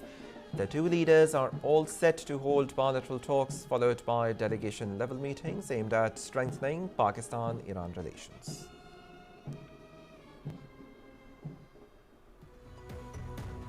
Prime Minister Shehbaz Sharif says Pakistan played a key mediating role in developing understanding between the US and Iran during their negotiations in Switzerland. Addressing the National Assembly, the Premier says the Memorandum of Understanding would pave the way for a long-lasting peace agreement, contributing towards broader regional and global stability.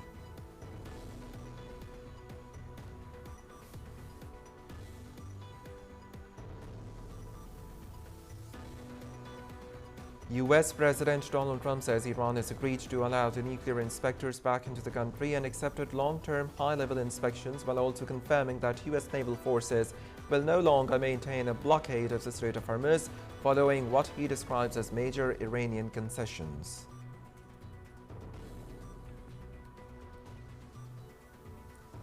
Iran denies agreeing to IAEA inspections, rejects US Vice President J.D. Vance's claim of the deal to restore the access to the nuclear sites.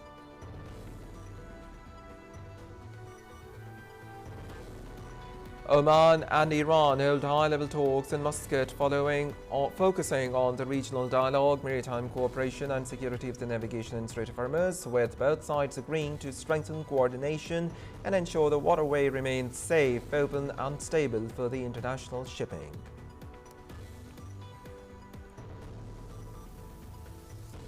Maritime tracking data shows a sharp rebound in traffic through the Strait of Hormuz, with Kepler and Exmarine reporting record crossings of the commodity carriers and LNG tankers as operators cautiously resume their transits following a recent US-Iran agreement.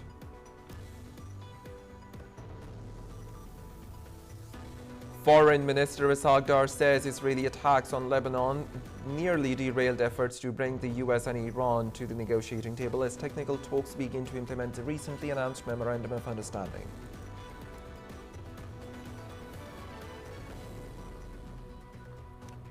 In the FIFA World Cup 2026, Norway beat Senegal by 3-2 to book their place in the World Cup knockout stage. France defeats Iraq by 3-0 in Philadelphia, while Argentina beats Austria by 2-0 to secure their place in the last 32 of the tournament.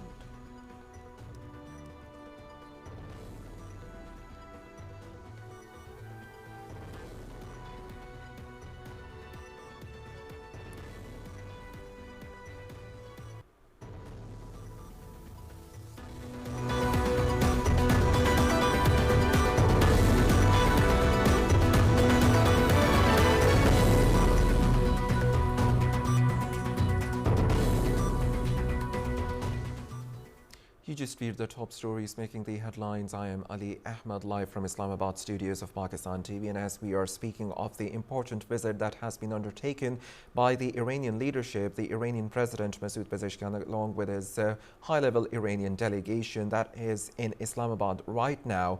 And of course, it is in attendance at Prime Minister's house, having a bilateral meeting with the Pakistani leadership that is being chaired. The meeting is being chaired by Prime Minister Shehbaz Sharif, and you can watch on your television screens the visuals of this meeting. The Deputy Prime Minister Ishaq Dar, along with the Chief of the Defence Forces, Field Marshal Syed Asim Munir, and Interior Minister Mohsen Naqvi, they are in attendance and they are taking part in the meeting. And of course, the matters of mutual importance and bilateral matters, they are being discussed in this meeting that is taking place right now, and it was pre-decided to have discussion about the bilateral matters, people-to-people contact, and how the two nations can strengthen further their relations with each other. The Iranian President Masoud Pezeshkian also, he expressed his gratitude and commended in the most appreciable words Pakistan's positive and proactive role, the role which Pakistan's political and military leadership, they have contributed towards the de-escalation of this conflict between the United States of America and the Islamic Republic of Iran. And indeed, it is an achievement for Pakistan's leadership, both political and the military leadership, for bringing both sides, the US and Iran, to the negotiating table. But it's more than that, as Pakistan was successfully able to mobilize all the stakeholders and other nations as well to contribute efforts in order to de-escalate the situation. And of course, not to forget the brotherly nation of China, who have actually contributed a very positive role in de-escalating this conflict. And of course, not to forget the Turkish nation as well, who have played their part too.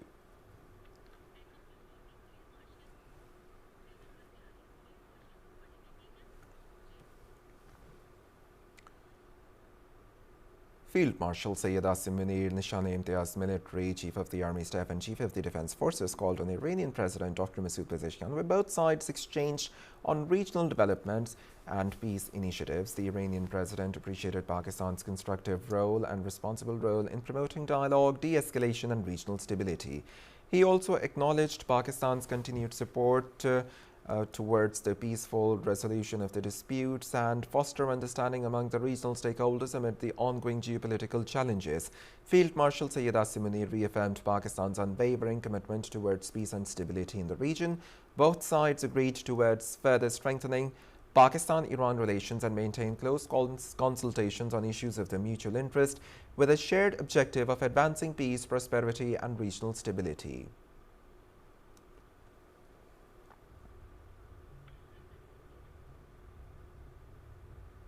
Well, that's all the latest we have for you right now from our newsroom. But for more details and live streaming, do log on to our website, www.pakistantv.com. Find us on our socials in the name of Pakistan TV Global. Thank you for joining us in the live news broadcast of Pakistan TV. It's a goodbye for now. Stay tuned for more.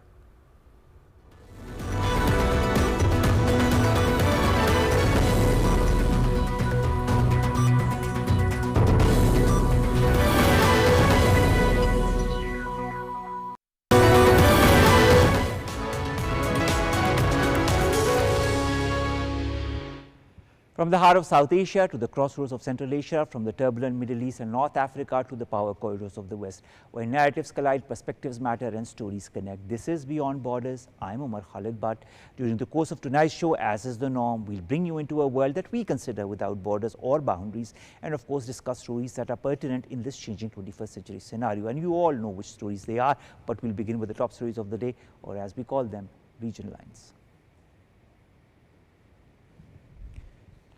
We start from South Asia, where Iranian President Masoud Pezeshkian, as well as Iranian Foreign Minister Abbas Araghchi, have arrived in Pakistan for high-level talks on bilateral cooperation, regional issues and follow-up on the Islamabad MOU. The President has held meetings with the Pakistani President Asif Ali Zardari and Field Marshal Sayyid Asim Munir, where views have been exchanged on regional developments and peace initiatives.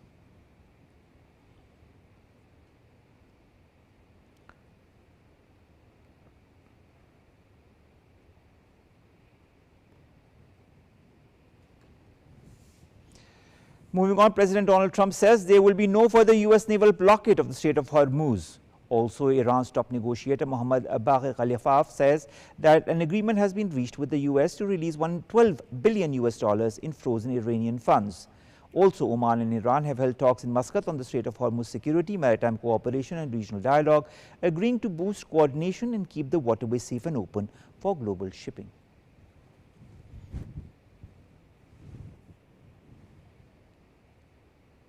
Now, Iranian President Masoud Pezeshkian's visit to Pakistan comes at a very important moment, and he's not alone, he's with the foreign minister as well. It's not only about brotherly ties and regional diplomacy, it's also about trade, energy, border security and connectivity. Now, after the Islamabad MOU and the Switzerland talks, diplomacy could also develop into real economic opportunity for the region. To discuss that and more, we have been joined by two guests. Let me introduce them to you one by one. Ambassador Javed Malik Saab joins us online, as well as Osama Rizvi, who is an economist. Javed Malik Saab, I'll begin with you. President Pezeshkian has arrived in Islamabad, of course, soon after the Switzerland talks, along with his delegation. And also with the Iranian Foreign Minister, Mr. Araghchi. How significant is this visit, especially after the first session of the talks in Switzerland and its impact on regional peace? Absolutely. I think the visit highlights Pakistan's growing importance regionally as well as globally. As you know, Pakistan has been playing a very important role, I think the most important role in de-escalating this conflict, which had the potential initially to even convert into a third world war. But Pakistan's, effective diplomacy, dynamic diplomacy, I might say, has been able to avert that. Pakistan was able to secure the ceasefire and hold the initial talks in Islamabad. And then subsequently, there was a series of diplomatic initiatives by Pakistan. In the visit of the Field Marshal to Tehran is one such, sort of occurrence, in addition to several other visits. And behind the scenes diplomacy, which sort of resulted in not only de-escalating, but bringing these two sides together.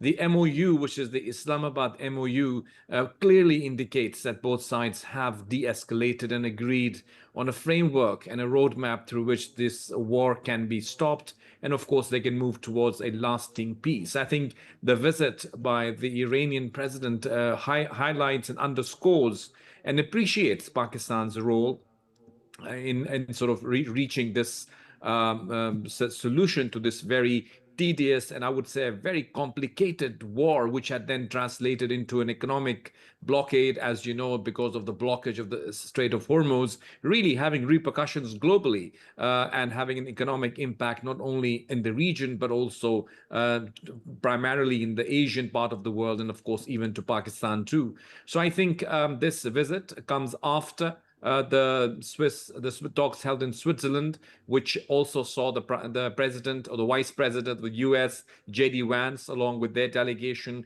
engaging in a very meaningful dialogue, which also resulted in, I believe, a further understanding between both sides. And you saw that the Field Marshal was present, the Prime Minister was present, and J.D. Vance in his press talk clearly said in the last 3 months, the amount of times that he has communicated with the Field Marshal, he has not done so with anybody else. Once again, underscoring Pakistan's key role in this mediation. And and I think that is why also the Iranian president and the Iranian foreign minister are here in Pakistan right after these first round of talks were held. I mean, not the first, but of course, let's put it post the MOU, the first round of talks that were held in Switzerland. Osama, Pakistan and Iran have often spoken about increasing trade, but the real numbers remain below potential. What is holding trade back between both countries? Well, thank you so much for having me today. And that's a very interesting question. I think we have been here before. Last year, we also saw Iranian delegation visiting Pakistan, and tens and twelves, I think, of MOUs were signed and billions of dollars of deals were done, but they did not materialize. The biggest challenge or hiatus in such materialization was the sanctions on Iranian economy.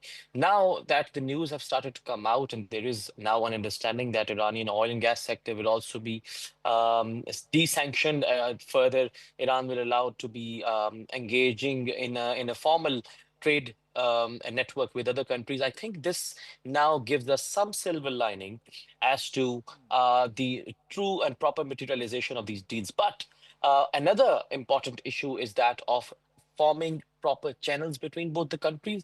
And as this is going to, the formal connection is going to reestablish after 45 years, I think it is going to take a little bit of time.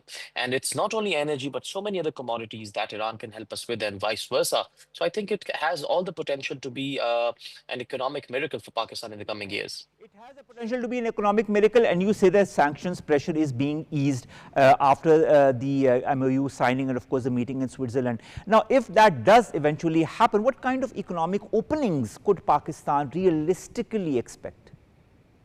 Well, very nice. And the emphasis on the word realistic is very important here. I would start from the energy sector. I've always said this, and on ad nauseum basis now, that Pakistan needs an energy emergency to set its own house in order. 25% of our import bill is energy and energy related. In Iran, good news is that Iran has one of the largest gas fields in the world, probably the largest, and also is the third or fourth most prolific producer of oil in the world as well. Now, Iranian oil sector is also reviving. It's coming back online. There are news that they will be back to their pre-war levels in no time in the coming few months. Gas is also another thing. So on paper, I did some calculations. Pakistan theoretically can replace about 20 to 21% of its total gas needs by just getting good gas from Iran. And that will, of course, be cheaper because the distance is less and Iran has a lot of gas. Secondly, if we do the same calculations for gas, for oil, Pakistan can save anywhere between $500 million to $1 billion per year. And if you combine both of these things, it amounts to somewhere around $2 billion of saving. It is a lot. I mean, of course, not as much as we have gotten from IMF, but still 20-30% of that chunk. So if we are able to pull this off correctly, so energy is the biggest thing. Secondly, there are other commodities, food products that we can help Iran with, and Iran can help with us. And thirdly, the 900-kilometer border, if it is secure, if it is stable, so the smuggling can stop and the people-to-people movement can begin. And all of a sudden, we will see that the both countries will have some good bilateral trade relations, and the trade can run all the way up to $10 billion per year. All right. I mean, that's very important to note, and also the fact that the easing of sanctions can really lead to not only strengthening of Iran's own economy, but also strengthening of the economic relations between both our countries. Javed Malik Saab, Pakistan has always believed in positive and cordial relations with its neighbors, including Iran. In your point of view, what would you say are the key areas of mutual cooperation? Well, absolutely. I would agree with you that Pakistan has a policy of maintaining very positive, cordial relationships with its neighbors. And of course, Iran is one of our neighbors. What the earlier participant has highlighted, the economic potential, that is no denying that there is a lot of potential in terms of expanding the economic ties with Iran. However, there's still, we need to wait and see that this deal or this de-escalation followed by the MOU, followed by the actual deal takes place. Because as of now, still what I understand, there is some road to still cover you need to be able to understand that in order for Iran to really lift its sanctions, it needs to reassure the world community that it's going to, do away with this nuclear program, which is something which is being considered during these discussions. So once assurances can be given that, the nuclear program is no longer an ambition, I think it would be conditional to that, there will be a gradual easing of sanctions and, of course, a defreezing or unfreezing of their assets. Now, if that happens, it can have, of course, initially a very positive impact on the people of Iran who have been suffering, obviously, as a result of their, I would say, the sanctions that have been on that country. And I think they need to really rebuild their country. Once the country gets rebuilt, the potential can be definitely much greater than it is in terms of Pakistan and Iran bilateral trade. Pakistan would want to have a very strong relationship with all its neighbors, including the Gulf countries. As you know, Pakistan shares a very deep-rooted relationship with Saudi Arabia, with the Gulf nations, with the UAE, Qatar. Qatar, of course, is a co-mediator in this whole process. So I think Pakistan needs to balance its relations with all its neighbors, especially the Gulf countries, because we know that there are 5 million Pakistanis that live, work, and do business in the Gulf region. And Pakistan is heavily dependent upon the energy needs from the Gulf region at the moment. Moreover, there is also a lot of trade between Pakistan and the Gulf region, also a lot of investment coming in. So we need to really look at our national interests and see where they lie. They do definitely needs to be prioritized, Javed Saab, and that is how Pakistan will also look into it. And of course, this visit will pave the way for a new chapter as far as that is concerned, because as per the Foreign Office statement that has come at the time of this visit of the Iranian president and the Iranian foreign minister to Pakistan, trade is one of the things that are going to be discussed during the course of the discussions. Usama, last question to you. What practical steps are needed now to deepen economic cooperation between Iran and Pakistan? Banking channels, barter trade, border infrastructure, customs reforms, or direct transport links to turn the visit of the Iranian president into measurable economic progress? Well, you have already answered the question by mentioning all those factors. Very well said. I think the biggest challenge, as the other esteemed colleague said, would be to see how these things move forward. Because once the sanctions are formally lifted, if and when, of course, only then Pakistan and other countries can even think of engaging in formal trade with Iran. And the other thing that would come as a challenge for Pakistan's foreign policy is, of course, how are we going to navigate managing the expectations of the other Gulf countries that may not see eye to eye with Iran on certain matters, whereas Pakistan, of course, being situated in this region and as a virtue of its geographic position, is pursuing a multi-vector foreign policy. So it may come as a challenge, of course, for businessmen as well. But once the formal channels are established in terms of banking, finance, and the sanctions go away properly, then the businessmen, I think, first of all, need to go more often to Iran. The people-to-people movement, that is where it will start from. Then MOU is different, and I think FDI, Pakistan should be going there as well. And so Iranian businessmen should be coming here in Pakistan as well. We do need a lot of FDI. We have not been performing really well on that front recently. So I think there is a whole host of factors that need to be in place. But first and foremost is that whether the nuclear enrichment issue will be resolved perpetually and whether it will not resurface again. Because businesses cannot work on uncertainty. They can work during war, but uncertainty is something that no business can thrive in. And nobody's going to make a decision of billions of dollars until they're sure for their investment on a long-term scale.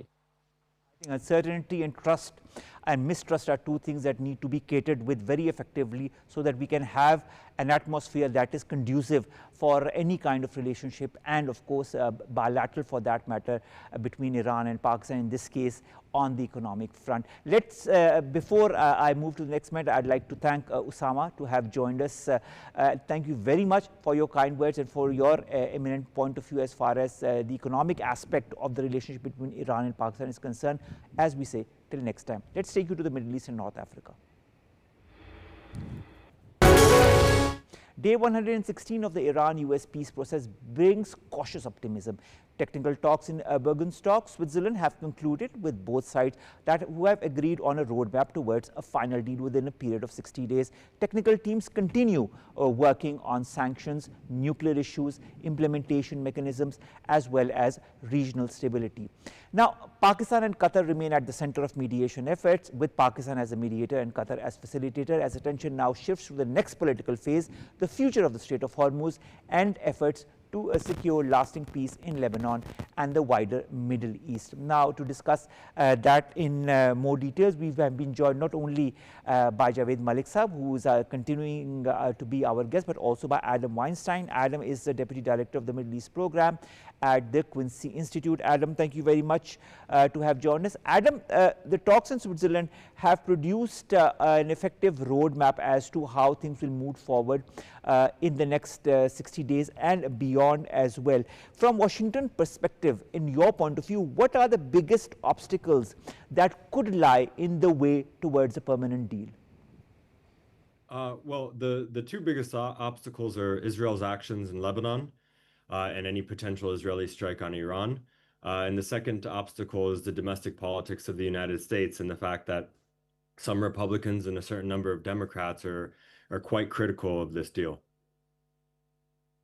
All right.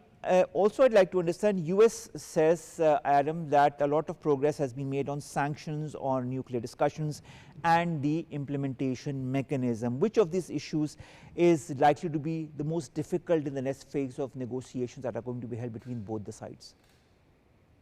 I think it's going to be the implementation issue, whether the IAEA inspectors are allowed inside Iran, what do they do about the nuclear material that was left over from the previous strike that is supposedly trapped under rubble, and these kinds of things. It's easy to get an agreement down on paper. It's a very general agreement, but working out the details over the next 60 days is going to be tough.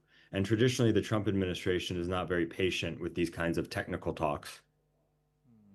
All right, coming to you, Javed Malik Saab, Pakistan and Qatar has again been acknowledged as the key mediator and facilitator in these negotiations. Has Pakistan now established itself as a credible diplomatic bridge between major rivals in the region?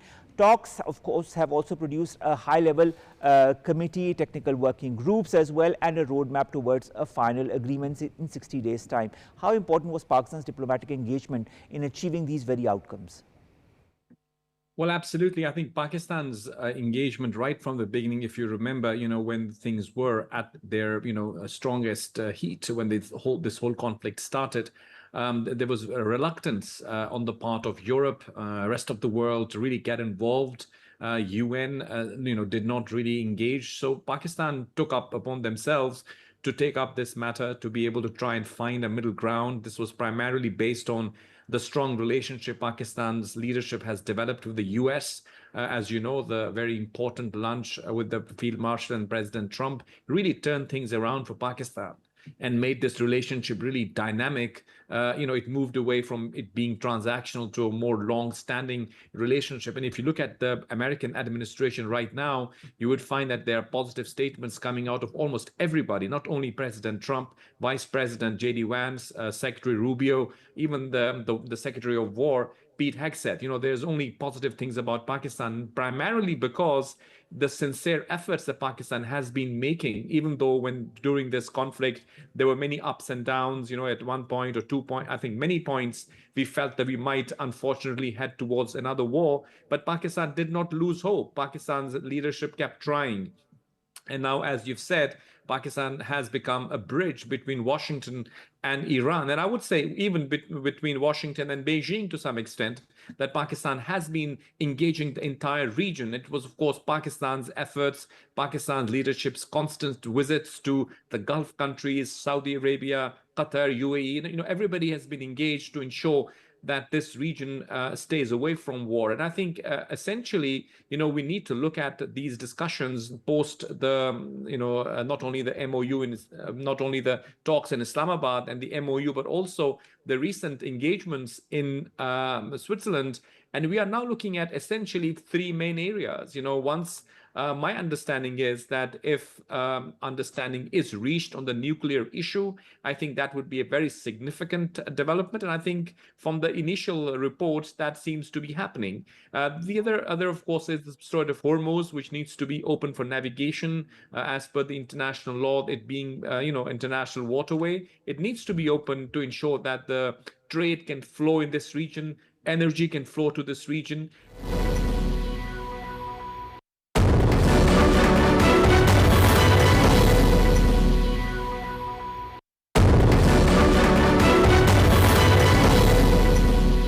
Just in as the Iranian president is in Islamabad on an official visit. The delegation level talks are taking place right now as Prime Minister Shehbaz Sharif will be meeting the Iranian delegation along with the Iranian president Dr. Masoud Pezeshkian, who is at Prime Minister's house right now. The Prime Minister of Pakistan will be having delegation level talks with the Iranian delegation, and the Foreign Minister of Iran, Abbas Araghchi, he is also part of this high-level delegation that is present. President Masoud Pezeshkian and honorable members of Iranian delegation,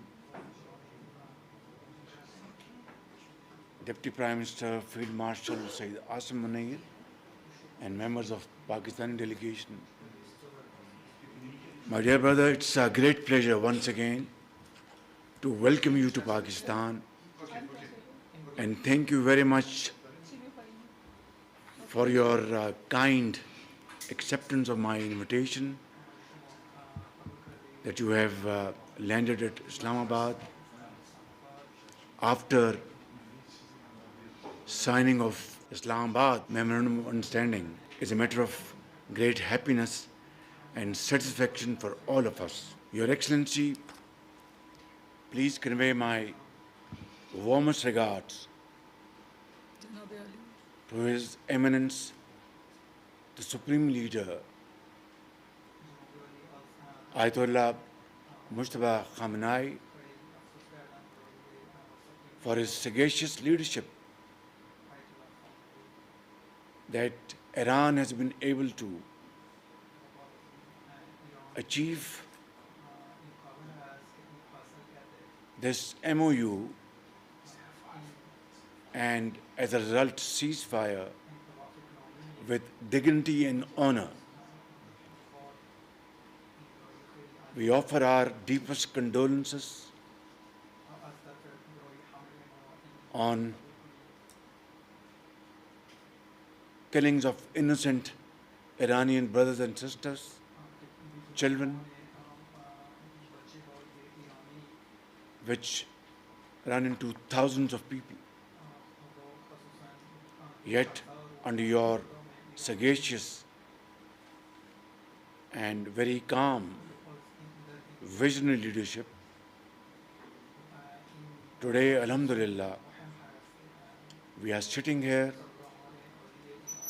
to peep into a very bright future. And I'm very grateful to you and Iranian leadership for having abiding trust in Pakistan's ability to mediate with honesty and sincerity. And I want to assure you that as brothers, we will never let you down. And as they say, that true brotherhood doesn't have any question to answer. And here we are, and I want to assure you that we will carry on with this important role until we have everlasting peace in place on terms and conditions which are dictated by dignity and honor. We appreciate the courage,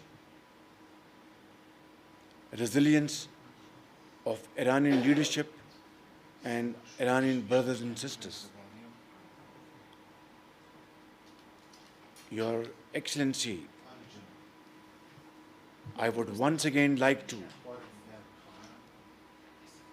highlight the role of Field Marshal Sayyid Asim Munir for his outstanding contribution which led to this ceasefire and signing of this MOU by your good self, by President Trump and Pakistan as a mediator.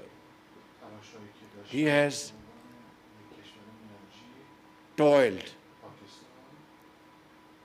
and worked untiringly through the nights, through those dark days,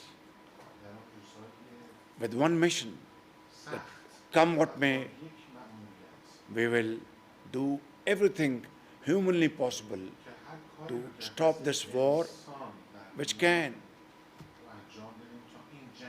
burn vast swath of land and devastate everything.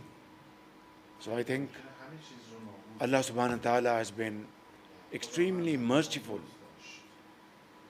and infinitely kind upon all of us, that through our joint efforts we have reached this point. And as a result of that, we had the first session of technical discussions at Bergenstock. I would also like to once again appreciate the efforts of Deputy Prime Minister and his team and Mr. Mohsen Naqvi for his fine shuttle diplomacy, in that Brother Abbas Arakchi has played a pivotal role, and I would also like to bring on record the support we have achieved and received from brotherly and friendly countries, particularly the state of Qatar. His Highness the Amir and the Prime Minister have been absolutely forthcoming in their support to this peace initiative.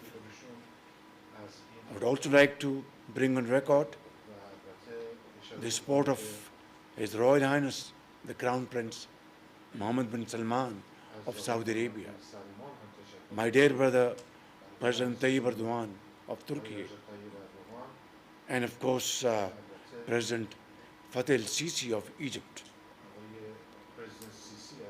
Your Excellency, today we are enjoying happiest of moments that together we will inshallah rebuild our relations between Pakistan in all spheres of life: economic cooperation, trade, investments, reconstruction.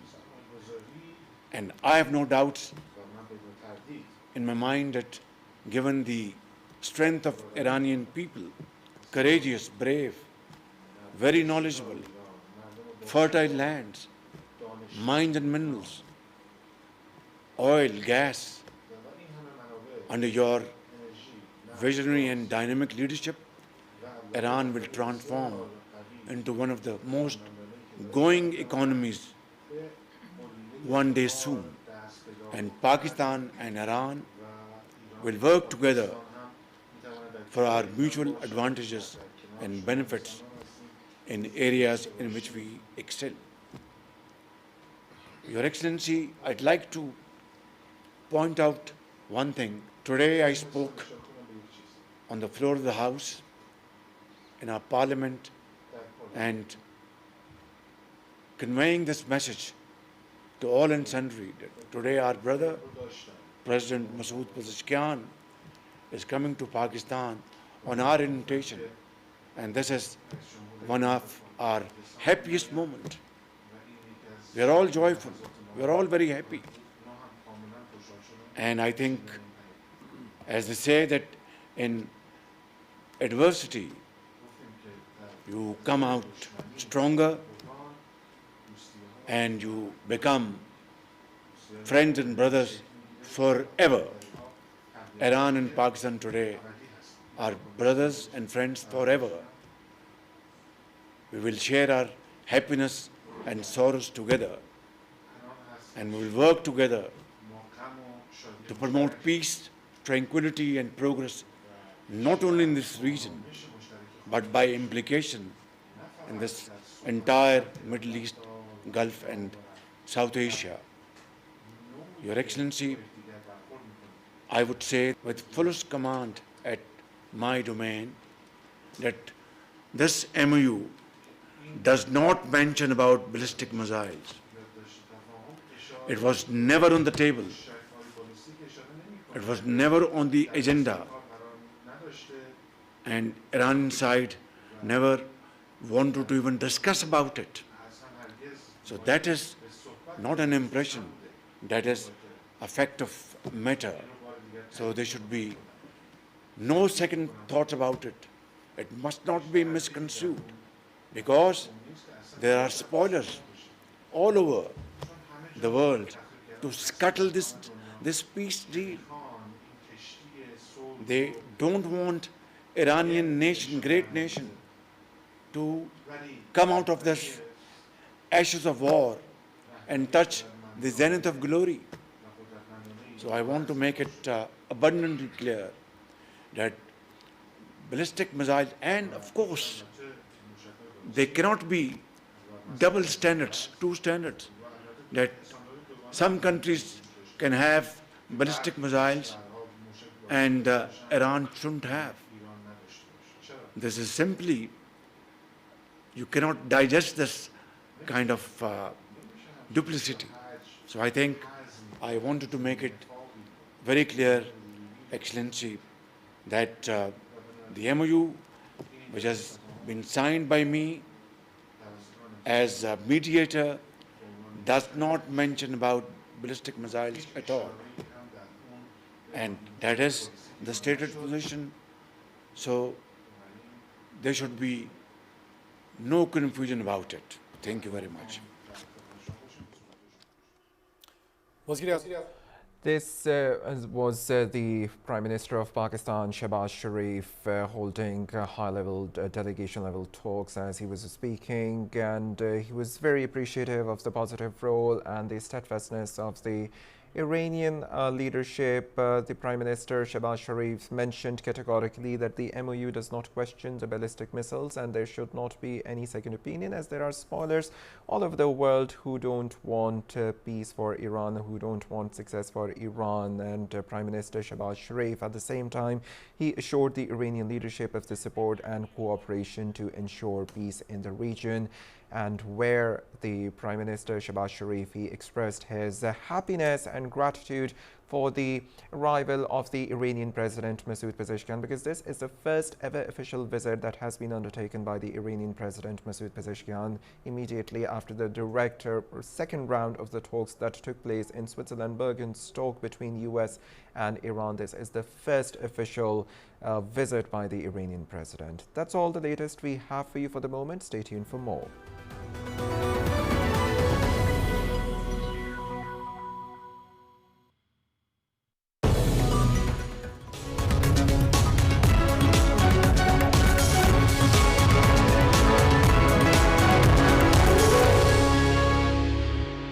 Security structure meeting, I mean, with many important leaders in Ankara, in the capital, but still, I think Iran also, with its share, with maybe its own responsibility, can contribute to the security architecture. Everything's not about NATO, we know that.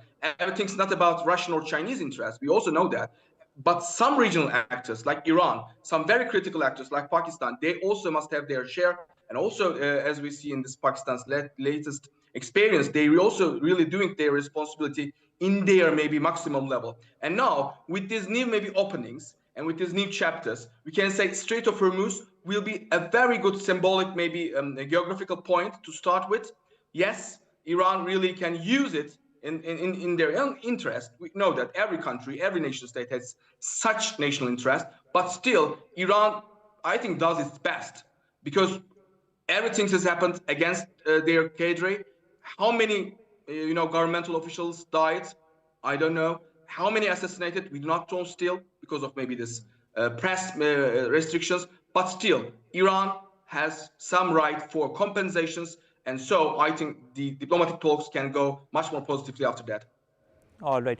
Mehdi, also I'd like to understand, you did mention this a little bit before in our conversation, but Iranian officials continue to link the success of diplomacy as far as this conflict is concerned to stability in Lebanon. How central is the Lebanon file to the broader Iran-US understanding?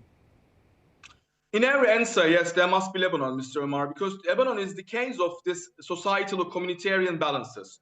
It is not the issue of one day. It is not the issue of this 1 week terrorism acts like quote unquote Israeli, some intelligence officer said, because we must look at these historical balances. We must look at the societal balances. For maybe hundreds of years, we have such communitarian values, communitarian linkages. Yes, some organizations can be linked with some other states. We know the outside groups which are linked with Iran for years. And we know the foreign policy tactics of Iran, but that doesn't mean that US and Israel can, do and make these all attacks for years. I mean, for especially these months. And after that, I think we see that this Lebanese case will be so sensitive because of this. I think Mr. Wentz really appeared as maybe so brave, you can say.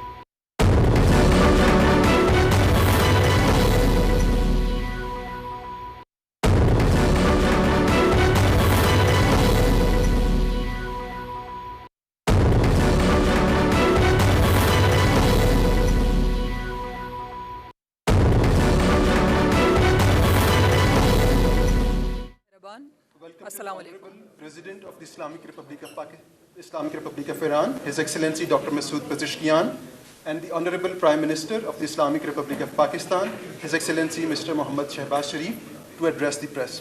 Rice जमहूर मोहतरम जमहूरियत Islamia Iran जनाब आगई doctor Masood Pezeshkian व नखस्त वज़ीर मोहतरम जमहूरियत Islamia Pakistan را برای افکار خودتان در این نشست خبری مشترک خوش آمد میگوییم.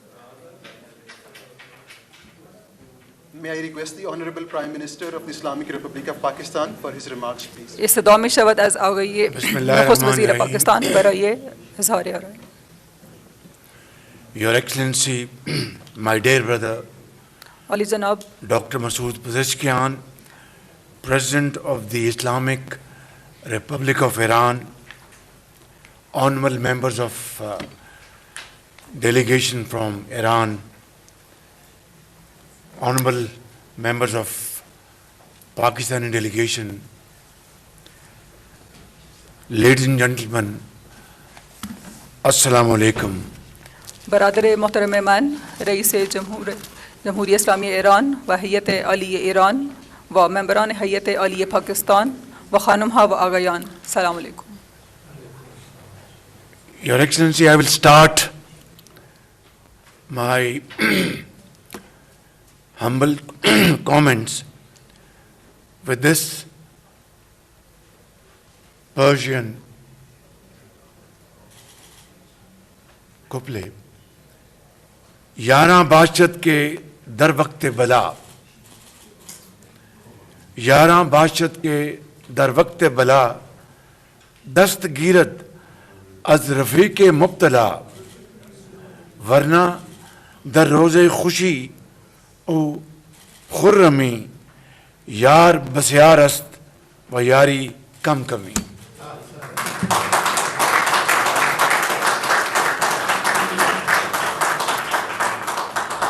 عالی جناب من آرای خود را با این شعر فارسی شروع می کنم.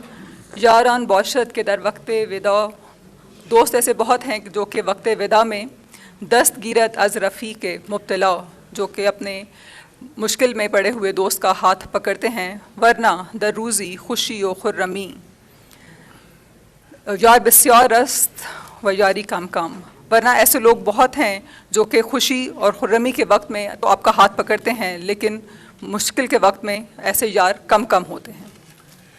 My dear brother, President Masood Pezeshkian, it is my profound honor to once again welcome you to Pakistan along with your delegation. My dear brother, yes. برادر محترم رئیس جمهوری ایران، من بار دیگر از شما و هیئت عالی ایران در پاکستان خوش آمد میگویم. My dear brother, the world knows you, and so we do, as a visionary and a sagacious leader of a great country, Iran. But you are a man of many talents and qualities. You are calm, you are wise, and you are patient. برادر محترمان، جهان همی داند و ما همی دانیم که شما یک رهبر متفکر ایران هستید، شما دانشمند هستید، شما متدبر هستید. While you are a patient person, you have also served suffering humanity by treating patients in the hospitals. نه فقط این که شما یک نفر صبور هستید، شما حتی در بیمارستان بیماران ها را هم علاج می کنید، معالج ایشان هم هستید.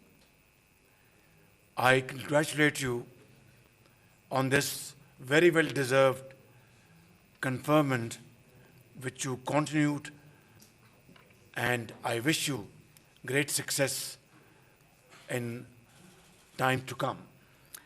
من به شما تبریک عرض می کنم بر این استعداد عالی که شما دارید و امیدوار هستیم که در آینده هم همچنین رفتار خواهی کرد. Your Excellency, today is a historic moment between Pakistan and Iran. And after signing the Islamabad Memorandum of Understanding, which was signed by your good self, President Donald Trump, and Pakistan as a mediator, it is a matter of great happiness that this war has come to an end, which could have engulfed the entire region and beyond. Alhamdulillah, through your sagacious leadership and your colleagues, and on the part of Pakistan as an honest and sincere mediator, this MOU was signed a few days ago, and that led to the first technical parleys at Bergenstock, Switzerland. عالی جناب، امروز یک فرصت فوق العاده‌ای هست که شما و رئیس جمهور آمریکا یک تفاهم نامه را امضا کردید در سوئیس و پاکستان در آن مورد یک نقش میانجیگیری را ایفا کرد و باید گفت که این رهبری شما و همکاران شما بودند که تا اینجا رسیدند و پاکستان به عنوان یک میانجیگر در این امضا کردن این تفاهم نامه نقش خود را ایفا کرد. My dear brother, we pray to Allah Almighty that inshallah this arrangement will usher in a new era of peace, stability and prosperity for this entire region. برادر عزیز من از خداوند متعال دعا می کنم و امیدوار هستم که این یک آغاز یک دور خیلی متعالی هست. On this occasion, I would like to pay my deepest tribute to His Eminence, Supreme Leader, Ayatollah Sayyid Mujtaba Khamenei, whose wisdom and sagacity has guided the brotherly people of Iran through these very difficult and challenging times. در این فرصت من از رهبری جناب آقای آیت الله سید مجتبی خامنه‌ای تحسین خواهم کرد که در این اوقات مشکل رهبری کشور خود را انجام داد. Throughout this crisis, Your Excellency, the entire Iranian nation, our Irani brothers and sisters, have demonstrated their unity with honor and dignity, and that is worthy of our deepest appreciation. در تمام این مراحل شما و ملت ایران و خواهران و برادران ایرانی ما در این مرحله مشکل نقش خود را با احسن انجام دادند. The courage and endurance displayed, and of course in the face of extreme adversity, have been awe-inspiring. باید گفت که این قوت و همت که مردم ایران نشان دادن خیلی فوق العاده هست و ما از آن تحسین میگوییم. Once again, my brother, President Pezeshkian, I take this opportunity to express our heartfelt condolences on the loss of thousands of precious lives, including the late Supreme Leader, Ayatollah Sayyid Ali Khamenei, who was a great visionary leader and respected by all and sundry around the Muslim world. برادر گرامی من بار دیگر از شهادت رهبر عالی ایران آیت الله سید خامنه‌ای که برای همه ما و برای تمام کشور اسلامی جهان محترم بود اظهار تأسف میکنم. The people of Pakistan share the grief of our Iranian brothers and sisters and stand in complete solidarity with the people of Iran. مردم پاکستان همچنین با مردم ایران هستند. Your happiness is our happiness. Your sorrow is our sorrow. اندوه و غم شما اندوه و غم ما هست و خوشحالی شما خوشحالی ما. Your Excellency, Pakistan and Iran are far more than just neighbors. We are brothers bound together by centuries of shared history, faith, culture, and civilizational links.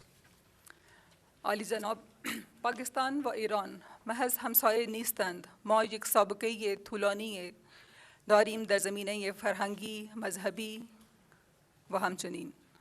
Iran's success is our success, and Iran's loss is our loss. غم شما غم ماست. موافقت ایران موافقت ماست و And this sentiment, Your Excellency, reflects deeply the feelings of the people of Pakistan. و این احساسات که من اینجا بیان میکنم همچنین از طرف مردم پاکستان هست. Pakistan remains grateful to the Iranian leadership for reposing your abiding trust in Pakistan to initiate and mediate this peace process. مردم پاکستان از مردم ایران و رهبری شما سپاسگزار هستیم که شما در این مورد که این در مرحله امنیت و که هست نقش خود را ایفا میکنید. And by the grace of God, we have done this act of mediation with fullest honesty of purpose and complete sincerity. Alhamdulillah. با کمک خداوند متعال ما این کار میانجی را با تمام خلوص انجام دادیم. الحمدلله. خدا را شکر. I commend both the Iranian and US delegations for their serious and constructive participation in the talks held at Bergenstock, Switzerland. من تحسین میگویم از نقش مهم رهبری ایران و هم رهبری آمریکا که در سوئیسرلند در سوئیس این تفاهم نامه را امضا کردند. Your Excellency, this progress simply couldn't have been achieved without the support and encouragement of many brotherly and friendly countries.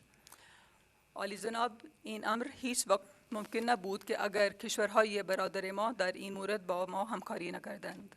I wish to express my deepest appreciation to my dear brother, His Highness Sheikh Tamim bin Hamd Al Thani, Amir of the State of Qatar, for his pivotal role in achieving this peace process. من از برادر خود شیخ تمیم بن حمد الثانی امیر قطر برای نقش اصلی که در این مورد ایفا کردن تحسین میگویم. I also extend my sincere gratitude to my very dear brother, His Royal Highness Crown Prince Mohammed bin Salman of the Kingdom of Saudi Arabia, my dear brother President Recep Tayyip Erdogan of Turkey, and President Abdel Fattah el-Sisi of Egypt for their steadfast support and encouragement. همچنین من سپاسگزار هستم از جناب شاهزاده سعودی عرب محمد بن سلطان و از رجب اردوغان رئیس ترکیه و از الفتح سیسی رئیس جمهور مصر. At this juncture, I would also like to pay special tribute to Field Marshal Sayyid Asim Munir, his untiring efforts, his unwavering commitment, and steadfast resolve, and faith in Allah Almighty, even during the dark days. He never wavered, and as a result, was instrumental in helping build the consensus that made this historic breakthrough possible by the grace of God. در این موقع من این فرصت را استفاده می کنم که تشکر می کنم از فرمانده عسکری پاکستان جناب آقای عاصم منیر که نقش خیلی مهم را در این مورد ایفا کردند و تیقن که وی در خداوند متعال داشت و تمام تلاش های شبانه روزی که ایشان در این مورد ایفا کردند از ایشان سپاسگزار هستم. I would also like to acknowledge the dedicated efforts of Deputy Prime Minister Mohammad Ishaq Dar and his team at the Foreign Office, combined with valuable contributions of our Interior Minister Mohsen Naqvi in advancing this noble cause. همچنین من از تلاش های رئیس نایب پاکستان جناب آقای اسحاق دار و از وزیر کشور جناب آقای محسن نقوی هم سپاسگزاری می کنم. Ladies and gentlemen, this evening, President Masood Pezeshkian and I have held very productive discussions in a very cordial atmosphere, and it was like, a family reunion, and brothers were talking to each other with fullest clarity and total commitment that we will do everything to strengthen our brotherly relations like never before. خانم ها و آقایان، امروز من و رئیس جمهور برادر من با هم گفتگوی خیلی حاصلخیز داشتیم و صمیمانه ماننده یک فامیلی و برادرانه با هم صحبت کردیم که در آینده هر کاری که انجام می دهیم با از یکدیگر همکاری می کنیم. My dear brother, President Masood Pezeshkian, Pakistan and Iran have consistently stood by one another in difficult times, and recent events have once again demonstrated beyond any ray of doubt the enduring strength of this brotherhood, this friendship, and this partnership. برادر من مسعود پزشکیان، من اینجا بار دیگر میگویم که پاکستان و ایران که همیشه با هم در اوقات سخت با یکدیگر همکاری میکردند و در این فرصت که امروزها هم این امر را دوباره ثابت کردیم که ما برادر هستیم. In conclusion, I once again thank my very dear brother, President Pezeshkian, for visiting Pakistan on our invitation and for the warmth and sincerity that he and his delegation have brought with them and demonstrated in no uncertain terms. در آخر بار دیگر تشکر می کنم از تشریف آوری رئیس جمهوری اسلامی ایران و هیئت متعالی وی که دعوت ما را قبول کردند و در پاکستان تشریف آوردند. On your gracious invitation, my dear brother President Pezeshkian, I shall be undertaking a visit to Tehran next week, inshallah, to pay our respects to the late Supreme Leader, Ayatollah Sayyid Ali Khamenei, and to reach with our brotherly people of Iran. من به دعوت شما برادر گرامی من انشاءالله در هفته آینده به تهران سفر خواهم کرد برای اظهار تعظیم در خدمت جناب آیت الله خامنه‌ای. زنده‌باد دوستی پاکستان و ایران. دوستی پاکستان و ایران زنده باد.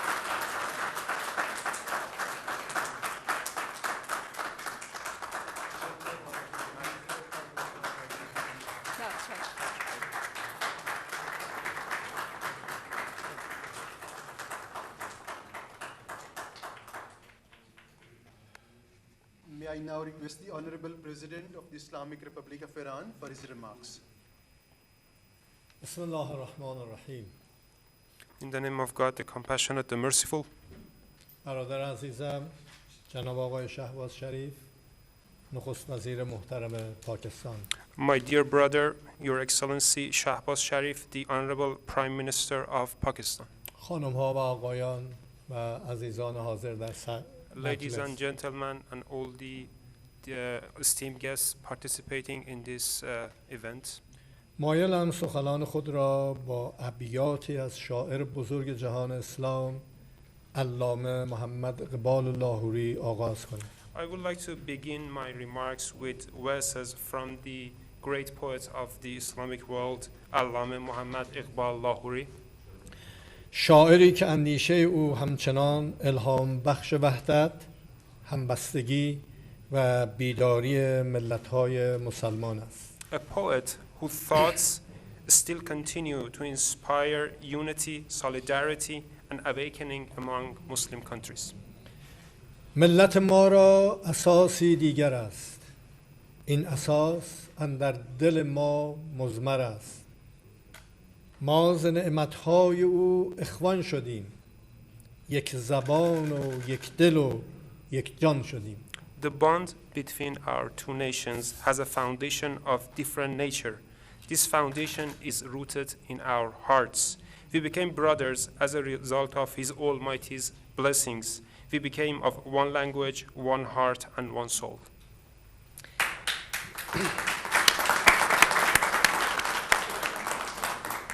این ابیات به زیبایی حقیقتی را بازگو می کند که در طول دهه‌ها زیربنای روابط جمهوری اسلامی ایران و جمهوری پاکستان بوده است. These verses beautifully retell the story and the fact that for decades has been the foundation of relations between the Islamic Republic of Iran and the Islamic Republic of Pakistan. اینکه دو ملت صرفاً در کنار یکدیگر زندگی نمی کنند، بلکه در بسیاری از آرمان‌ها، دغدغه‌ها و امیدهای خود سرنوشتی مشترک دارند. The fact that the two nations do not merely live next to each other, but they share a common destiny in the majority of their aspirations, concerns and hopes. پاکستان برای ما تنها یک کشور همسایه نیست. کشوری دوست، برادر و همراهی صمیمی است که پیوندهای عمیق تاریخی، فرهنگی، دینی و مردمی ملت‌های ما را به یکدیگر نزدیک ساخته است. Pakistan for us is not merely a neighboring country. It's a brotherly and friendly country and has been a friendly and amicable companion and has had deep historical, cultural, religious, and popular bonds between the two nations, and these bonds have brought together our nations closer. روابط تهران و اسلام آباد همواره بر پایه احترام متقابل، حسن نیت و اعتماد تاریخی استوار بوده است و تحولات اخیر نیز بار دیگر استحکام این سرمایه ارزشمند را به نمایش گذاشت. The relations between Tehran and Islamabad has always been consolidated on the basis of mutual respect, goodwill, and historical trust, and the recent developments once again has showcased the consolidation of this valuable asset. در مقطع تحولات اخیر نیز بار دیگر این استحکام ارزشمند را به نمایش گذاشت. در مقطعی حساس که منطقه با چالش‌های متعدد روبرو بود، نقش مسئولانه و دوراندیشانه پاکستان در حمایت از گفتگوها، کاهش تنش‌ها و تقویت ثبات منطقه‌ای جلوه‌ای از نگاه برادرانه و آینده‌نگر این کشور نسبت به تحولات منطقه بود. In a critical historical juncture that the region is facing a multitude of challenges, the responsible and visionary role played by Pakistan in supporting the discussions and negotiations, in de-escalating and in strengthening the regional stability is a manifestation of a brotherly and futuristic attitude and viewpoint by this country towards the developments in the region. متقابلاً پذیرش این ابتکار از سوی جمهوری اسلامی ایران نیز بازتاب اعتماد دیرینه‌ای بود که ملت ایران نسبت به ملت، دولت و مقامات پاکستان دارد. Mutually and reciprocally, the acceptance of this initiation by the Islamic Republic of Iran is also a reflection of the ancient and age-old trust that the Iranian nation has towards the nation, the government, and the authorities of Pakistan. دولت و ملت جمهوری اسلامی ایران قدردان تلاش‌ها، حمایت‌ها و همبستگی دولت و مردم پاکستان است. The government and the Iranian nation appreciate the efforts, the supports, and the solidarity displayed by the government and the people of Pakistan. بر خود لازم می‌دونم از میزبانی و مهمان نوازی گرم دولت جمهوری اسلامی پاکستان از هیئت ایرانی تشکر و قدردانی نمایم. I deem it necessary to express my appreciation and gratitude to the government of the Islamic Republic of Pakistan for the warm welcoming and hospitality that they have shown towards the Iranian delegation. این جانب بنا به دعوت رسمی و برادرانه برادر عزیزم جناب آقای شهباز شریف، نخست وزیر محترم پاکستان، در رأس یک هیئت بلند پایه به این کشور عزیمت نمودم. I traveled to Iran as the head of a high-ranking delegation on the basis of the official and brotherly invitation of my dear brother, His Excellency Shahbaz Sharif, the Honorable Prime Minister of Pakistan. در طول این سفر دیدارها و گفتگوهای سازنده‌ای با برادر عزیزمون شهباز شریف داشتیم، با جناب آقای آصف علی زرداری رئیس جمهور محترم پاکستان داشتیم، با برادرمون فیلد مارشال عاصم منیر فرمانده محترم ارتش پاکستان گفتگوهای بسیار خوبی داشتیم. During this trip, I have had constructive meetings and discussions with Your Excellency Shahbaz Sharif, the Honorable Prime Minister of Pakistan, with His Excellency Asif Ali Zardari, the Honorable President of the Islamic Republic of Pakistan, and with His Excellency Field Marshal Asim Munir, the Honorable Chief of the Armed Forces of Pakistan.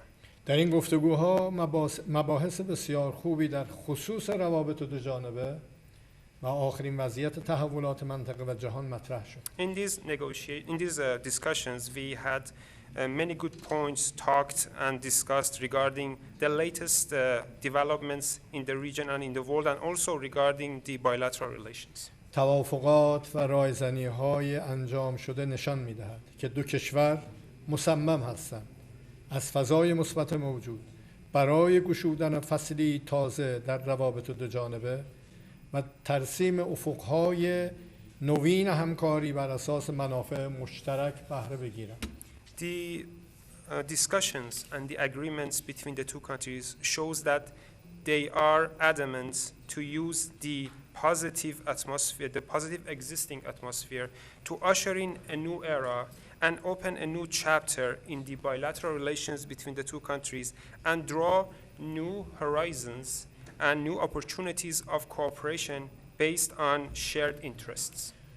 به عنوان جمهوری اسلامی ایران عمیقاً بر این باوریم که صلح، ثبات، امنیت پایدار و توسعه و رفاه ملت‌ها در منطقه استراتژیک غرب آسیا و خلیج فارس تنها از طریق گفتگوهای صریح و صادقانه و همکاری‌های درون منطقه‌ای و تعاملات مبتنی بر احترام متقابل کشورهای منطقه قابل تأمین است.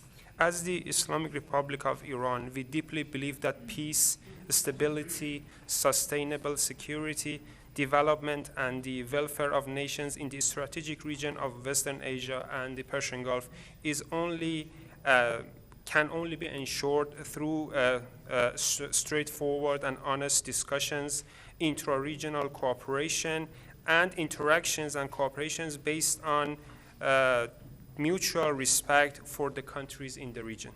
بر این مبنا دست دوستی برای ایجاد فهم مشترک و معماری جدید امنیتی در منطقه به سوی کشورهای اسلامی دراز می‌کنیم.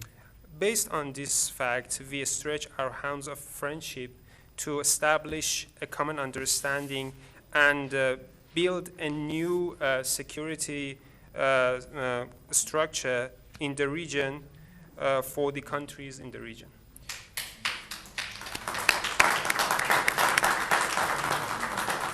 اشاره شما به قطر و عربستان سعودی، به مصر و ترکیه، رؤسا، امیران و فرماندهان و مسئولین اینجا برای ایجاد یک زبان نگاه مشترک، نگاه و اشاره بسیار ارزشمندی بود. Your Excellency mentioned the leaders of different countries such as Qatar, Saudi Arabia, Egypt, and Turkey. I believe it was Qatar, Saudi Arabia, Egypt, and Turkey. I believe it was a very well-placed mentioning of the roles that these authorities and that these leaders actually played in the discussions that led to the peace. مسلمان‌ها باید ید واحد بشن در مقابل منصبا. I believe Muslims shall form a united front against their enemies. بر این باوریم که ظرفیت‌های عظیم دو کشور در کنار اراده سیاسی رهبران و حمایت ملت‌ها می‌تواند روابط ایران و پاکستان را به سطحی شایسته جایگاه دو کشور مهم جهان اسلام ارتقا دهد و الگویی موفق از همکاری و همگرایی و برادری در منطقه ارائه کند. We believe that the tremendous potentials of the two countries, besides the political will of the leaders and the support of the countries in the region, can elevate, and the support of the nations of the two countries can elevate the relations between Iran and Pakistan to a level that is befitting the two countries' position in the Islamic world and can produce a successful model of cooperation in solidarity and brotherhood.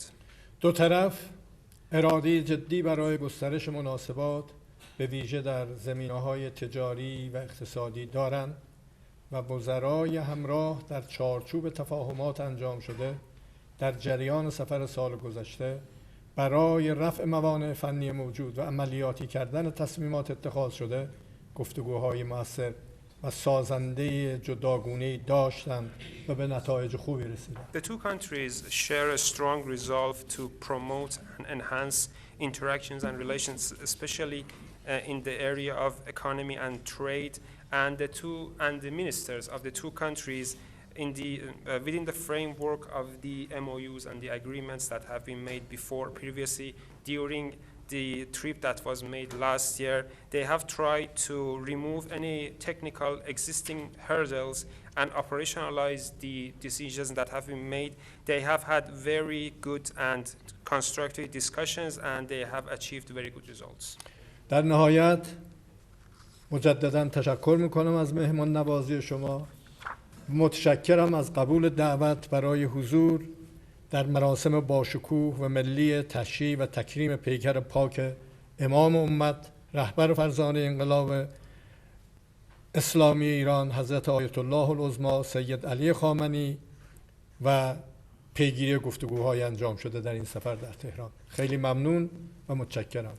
In the end, Your Excellency, I would like to once again express my appreciations for the hospitality that your country has shown towards my delegation, and also for accepting our invitations for taking part in the celebrations and the commemoration of the late Supreme Leader of the Islamic Republic of Iran, Grand Ayatollah Sayyid Ali Khamenei, and also for the follow-up of the agreements that have been made between the two countries. Thank you very much. Thank you very much.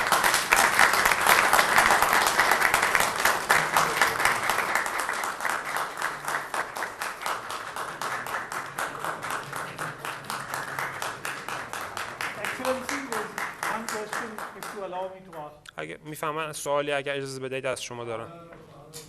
Please. Excellency, I'm from Pakistan Television. Excellency, my question is, Pakistan is playing a leading role in the mediation process. Other countries like Qatar are also playing their mediatory role. Are you satisfied with the role of Pakistan in the process? آقای رئیس جمهور، سوال من این است که پاکستان نقش اصلی رو در میانجیگری میان ایران و طرف مقابل داشته. کشورهای دیگه مثل قطر هم نقش خودشون رو در میانجیگری ایفا کردن. آیا شما راضی هستید از نقشی که پاکستان در میانجیگری بین ایران و طرف مقابلش ایفا کرد یا خیر؟ من در جلسه خدمت برادر عزیزم گفتم.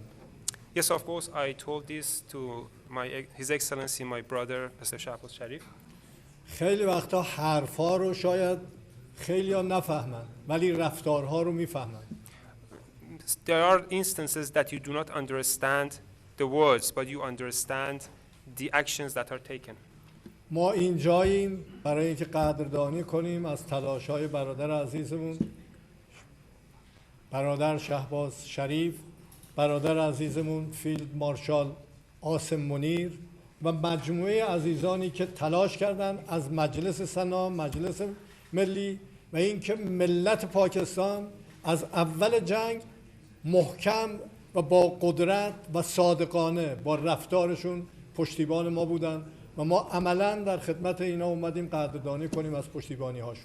We are here to appreciate all the efforts that His Excellency, my dear brother Shahbaz Sharif, His Excellency Asim Munir, and excellencies from the Senate and from the National Assembly have actually done for the mediation. We are also here to appreciate the efforts of the Pakistani nation that from the beginning of the war have shown with might and with strength, they shown their support for the Iranian nation, and they have been adamant and honest in their endeavors to show the support. حتما اگر تلاش این عزیزان نبود ما به اینجا نمی‌رسیدیم.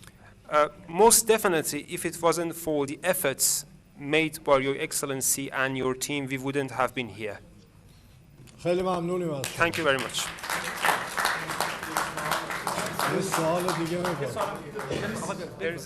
This concludes the ceremony. Thank you very much. I have a question.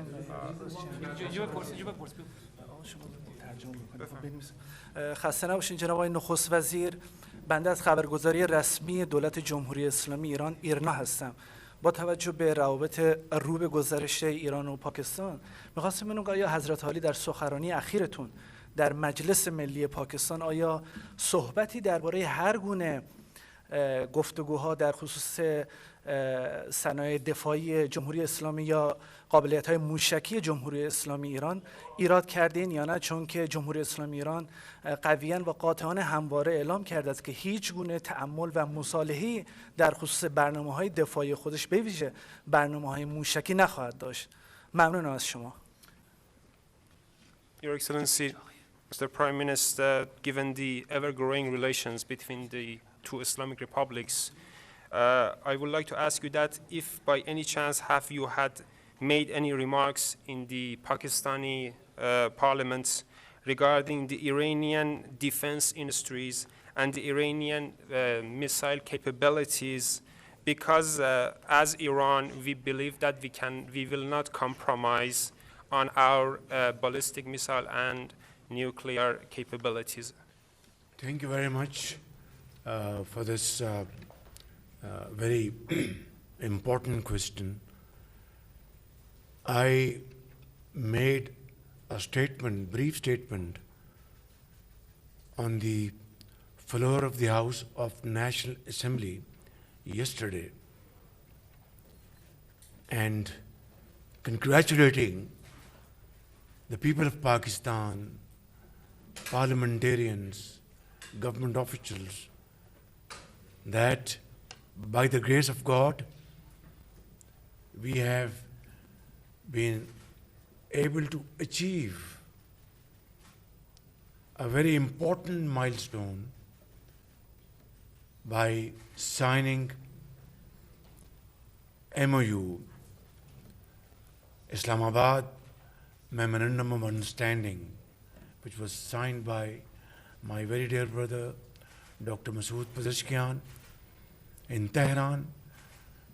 President Donald Trump, probably he was in France, and I signed this document here in Islamabad as a mediator.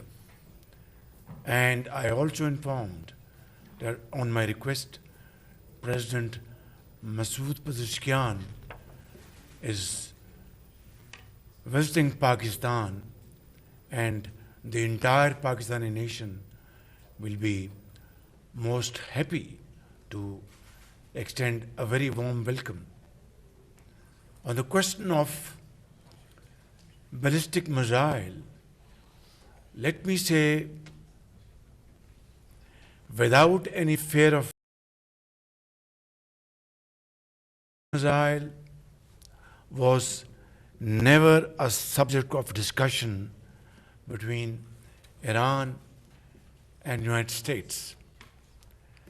It was not on the table at all, and it has no mention in the MOU. If you read its terms and conditions, there is no mention of ballistic missile at all. So I want to make this point clear without any ambiguity. And above all, if Iran, our brotherly country, has ballistic missile only for their defense purposes, there are many other countries around the globe who have such missiles in the stockpile. So why object to Iran's ballistic missile? This would amount to a controversy which will generate unnecessary delays and doubts and question marks. So, in conclusion, let me say categorically that ballistic missile was never part of the agenda which was discussed. It is not part of the MOU, and it was never on the table. Thank you. تشکر میکنم از این سوال بسیار مهم. من دیروز در مجلس ملی پاکستان سخنرانی کوتاهی رو داشتم و اونجا به مردم پاکستان تبریک گفتم که با کمک خداوند متعال تونستیم یک موفقیت رو به دست بیاریم با امضای تفاهمنامه اسلام آباد میان سه کشور. جناب آقای برادر محترمم جناب آقای مسعود پزشکیان در تهران این سند رو امضا کردن، آقای ترامپ رئیس جمهور آمریکا در فرانسه و من در اسلام آباد به عنوان میانجی این سند رو امضا کردیم.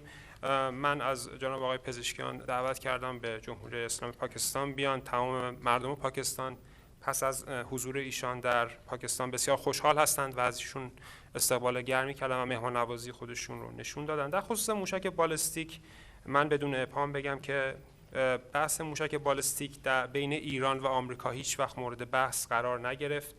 این گزینه روی میز نبودش و در تفاهم نامه هم به هیچ عنوان ذکر نشده و در این خصوص هیچ گونه مبحثی نیست و هیچ ابهامی هم وجود نداره. بالاتر از این اگر بخواهم بگویم، اگر کشور ایران به عنوان کشور همسایه ما موشک بالستیک داشته باشد برای مقاصد دفاعی، خب تنها برای مقاصد دفاعی که همیشه این کار برای مقاصد دفاعی انجام داده، کشورهای بسیار زیادی در سراسر جهان هستند که این موشک‌ها رو انبار کردن. پس چرا باید من اعتراض بکنم به اینکه ایران موشک بالستیک داره؟ این تنها باعث ایجاد مشکل میشه، باعث ایجاد تأخیر میشه، باعث ایجاد سوال برای طرف‌های درگیر میشه در این مسئله. برای همین من با قاطعیت اینجا میگویم که موشک بالستیک بخشی از تفاهم نامه نبوده بین ایران و آمریکا، بر روی میز نبوده و در دستور کار دو کشور هم قرار نداشته. متشکرم. Finally, let me say this as a flashing sign of warning that there is no dearth of spoilers around the globe who are most unhappy and deeply dejected and disappointed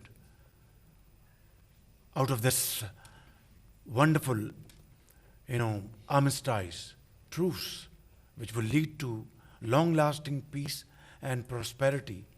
They are out to scuttle this deal, create confusions, create doubts, and my brother Masood Pezeshkian, myself, and our brotherly and friendly countries are completely resolved that we will be like an iron wall against those spoilers.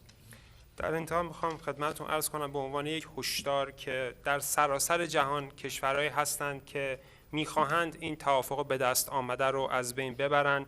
این کشورها بسیار ناامید و بسیار ناراحت هستند از این توافقی که بین ایران و طرف مقابل به دست اومده و اونها میدونند که صلح بین دو کشور، آتش بست میان دو کشور منجر به صلح و رفاه برای ایران و حالا طرف‌های دیگر می شود و این کشورها که به دنبال خرابکاری هستند به دنبال ایجاد شک و تردید هستند از این طریق. و من برادر عزیزم جناب آقای مسعود پزشکیان و مردم دو کشور اراده بسیار قوی داریم که با مشت محکم جواب این کشورهایی که میخواهند روابط میان ما و این موفقیت بزرگ رو که به وجود آمده و به دست آمده رو از بین ببرن، با مشت محکم با اونها پاسخ خواهیم داد.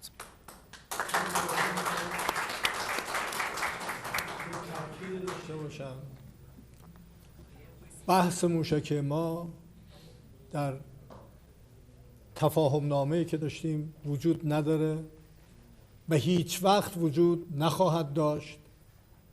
اگر ما موشکامون که برای دفاع از خودمون بود نبود، اسرائیل ایران رو و آمریکا ایران رو مثل غزه شخم می‌زدن و به پیر و جوان رحم نمی‌کردن. اینا از حقوق بشر دم می‌زنن.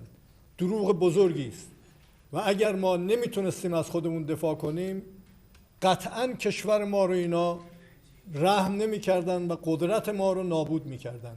در نتیجه هیچ وقت هیچگاه در مقابل توان دفاعی خودمون با هیچ کس گفتگو نخواهیم کرد.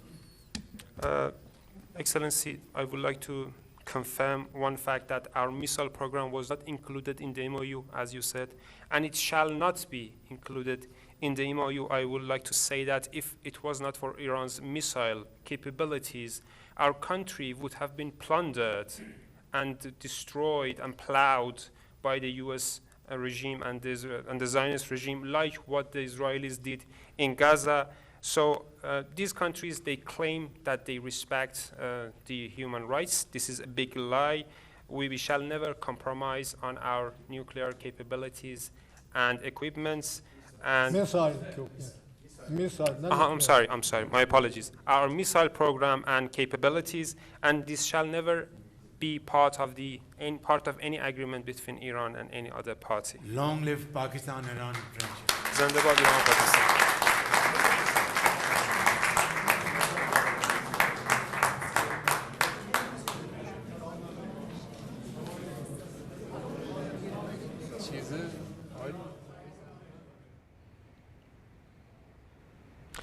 That was the Iranian President Masoud Pezeshkian along with the Prime Minister of Pakistan Shehbaz Sharif speaking at the Prime Minister's house as the Iranian President Masoud Pezeshkian in his words expressed his gratitude and appreciation for the Pakistani leadership and the nation, and he said that Pakistan is not just a neighbor but a brotherly nation. The relations between Islamabad and Tehran have always been based on their mutual respect and trust, and he also categorically mentions that Iran's defense capabilities, ballistic missiles will never be part of the MOU. And of course, the Prime Minister Shehbaz Sharif, he appreciated the resilience of the Iranian nation and its leadership, and also Shehbaz Sharif in his speech announced that he will be undertaking an official visit to Tehran next week when he will be paying respects to the late Supreme Leader Ayatollah Ali Khamenei. The Iranian president appreciated the proactive, constructive and a positive role that Pakistan has played in these challenging times, mentioning the constructive role and the efforts of the Prime Minister Shehbaz Sharif and Chief of the Defense Forces Field Marshal Syed Asim Munir, and also the efforts of the President Asif Ali Zardari. He said that in these recent times there have been many turbulent moments, but these recent times also manifest Iranian nation's trust in the Pakistani nation.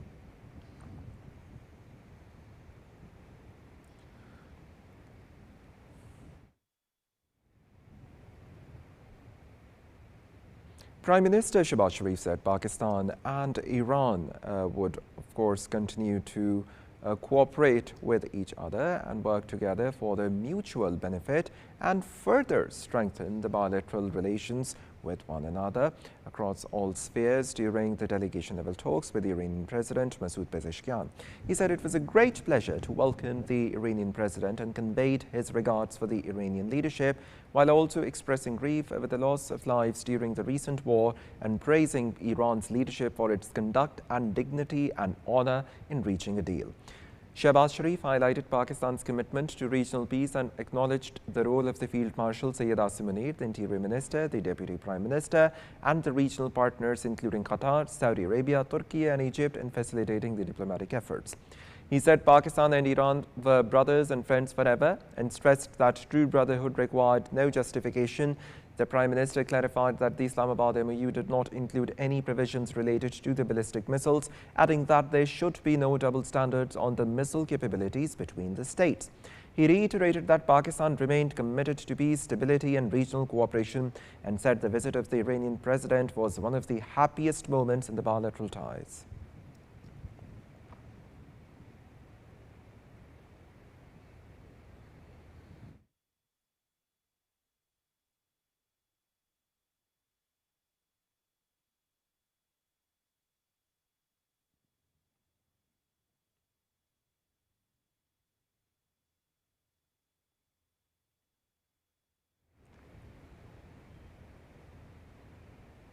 Well, of course, as we are talking of the Iran and Pakistan's bilateral relations and this very important visit of the Iranian President Dr. Masoud Pezeshkian, which he has undertaken today. He is in Islamabad right now along with the high-level Iranian delegation that includes the Foreign Minister of Iran, Abbas Araghchi, to discuss more regarding the importance of this visit and what prospects this visit of the Iranian leadership holds for both nations. We have been joined by Dr. Manzoor Afridi, who happens to be the head of the Department International Relations, Islamic University, Islamabad, to share his views on this visit. So thank you very much for your time with Pakistan TV. Of course, it's a very important visit of the Iranian President Dr. Masoud Pezeshkian to Pakistan, which he has undertaken upon the invitation of the Prime Minister Shehbaz Sharif. Now, how do you see the importance of this visit, and what are the opportunities for both sides in terms of geostrategic opportunities and economic opportunities?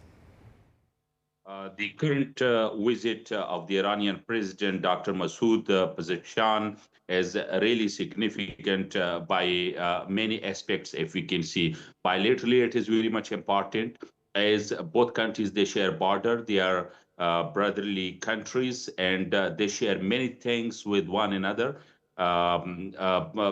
Already Pakistan and Iran, they have committed that the bilateral trade volume annually they will increase it by 10 billion US dollars. So it's a big number, and steadily it will grow more and more. The third thing, bilaterally, it's important that even within the CPEC, China-Pakistan Economic Corridor, as it was considered as a competitor, but now the geostrategic positions have proved that it is equally beneficial, not only for Pakistan and China, but also for Iran and other Middle Eastern countries. So there is also opportunity to link the trade routes, the energy routes of Iran and Persian Gulf through the Gwadar seaport, and further it intensifies, it accelerates the trade of many countries, and at the Persian Gulf or the Strait of Hormuz,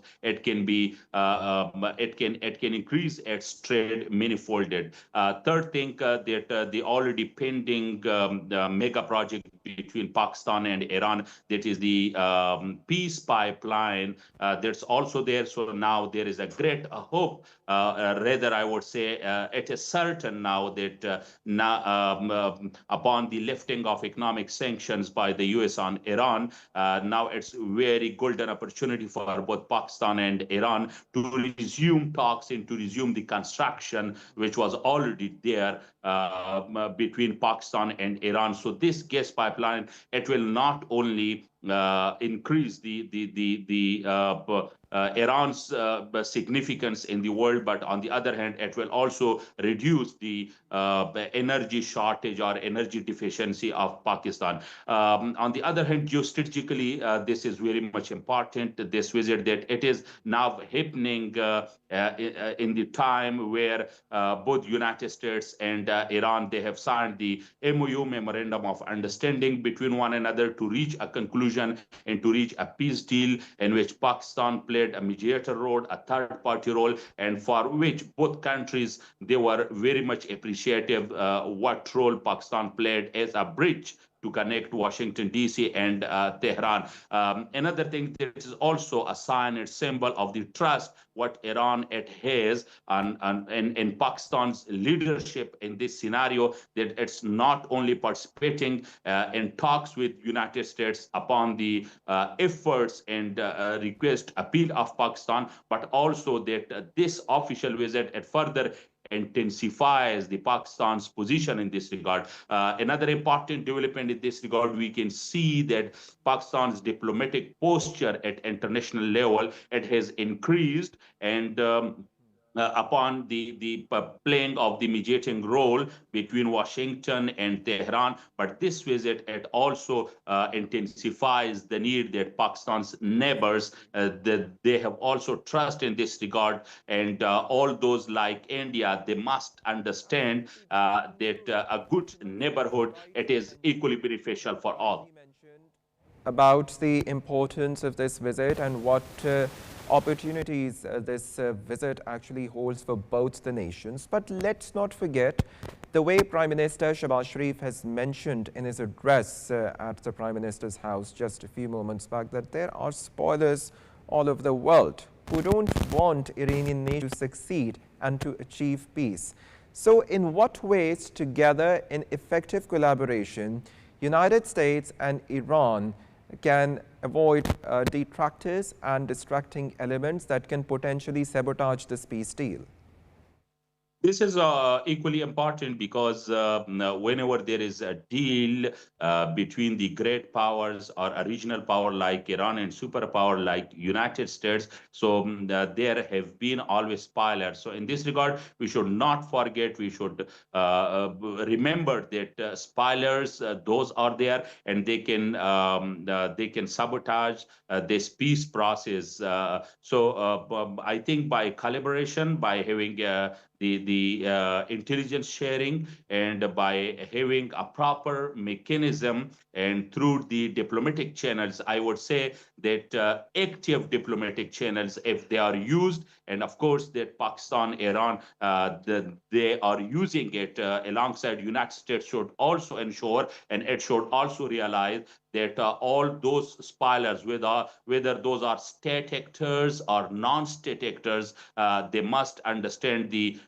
delicacy and the very much delicate nature of this peace process. So I think whether that is India or Israel or any country, they must understand that any kind of such action, it will further destabilize the Middle Eastern volatile region. So Pakistan, United States, Iran are friendly countries. They are committed over there through diplomatic channels, through the media, through the trust building, that they have to keep in mind about the spoilers. And I think if they are committed, such spoilers, they will win. They will not be succeeded in their efforts. And this peace process, it will conclude into a peace deal.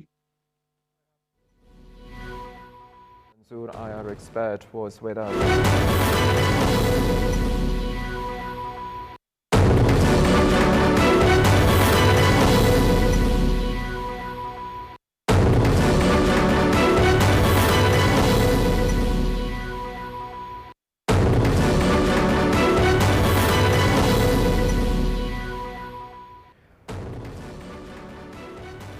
Well, this is the news just in, as the Iranian President Dr. Masoud Pezeshkian has been conferred an honorary fellowship by the Pakistan College of the Physicians and Surgeons. As you can watch these visuals on your television screen. On this special convocation of the College of Physicians and Surgeons of Pakistan. Now I'll invite the President of the College, Professor Shoaib Shafi, to declare the convocation open. I, Professor Muhammad Shoaib Shafi, President of the College of Physicians and Surgeons Pakistan, declare this special convocation of the College of Physicians and Surgeons open. Ladies and gentlemen, College of Physicians and Surgeons of Pakistan awards honorary fellowships to the world-renowned scholars in recognition of their outstanding academic contributions. In this regard, I will invite His Excellency Dr. Masoud Pezeshkian, President of the Islamic Republic of Iran, to please come over for the conferment of the fellowship.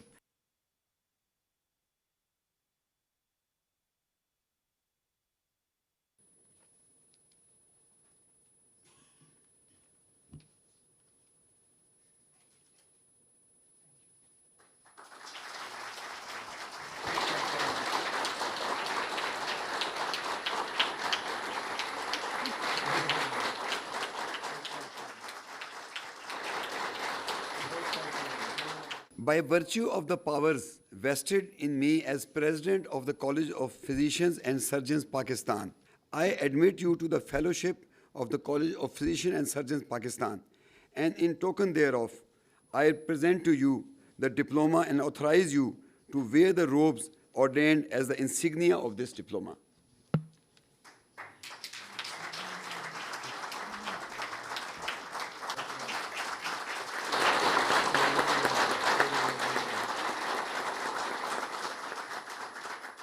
In recognition of his distinguished services to the medicine, medical education, public health, and national leadership, the College of Physicians and Surgeons Pakistan is proud to confer upon His Excellency Dr. Masoud Pezeshkian the honorary fellowship of College of Physicians and Surgeons Pakistan.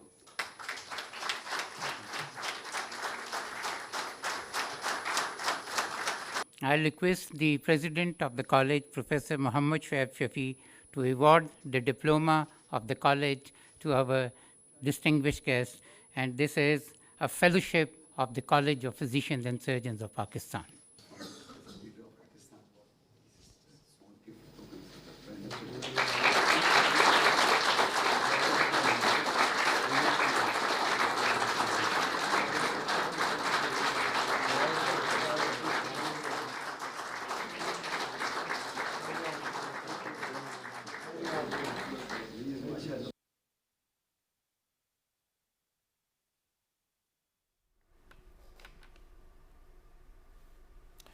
Pakistan college of physicians and surgeons की जानिब से एजाज़ी fellow These are the visuals on your television screen as the Iranian President Dr. Masoud Pezeshkian has been conferred an honorary fellowship by the Pakistan College of Physicians and Surgeons. The Iranian President is undertaking an official visit to Pakistan upon the invitation of the Prime Minister Shehbaz Sharif, and indeed it is a very important visit as the Iranian President Dr. Masoud Pezeshkian is undertaking the first official visit after the direct talks that took place in Bergenstock Resort, Switzerland. The talks that were hosted by Pakistan and of course Pakistan's political and military leadership, they have played a pivotal role in diffusing the tensions between both the nations. And right now on your television screens you can watch that the Iranian President Dr. Masoud Pezeshkian has been conferred an honorary fellowship by the Pakistan College of Physicians and Surgeons in the honor of the Iranian President Dr. Masoud Pezeshkian, and to appreciate his leadership and his services, the Iranian President has been conferred an honorary fellowship.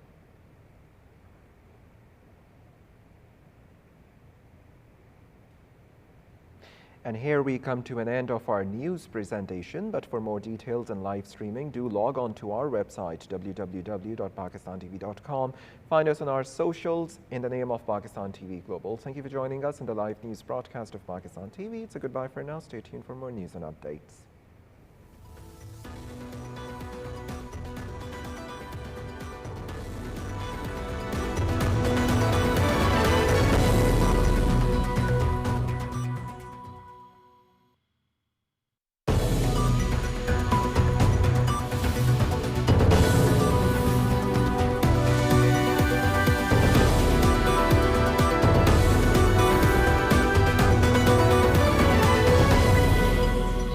Hello and welcome to Unfold. I am Jawati Hami. I see a lot of Americans kind of starting to have their same experiences with that. And that alone will go very far for the U.S. to actually see Pakistan as a partner and not a problem to solve. Pakistani citizens should be proud of his government, of Prime Minister Shehbaz Sharif and Mr.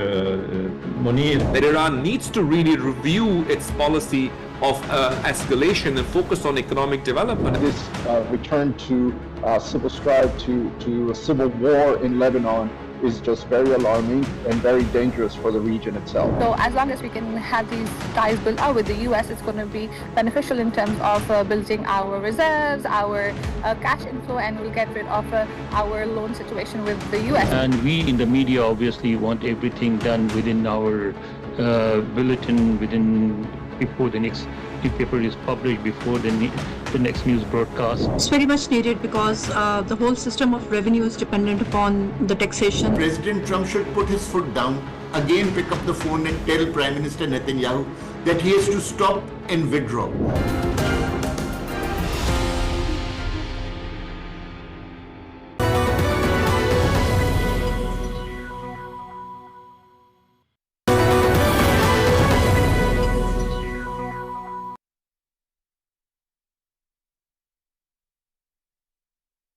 Kashmiris are facing Indian state terrorism for demanding their right to self-determination. Indian troops are conducting widespread raids and arrests to stop Kashmiris from demanding freedom. Kashmiris have rendered sacrifices for plebiscite under auspices of the United Nations. India has been defying UN resolutions in the occupied region for past 7 decades. United Nations is duty-bound to resolve this long-standing dispute as per wishes of Kashmiris.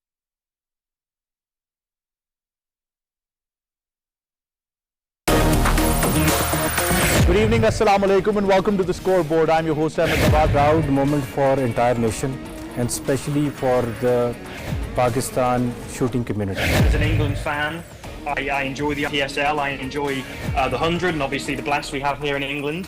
When Bangladesh declared their second innings, that's the moment when whole Bangladesh celebrated it.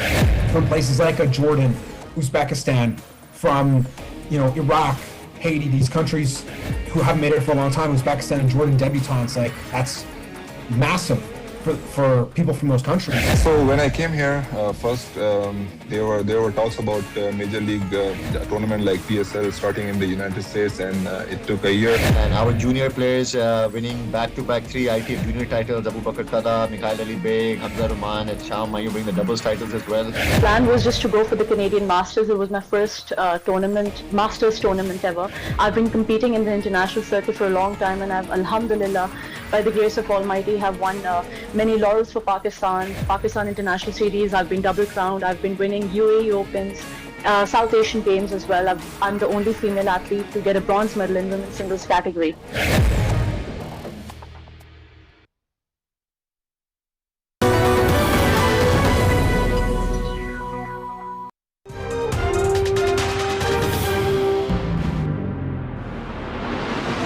In the world, confronting terrorism and violence for decades, for which we've paid a very heavy cost when we look at, of course, the security personnel. This unilateral use of force and so-called preemptive aggression against Iran is completely illegal. In a state of rationing, what happens is that even if you have these demand-side measures such as work from home, remote working, people not coming on the road, despite of that, even if you put in place strict rationing, you have the black market premiums taking place, you have oil being sold at non-market rates. If they think that we are going to halt our strategy, we are going to halt our strikes in Afghanistan, that's totally not true. If we get pain, we have to give them pain. Yeah. Since we have tried all other options, that is the only option that is left. The last thing we want is an ungoverned space in our neighborhood, Afghanistan on autopilot. These attacks were totally unnecessary. That's what the most Americans think. Even as I said before, within his own party and his narrower support, the MAGA movement, you see major fissures and ruptures. I think it is now very clear that the present government is a totally unrepresentative government which does not care for the economic well-being, peace and stability of Afghanistan.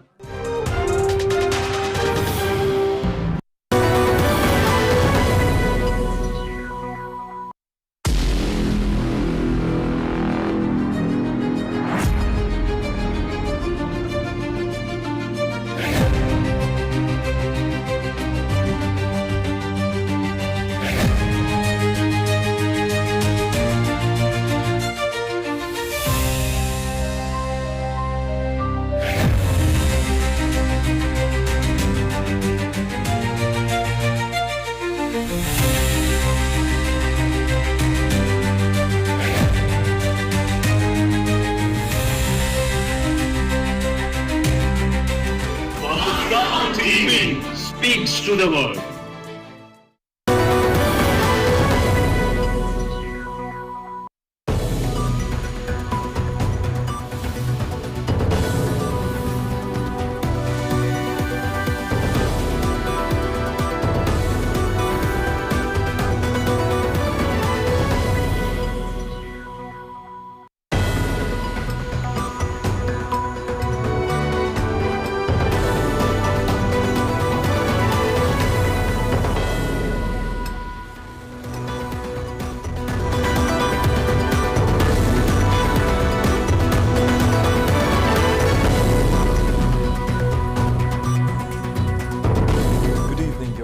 Pakistan TV live from Islamabad studios. I am Ali Ahmed bringing you the top stories making the headlines.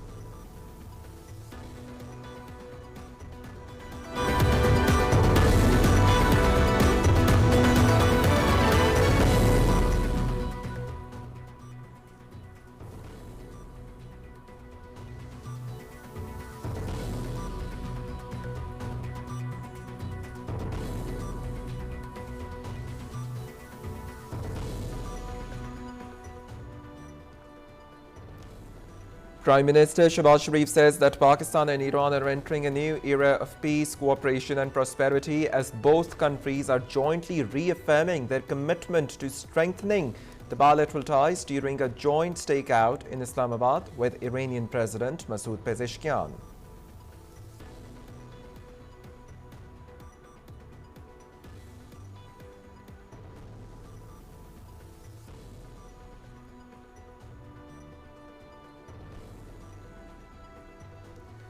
Prime Minister Shehbaz Sharif clarifies during Pakistan-Iran delegation level talks that the Islamabad MOU does not include any provisions related to the ballistic missiles, urging that the agreement must not be misinterpreted or misconstrued amid the strengthening bilateral relations with Iran.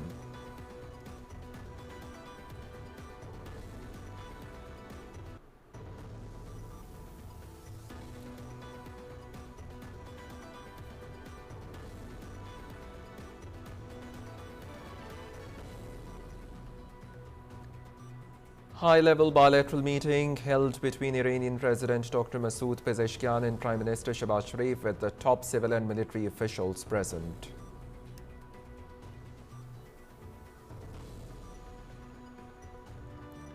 Chief of the Defence Forces Field Marshal Syed Asim Munir meets Iranian President Dr. Masoud Pezeshkian, reaffirms the commitment to regional peace, stability and stronger ties. Masoud Pezeshkian commends Pakistan's role in dialogue and de-escalation.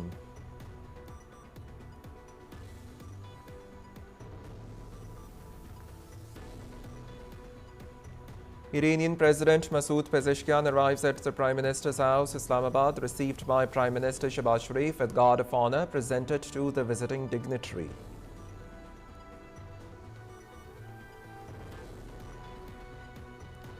Honorary fellowship conferred on the Iranian President by Pakistan College of the Physicians and Surgeons in Islamabad.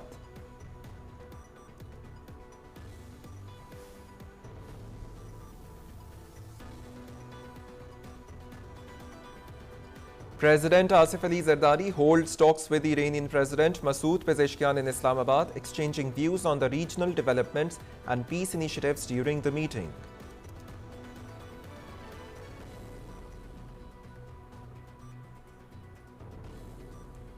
Prime Minister Shehbaz Sharif says Pakistan played a pivotal mediating role in developing understanding between the United States and Iran during their negotiations in Switzerland. Addressing the National Assembly, the Prime Minister says the Memorandum of Understanding would pave the way for a lasting peace agreement contributing towards the broader regional and global stability. Iran denies agreeing to the IAEA inspections, rejects the US Vice President J.D. Vance's claim of deal to restore access to the nuclear sites.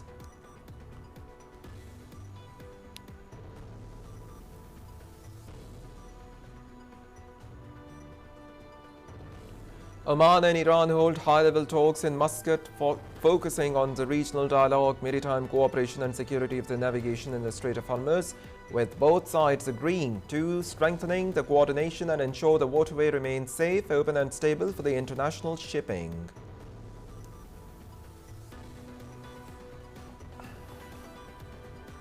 Iran announces 3 days of the public holidays in Tehran for the late Supreme Leader Ayatollah Ali Khamenei's funeral ceremonies, with farewell prayers scheduled for 4th and 5th of July at Tehran's Grand Masallah.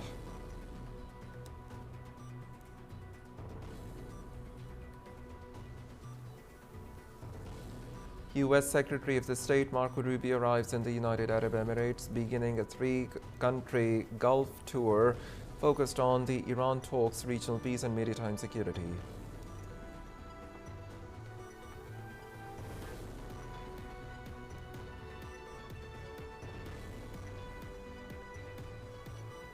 In the FIFA World Cup 2026, Norway beat Senegal by 3-2 to book their place in the World Cup knockout stage. France defeats Iraq by 3-0 in Philadelphia, while Argentina beats Austria by 2-0 to secure their last place in the last 32 of the tournament.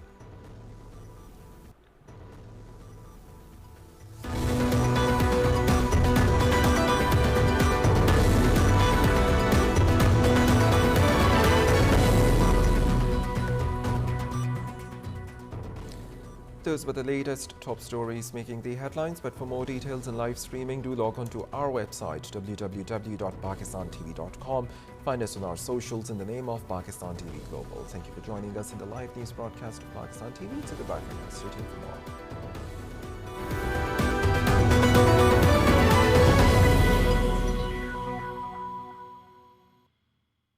No, we were not happy with him buying oil from Russia. If India doesn't buy oil, it makes it much easier. And they're not going to buy.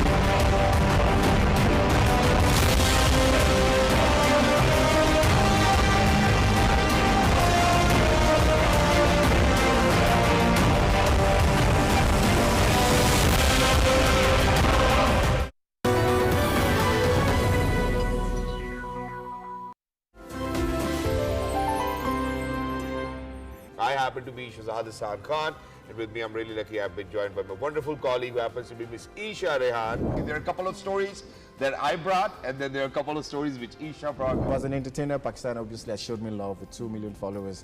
I used to make funny skit. I still do.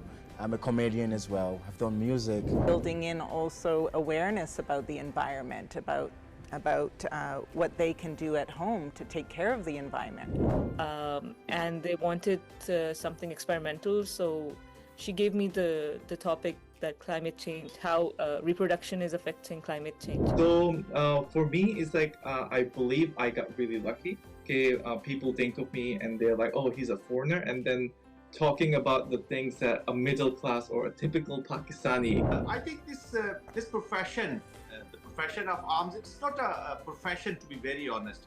It's a kind of a way of life. Want me to tell, or do you want to? No, you carry on.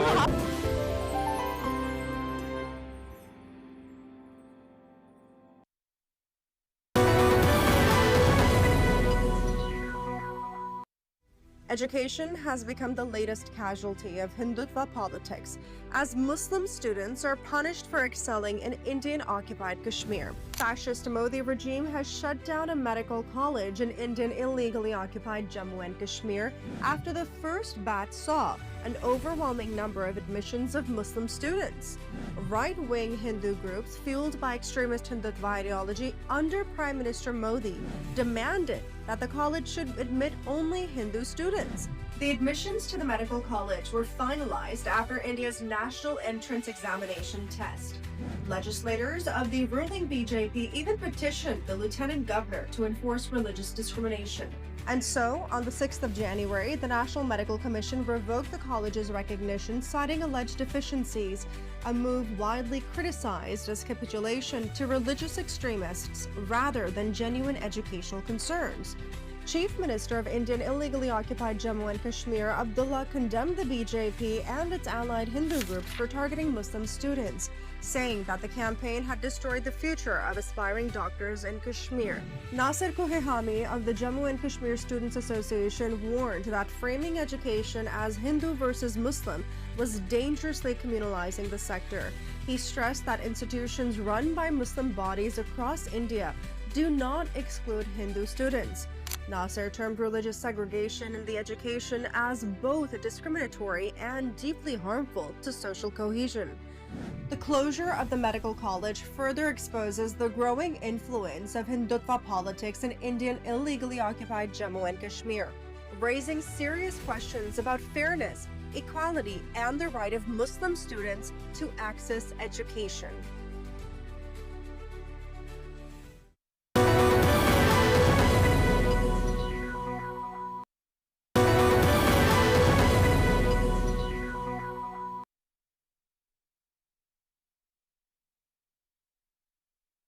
Kashmiris are facing Indian state terrorism for demanding their right to self-determination.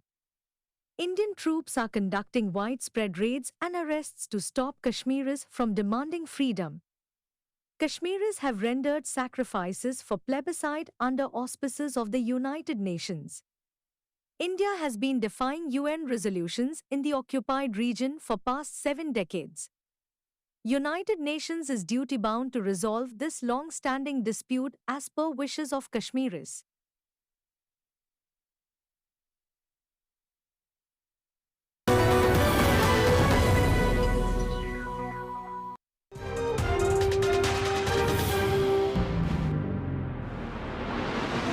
In the world, confronting terrorism and violence for decades, for which we've paid a very heavy cost when we look at, of course, the security personnel. You know, this unilateral use of force and so-called preemptive aggression against Iran is completely illegal. In a state of rationing, what happens is that even if you have these demand-side measures such as work from home, remote working, people not coming on the road, despite of that, even if you put in place strict rationing, you have the black market premiums taking place, you have oil being sold at non-market rates. If they think that we are going to halt our strategy, we are going to halt our strikes in Afghanistan, that's totally not true. If we get pain, we have to give them pain. Yeah.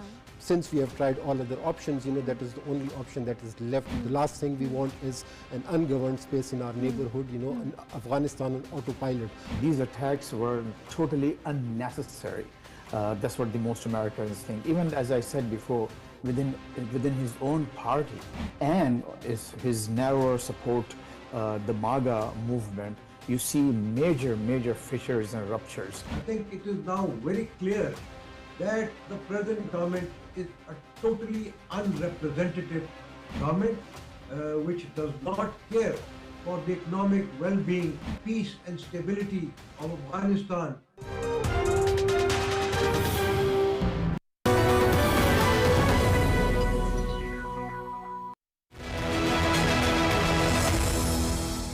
Good evening, you're watching Views at 7 with Manu Qureshi. We need to start working together as a world and have less segregation. Pakistan is one of the countries which are very close to the theater of conflict. You cannot doubt that this is a significant landmark of Pakistan foreign policy. Pakistan has played its card well.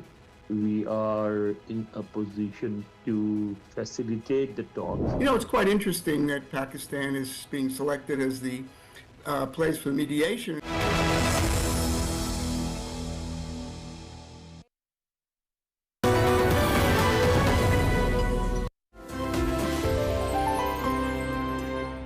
I happen to be Shahzad Hasan Khan.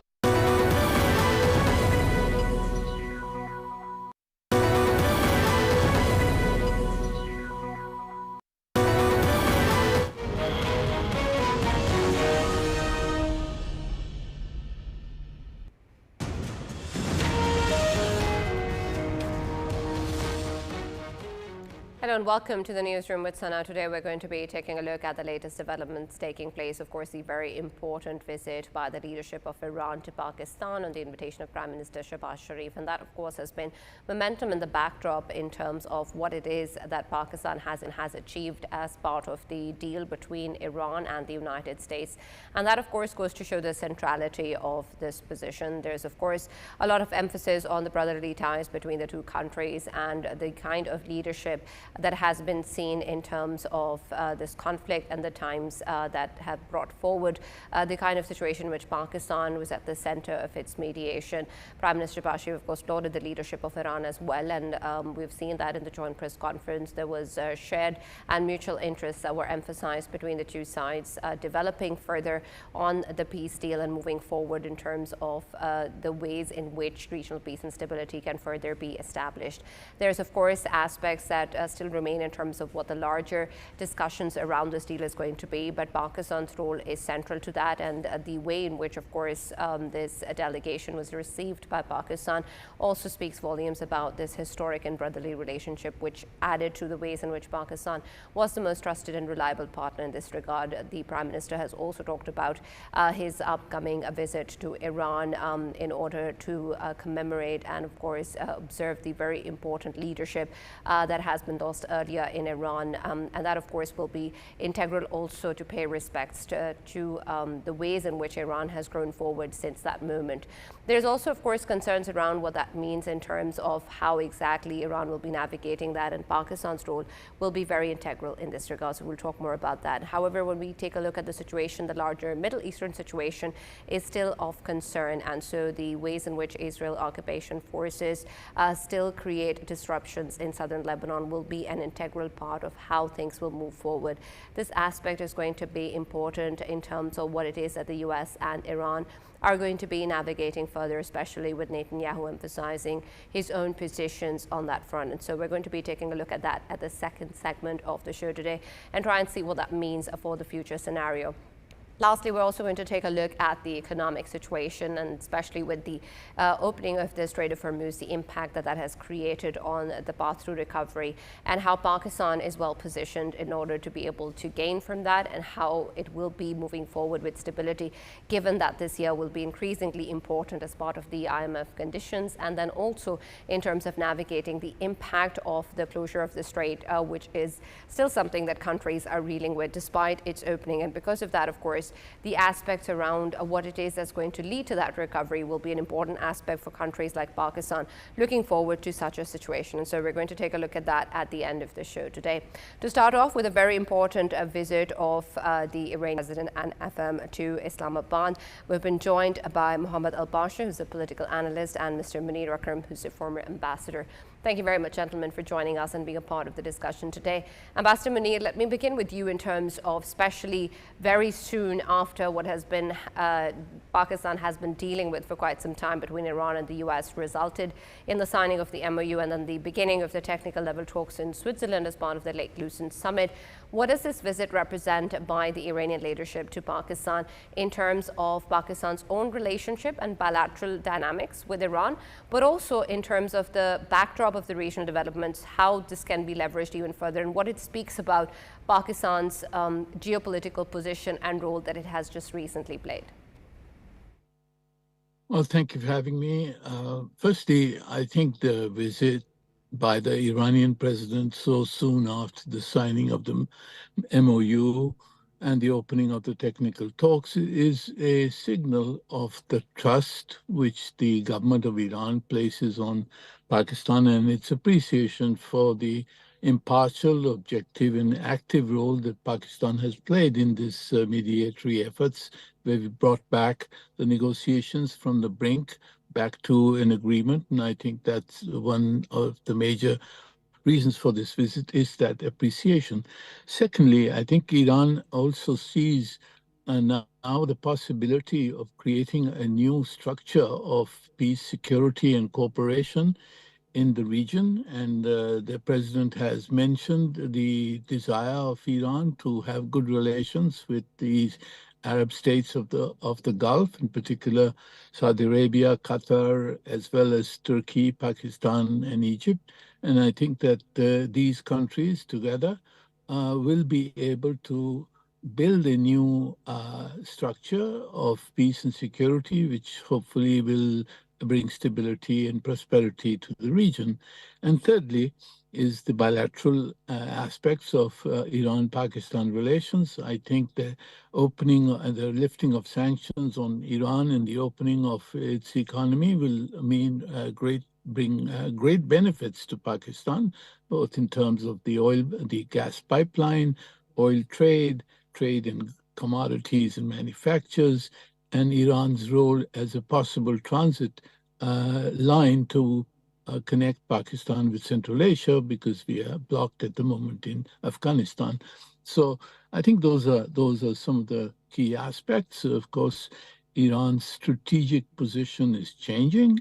Our relationship with Iran, I think, will balance the Indian relationship with Israel. And I think that is a strategic shift.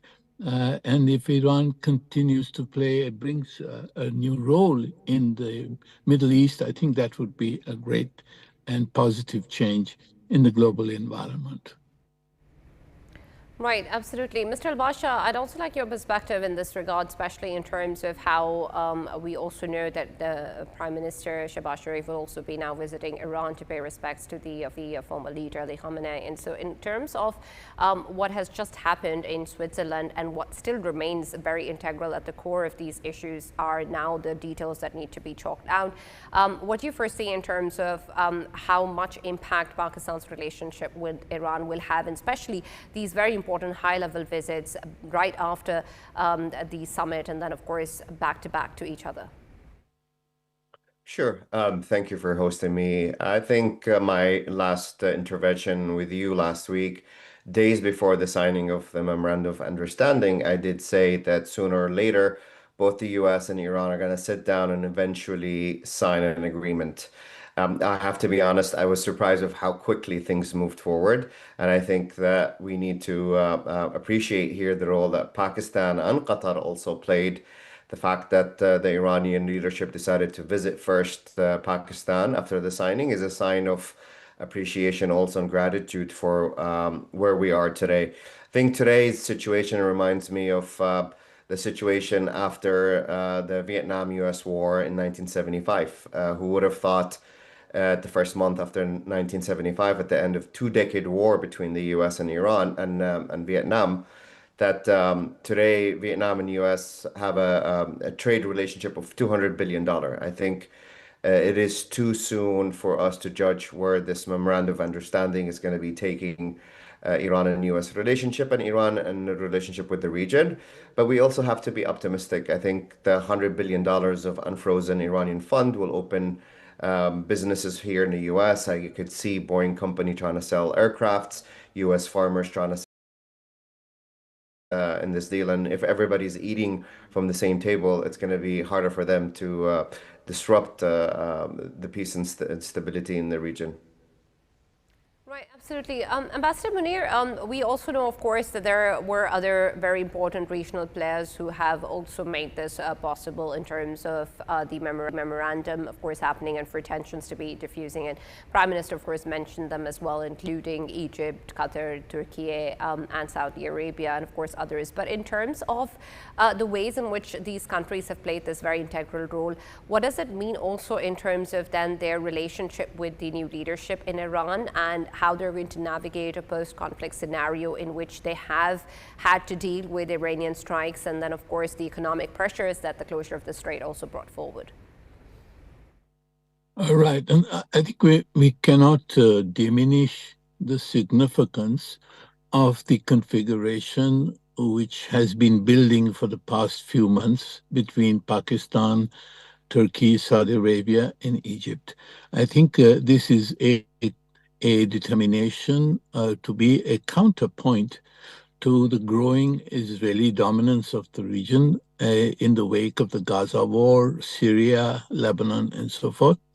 I think, and this configuration or coalition of countries will play a major role in the future order within the West Asian region.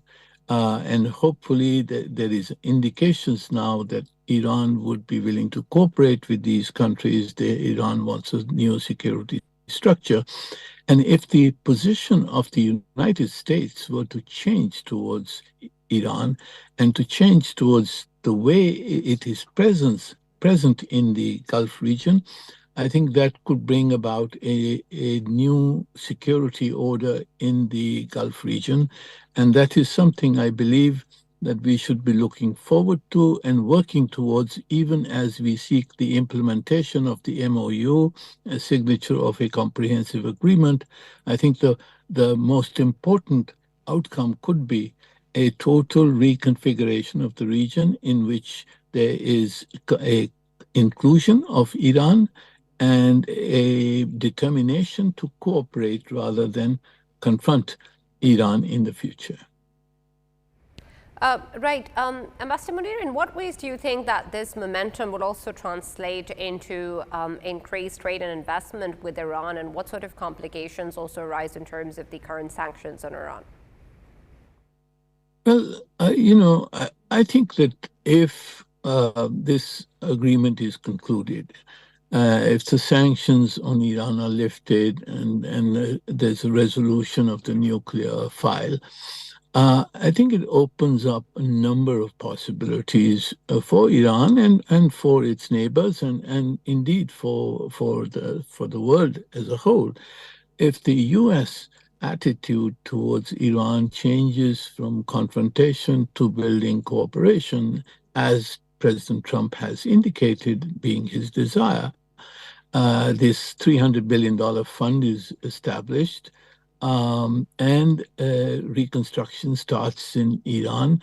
I think it's a huge potential economy that could grow. It would benefit the region. It would benefit the global economy, and certainly it would benefit Pakistan most directly. Because of the several possibilities of cooperation with Iran in gas, oil, manufactures, trade, transit, etc. So I think if this trend continues, if Israel is prevented from disrupting the move towards a comprehensive agreement and a cooperation in the future, I think this will be a win-win for the region and for the entire world. Right, thank you very much, Ambassador Munir Akram, for joining us and being a part of the show today. Mr. Al-Bashir, let me get back to you because there are, of course, still significant challenges that remain in terms of how exactly these discussions will continue.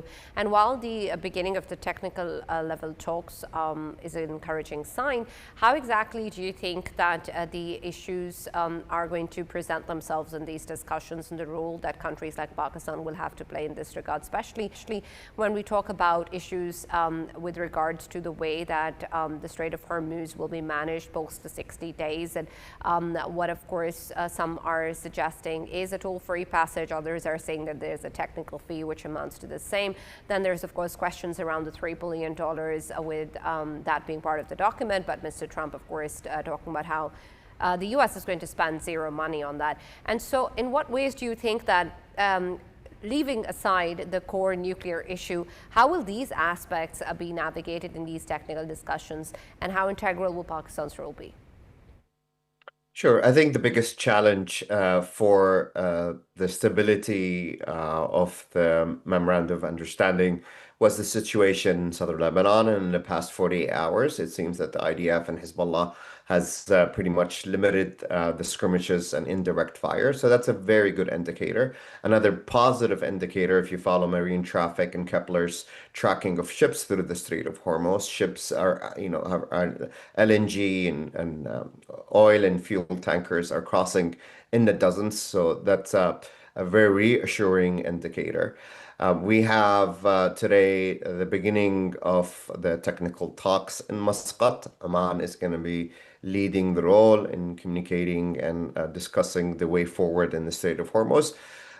These statements and the whole idea of future management of the Strait of Hormuz does make people here in Washington, D.C. very nervous and very eerie. And that's one of the reasons why Oman has been facing a tough time in DC because of these positions. But I think Oman will play a very important role along with Qatar, along with Pakistan in reaching a very acceptable way forward in the Strait of Hormuz. Technical teams on the nuclear aspects have started this week their talks in Geneva. So all the indicators are pretty positive. I think one of the challenges in the region that's making some of the countries nervous is the future of the ballistic missile manufacturing and the future of the Iranian ballistic missiles. I think that's one key area where it's making a lot of people in the Gulf very nervous. And also, whether you're talking environmental safety fees versus toll fees, that still sounds to a lot of people in the region as a way for Iran to have a rent-seeking mechanism from the countries. Regarding the $300 billion fund, it's very clear from President Trump's statements and Secretary Rubio's and Vice President Vance that there's not going to be any money that the U.S. will be allocating to the reconstruction of Iran. However, there's a tremendous possibilities of business corporations and for the U.S. to play a role in helping rebuilding by, in exchange for unfrozen Iranian funds that are now under U.S. Treasury, to exchange those for selling goods and food and products that will help both countries. So that's overall situation is positive where we were 2 weeks ago. Right. Al-Bashir, there's also, of course, what you mentioned about the ballistic missiles, because Mr. Trump earlier had signaled and perhaps said in so many words that he's okay with Iran having ballistic missiles, even going so far as to say that he thinks it's kind of unfair that the rest of the countries in the region actually have it and Iran doesn't. I think Pakistan Prime Minister also echoed what President Trump said, that it's not fair for countries to have ballistic and civilian nuclear capabilities and expect Iran to do the same, and not to have a civilian nuclear program nor ballistic missiles. So that's a very public and clear position from President Trump on how he sees this issue. Right. So I just wanted to understand then, how exactly do you think that this will be factored in any future negotiations? Will it be an important agenda item? Secretary Rubio is in the region this week to reassure our allies in Bahrain and in UAE that that's not going to be an issue. The U.S. is not leaving the region.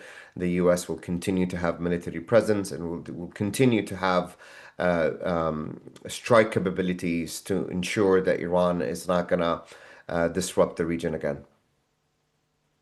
Mr. Al-Bashir, stay with us. We're going to talk a little bit further in detail regarding Israel and the influence that the situation in Lebanon has on the larger Middle Eastern crisis, and of course Iran and US. And for that, we've also been joined by Major Jayed Zaid Mahmood, who's a defense and strategic affairs analyst. Thank you very much, General Zaid, for being part of the show today.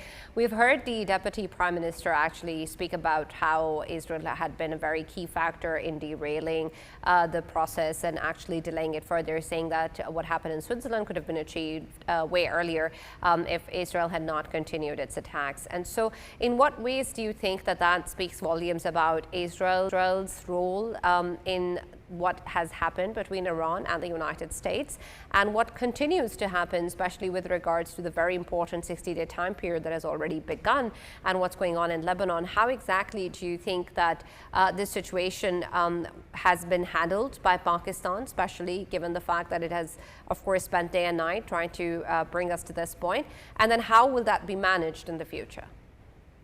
Yeah. Sana, thank you very much for having me.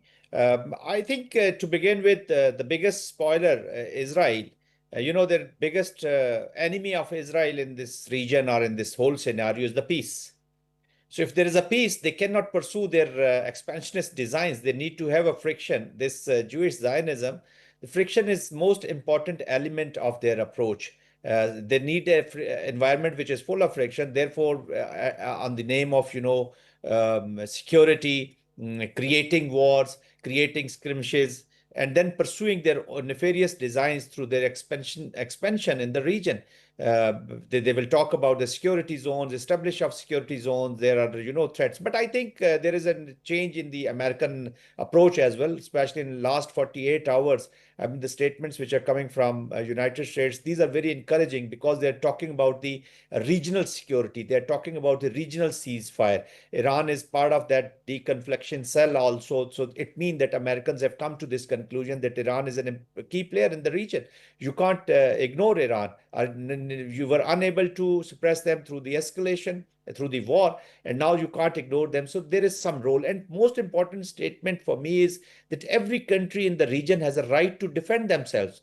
That's why they're not talking about missiles. It means that there is going to be I'm looking at a reset in this region, a reset and a review of the policies of Americans also. That might impact, Israel. And before we go there to further discussions, we need to understand the background of pushing this elephant into this region. The whole idea was that the security architecture is established of Middle East is established around Israel.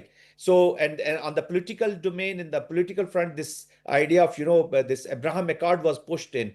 And that's why the Israelis were brought from Euro Command to Central Command at that time in 2021. But that has failed. I think that is not working.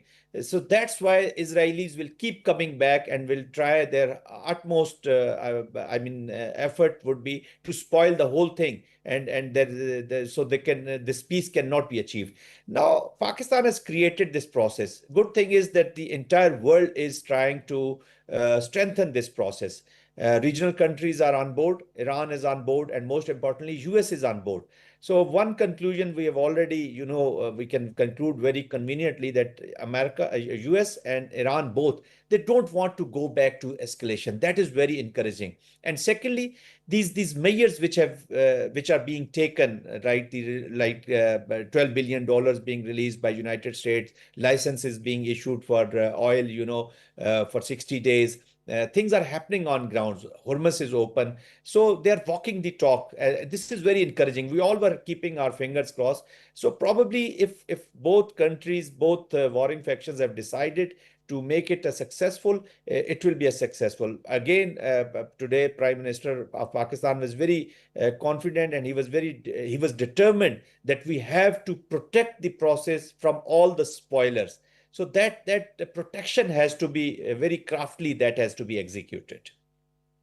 Right. Mr. El-Basha, how exactly is the Lebanese government navigating between the direct talks between them and Israel, and then also in terms of what Iran and the US have been discussing, of course, indeed, as part of the MOU as well, because it seems that the Lebanese government and leadership actually has a viewpoint that perhaps the talks Iran is putting forward and using, of course, this very important factor as an integral part of the equation is actually not something that they are very pleased with, and have said that that's probably something that takes the carpet from under their floor, is perhaps the words that were used. And so in what ways do you think that the situation is going to be then dealt with Lebanon in terms of how much weightage their own talks are going to be given with Israel, and how will they be navigating those talks with the discussions that Iran and US are having also on Lebanon?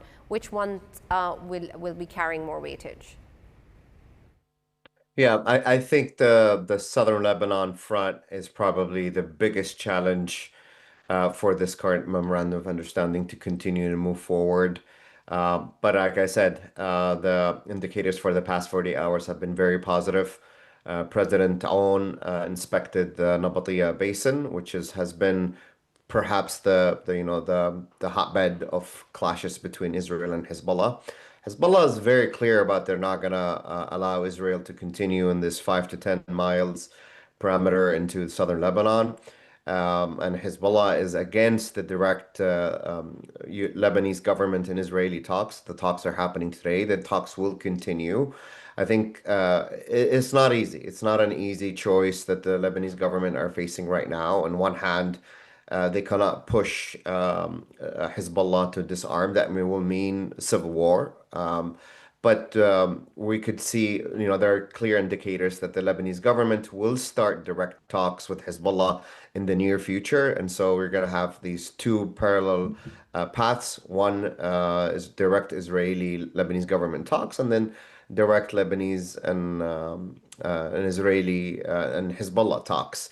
Now, the question is, what comes next? I think as long as there's a ceasefire in the south, and IDPs are able to return to the southern area, that will bring in more stability. If the Lebanese army is also able to redeploy, and UNIFIL are able to redeploy in southern Lebanon, then these are going to be all good indicators.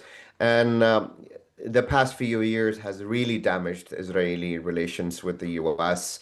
Vice President Vance's comments lately, and every once in a while, President Trump will criticize publicly Netanyahu and the Israeli government and the ministers who are hawkish on this issue. And so, yes, this administration supported initially that Israel was defending itself in Gaza and after October 7 with Hamas, and also the Hezbollah started their attacks on Israel, not vice versa. However, the reactions and the military response from Israel was seen here by the Trump administration as being very disproportional. And that really damaged the relationship and the standing and image of Israel here in the US. And so that this is definitely the front to keep an eye on. And let's just hope that the talks will move forward and de-escalation will continue. Right, thank you very much, Mr. Al-Bashir, for joining us and being a part of the newsroom today. It's a pleasure having you, as always.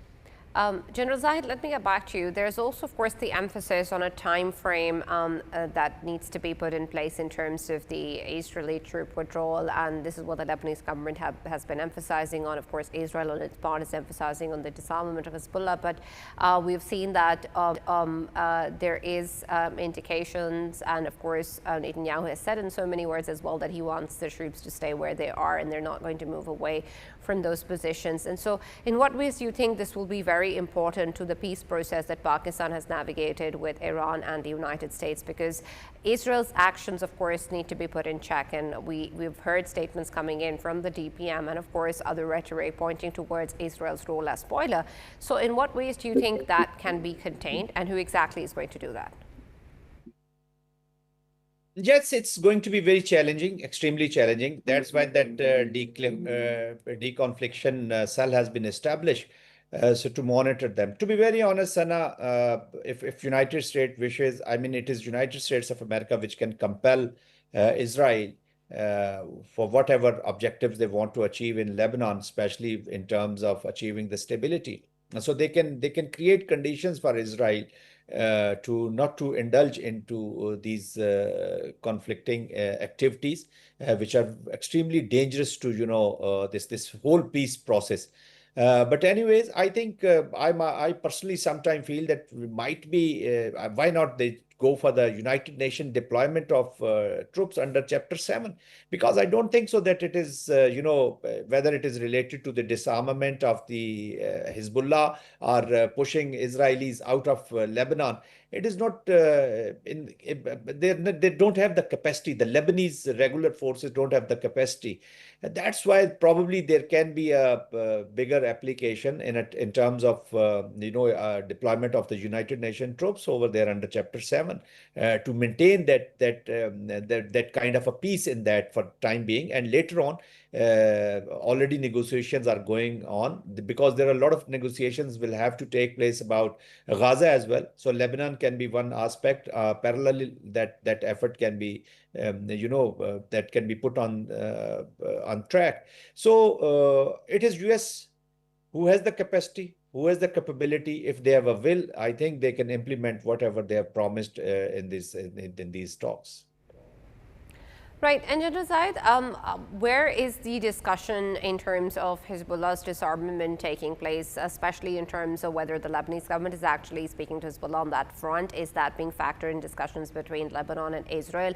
Will Hezbollah eventually be part of those talks and negotiations, especially also the mechanism that has been put in place as part of the MOU, also between Iran and the US? It seems that that does not include Hezbollah in the equation as well, and perhaps in ways in which that needs to be accounted for. What really is the current stance of the Lebanese government, and how they're going to be able to bring that on the same page with what they're actually representing in their talks with Israel? You see, Americans always carry other tracks also. Backtrack diplomacy is always effective. They are also in talks with the Hezbollah directly, US, and there is a direct communication going on between Hezbollah and US as well. So if Hezbollah can be given those guarantees, I mean, I always believe in bringing these elements into the main politics, to be very honest. Until unless you don't have the all-inclusive, I mean, you can't ignore a part of a society, so if they're politically getting involved into different things, I think that those things should be encouraged. But there is a parallel track also going on. There is a track with the government, Israel and US. They are also discussing that. And already President Trump, as you know, although altogether a very different proposition and very different suggestion that involving Syria into this. So probably a regional approach is very important, Sana. We need to have a regional approach where all the key players are part of those approaches. If you are going to have independent or separate approaches, it may not serve the purpose. As I said earlier, that there is a thinking already that has taken place, that has taken roots in American planning and American thinking. A regional approach for regional stability. They are talking about the regional ceasefire. They're talking about the regional right of defending themselves. So over here also, as far as Lebanon and Gaza are concerned, probably again a regional approach with the international support and involving United Nations and other factors that will put pressure on Israel to review their policies, and that Iran will also have to understand that they can't carry these strategic burdens. Israel is a kind of a strategic burden to me, for United States, and on the other hand, the Hezbollah is kind of a burden for Iran. So if things are happening positively in this part of the world, this part of the region, I think this must impact positively on that side as well. Right. Thank you very much, Anurad, for joining us and being a part of the discussion today. The importance, of course, to the situation in Israel is, of course, a very important aspect in terms of the possibilities of a role of a spoiler that it has been playing in the past.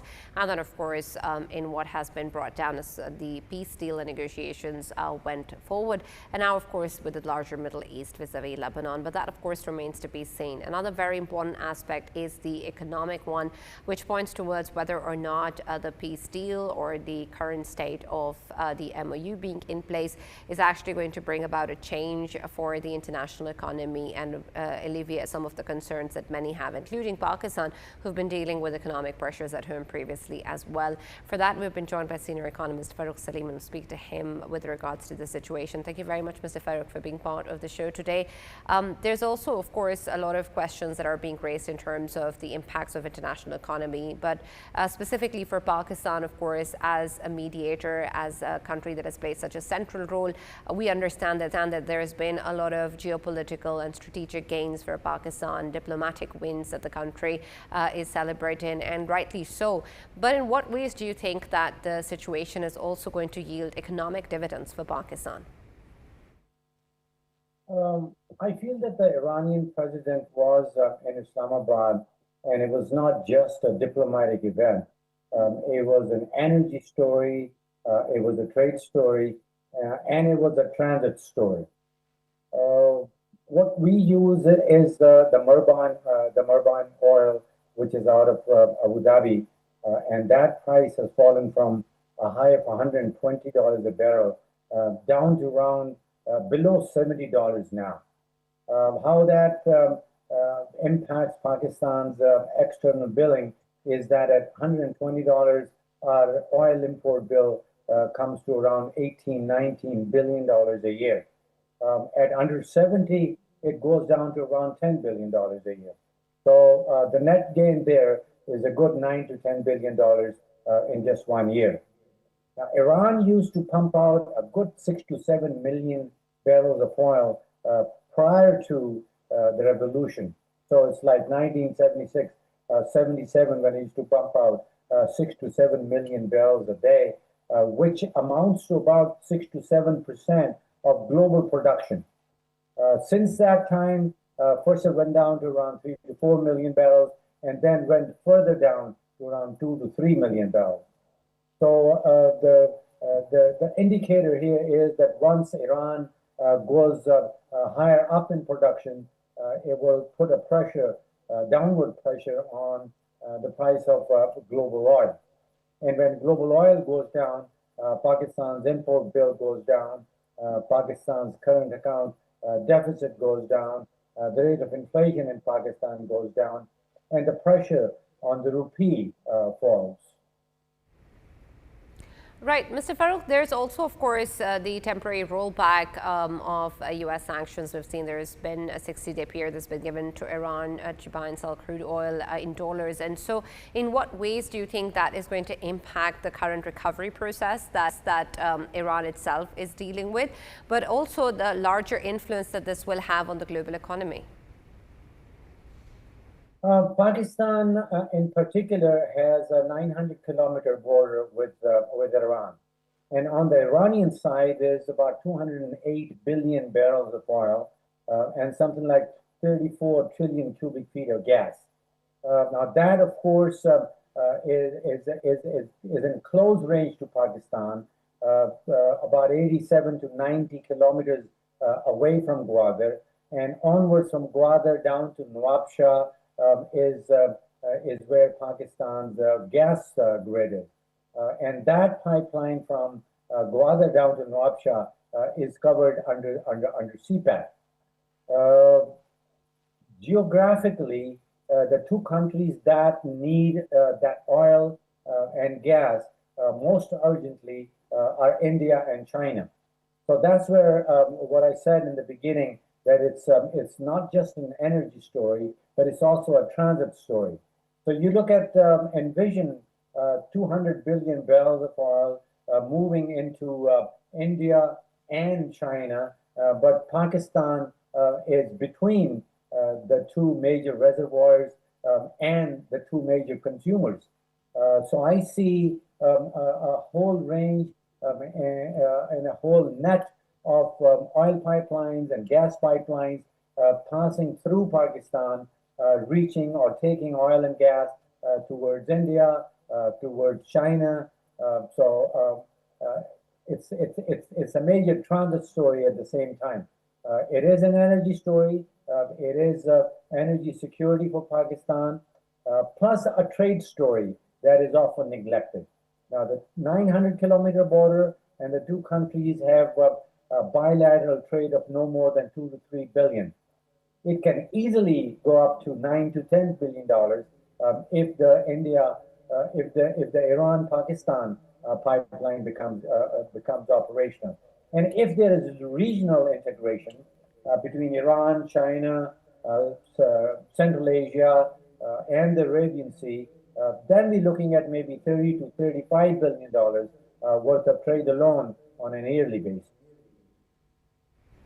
Right, and Farooq Saab, how exactly do you see the ways in which, while we of course have celebrated and welcomed the decision and the impact of the opening of the Strait of Hormuz, but in what ways do you think that the road to recovery is a long one, especially in terms of the operational logistical difficulties, whether or not there is actually going to be a toll-free passage even beyond these 60 days, and how exactly then will the impact of what delay has been witnessed in key products such as fertilizers and other concerns that point towards even food security issues are then going to start making their influence visible to the countries as time progresses? Now, first of all, on the one side of the Strait of Hormuz are the oil-producing countries like Iran itself, Saudi Arabia, Qatar, UAE, Iraq, and it's in their interest to keep the Strait of Hormuz open. And on the other side is there's countries like China, Japan, Vietnam, India, Pakistan, who receive most of their oil and gas requirement passing through the Strait of Hormuz. So it's in the interest of both countries on either end of the Strait of Hormuz to keep it open and keep oil and gas and fertilizer flowing through it. I think the impact of oil prices, gas prices will almost be immediate. Brent has fallen down, Texas Intermediate have gone down, but the most that has gone down is the Marban oil, which Pakistan uses the most. So the impact of oil prices going down is almost immediate. Plus, there'll be some long-term implications as far as divergence of the Strait of Hormuz is concerned. Both Saudi Arabia and the UAE have plans under implementation for building up alternative routes. So I think in the long term, the importance of Strait of Hormuz will probably go down. Right. Thank you very much, Mr. Farooq Salim, for joining us and being a part of the show today. There's a lot of impact, of course, that the conditions around the Middle Eastern situation vis-a-vis Iran and the United States have had on the international economy and, of course, the larger geopolitics, and that has its impact in the long run as well. But there is, of course, negotiations that still remain on a key number of issues that have actually begun in technical level talks as part of the Lake Lucerne Summit. But there's much that remains to be chalked out in terms of how this will then translate into economic impacts for countries like Pakistan Pakistan and others who welcome the aspects around the opening of the strait and the possibilities of economic recovery within Iran as well that will have a lasting impact in the region and beyond. However, the ways in which that actually progresses forward remains critical on a number of key issues and also largely on what happens in the Middle East, especially in terms of the role of a spoiler that Israel has been playing in Lebanon, which will be a key factor in the impact that it creates in the negotiations between Iran and the United States and what comes out of this 60-day period. But there's, of course, hope that is seen in terms of the recent visit by the Iranian president and FM to Pakistan and what will now be followed by Prime Minister Shehbaz Sharif to Iran. That's all that we have in the newsroom today. We'll now see you tomorrow.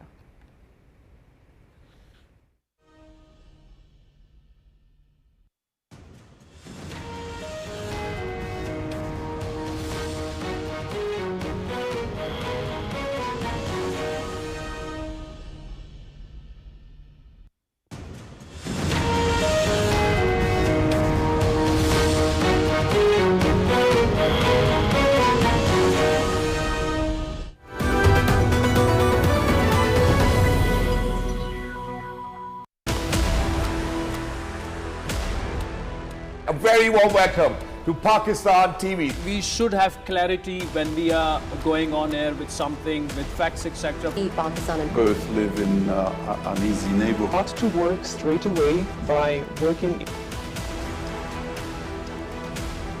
They have very successfully transformed PTV World into Park TV. Do a lot, and we've seen that in other countries as well. Here, both in terms was also an opportunity to deliberately froze the most serious threat. Across the state channels. And very late, it should have been. To walk into Pakistan television and see the world-class infrastructure, to see world-class people, and to see the quality of work that is going on. I coined the term AI divide.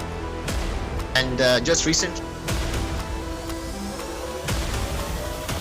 I'm very proud that Pakistan TV is being quoted in international mainstream media. I hope that we will be able to make a huge impact in the future as well, and we will become this region's #1 channel, inshallah.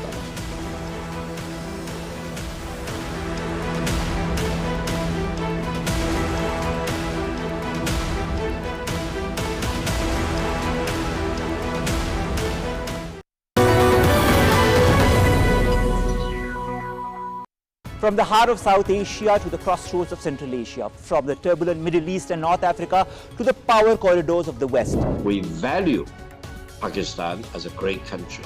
Allow me to mention one thing.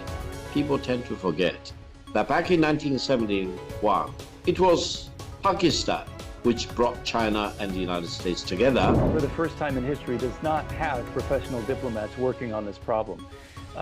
They have been sidelined, they've been retired, they've been pushed out of the State Department, encouraged to leave.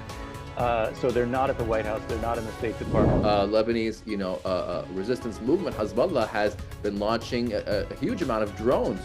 And again, Lebanon has a long history, South Lebanon actually has a long history of resisting occupation of Israel and other forces. The United States and Israel in particular use Iran's nuclear program as an excuse to try to destroy Iran. The bottom line is we do not like the Islamic Republic of Iran. The missile program of Iran is a genuine red line for them because Iran has no other deterrence asset at its disposal. Arab leaders in the region need to take a position because displacement crises in this zone are not the type of crisis that remains inside Lebanon or remains within the time frame of the conflict. China itself has actually been reducing its demand on global oil ever since the attack on Iran took place. And that has played a very positive role for global oil buyers.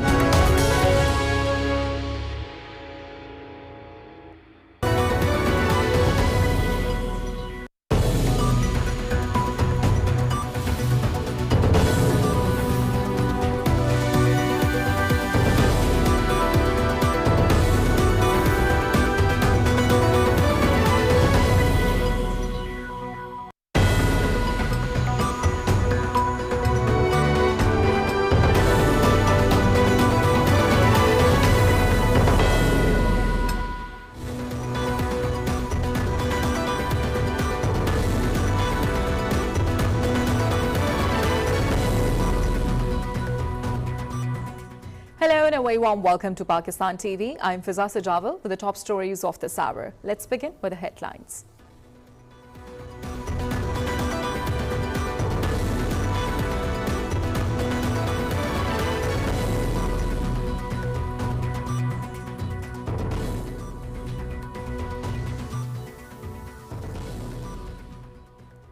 Prime Minister Shehbaz Sharif addresses a joint stakeout, calling the visit of Iranian President Masoud Pezeshkian a historic moment in Pakistan-Iran relations. Prime Minister says Pakistan played its role as mediator with utmost honesty and expresses hope that the arrangement will usher in a new era of peace and prosperity.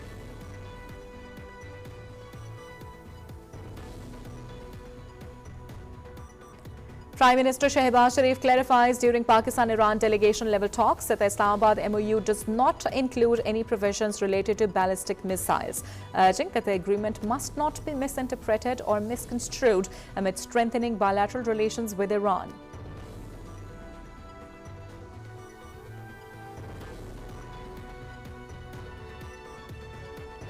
A high-level bilateral meeting held between Iranian President Dr. Masoud Pezeshkian and Prime Minister Shehbaz Sharif, with top civil and military officials present.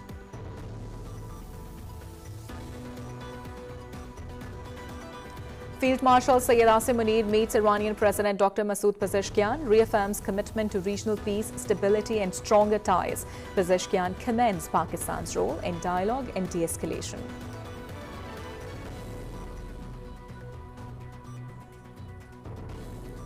Prime Minister Shehbaz Sharif says Pakistan played a key mediating role in developing understanding between the United States and Iran during the negotiations in Switzerland. Addressing the National Assembly, the Prime Minister says Memorandum of Understanding would pave the way for long-standing peace agreement, contributing to broader regional and global stability.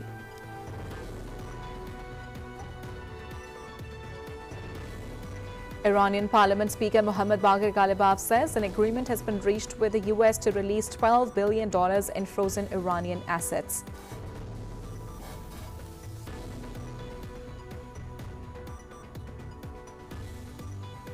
Oman and Iran holds high-level talks in Muscat focusing on regional dialogue, maritime cooperation and security of navigating in the Strait of Hormuz, with both sides agreeing to strengthen coordination and ensure the waterway remains safe, open and stable for international shipping.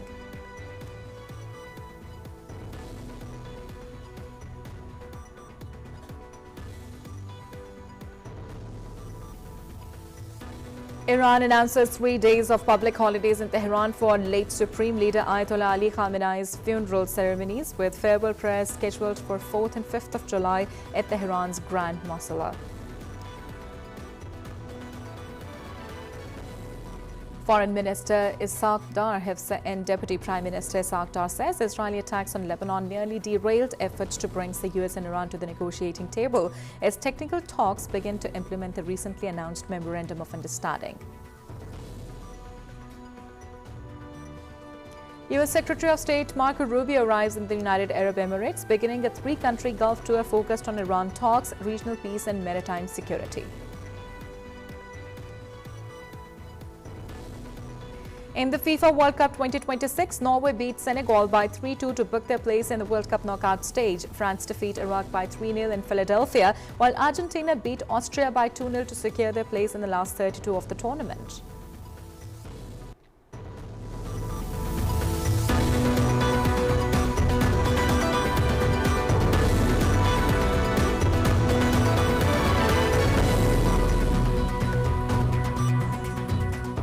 Now for the news in detail. Prime Minister Shehbaz Sharif addressed a joint stakeout, calling the visit of Iranian President Masoud Pezeshkian a historic moment in Pakistan-Iran relations. He said Pakistan played its role as mediator with utmost honesty and expresses hope that the arrangement will usher in a new era of peace and prosperity.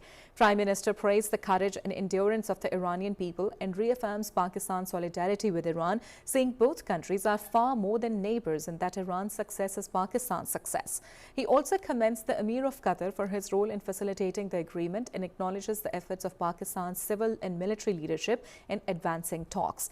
Iranian President Dr. Masoud Pezeshkian in his remarks said the two nations share a common destiny and appreciates Pakistan's role in de-escalating tensions in the Middle East.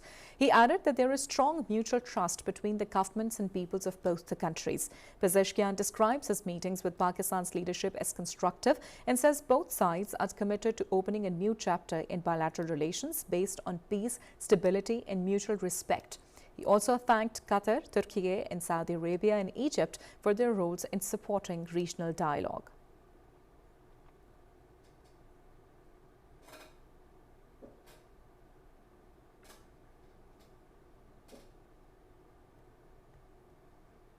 Prime Minister Shehbaz Sharif said Pakistan and Iran would work together for mutual benefit in further strengthening bilateral relations across all spheres during delegation-level talks with Iranian President Masoud Pezeshkian. The Prime Minister clarified that the Islamabad MOU did not include any provisions related to ballistic missiles, adding that there should be no double standards on missile capabilities between the states. He said it was great pleasure to welcome the Iranian president and conveyed his regards for Iran's leadership, while also expressing grief over the loss of lives during the recent war and praising Iran's leadership for its conduct and dignity and honor in reaching a deal.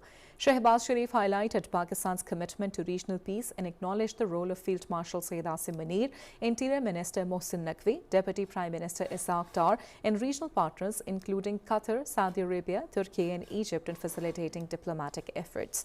He said Pakistan and Iran were brothers and friends forever and stressed that true brotherhood required no justification. The Prime Minister clarified the Islamabad MOU did not include any provisions related to ballistic missiles, adding that there should be no double standards on missile capabilities between the states.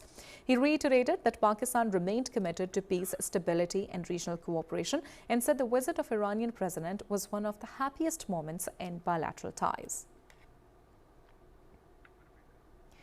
Well, of course, as we know, that a very important diplomatic visit that has happened. Masoud Pezeshkian was here in Islamabad for a day-long visit and held a very constructive talks, which described as productive talks as well, with Prime Minister Shehbaz Sharif. Top civil and military leadership was also present there, as you can see these visuals.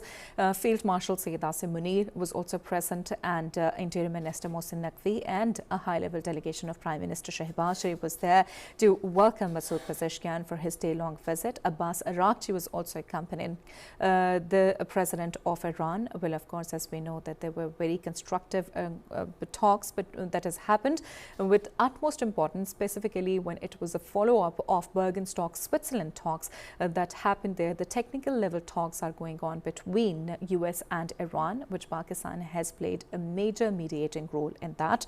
And Prime Minister Shehbaz Sharif has also said that Pakistan and Iran would work together for the mutual benefit and further strengthening the bilateral relationship across all spheres during the delegation-level talks with Iranian President Masoud Pezeshkian. The Prime Minister Shehbaz Sharif also clarified that Islamabad MOU that has happened in Bergenstock, Switzerland, did not include any provisions related to ballistic missiles as well. This was a very important point to clarify, and the justification that has happened between Iran and Pakistan.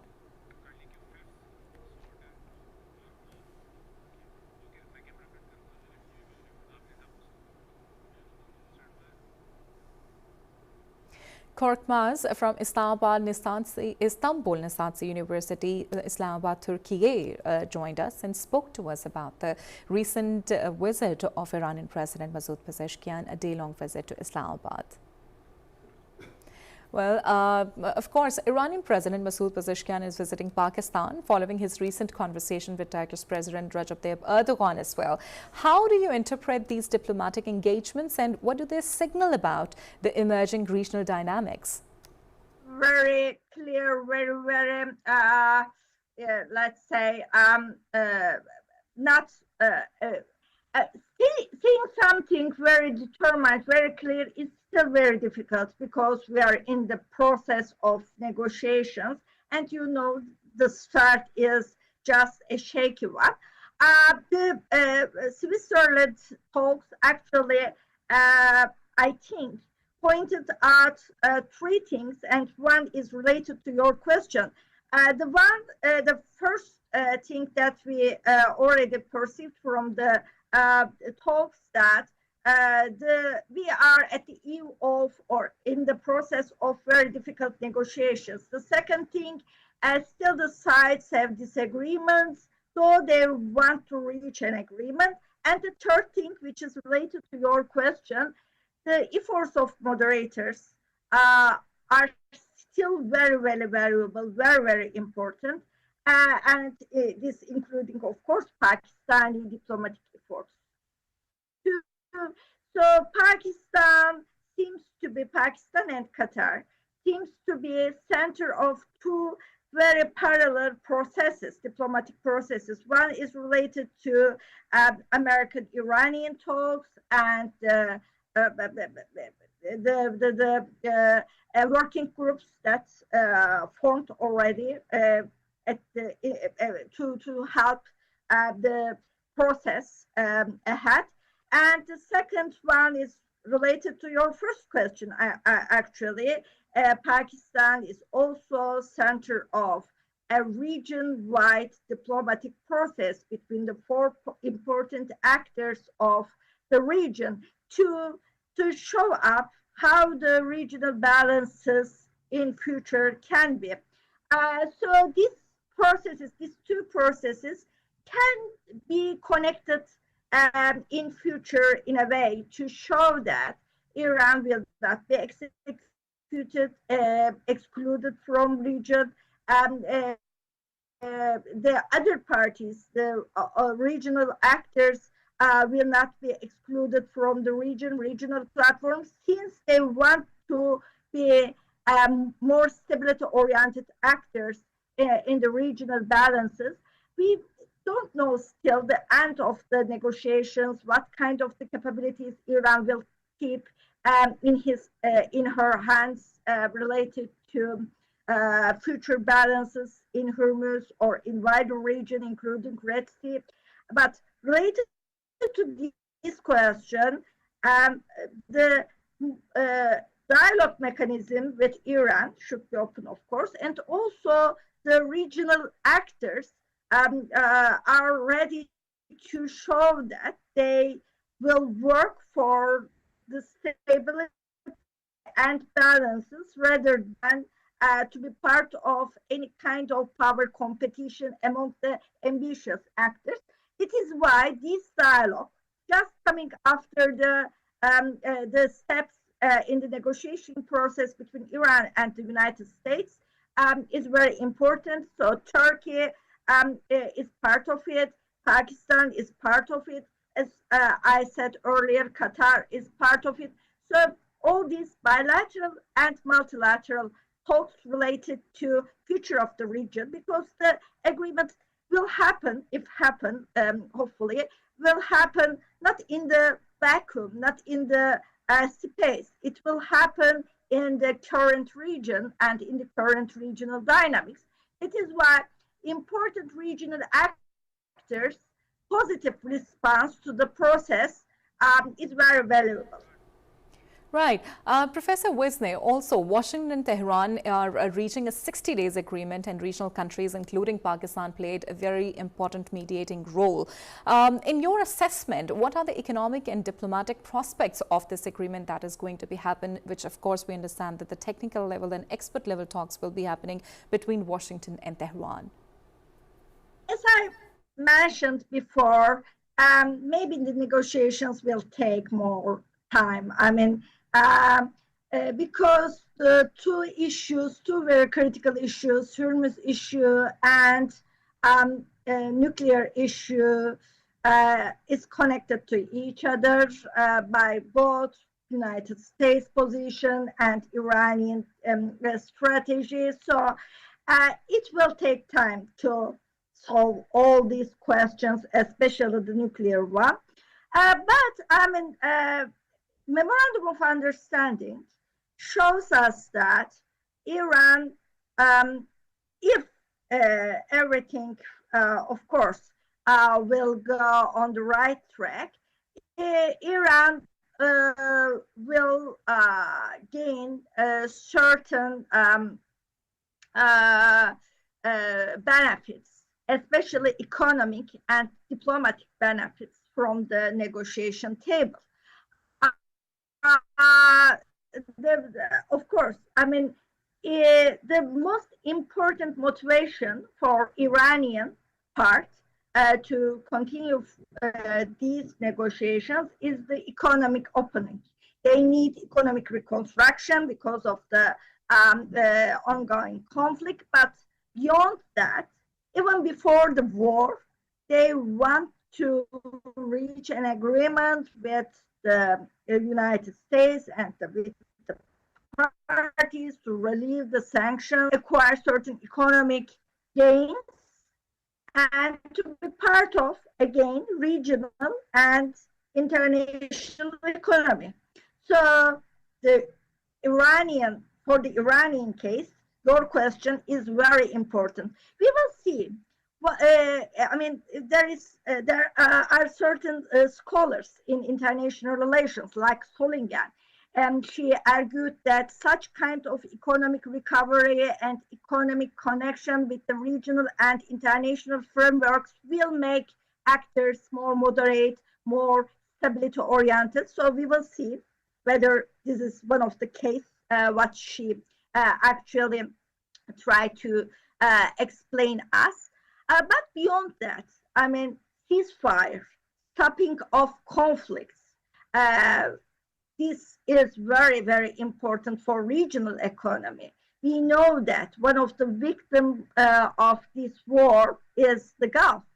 And the Gulf economy is based on not just on Hormuz, but also on peace and tranquility.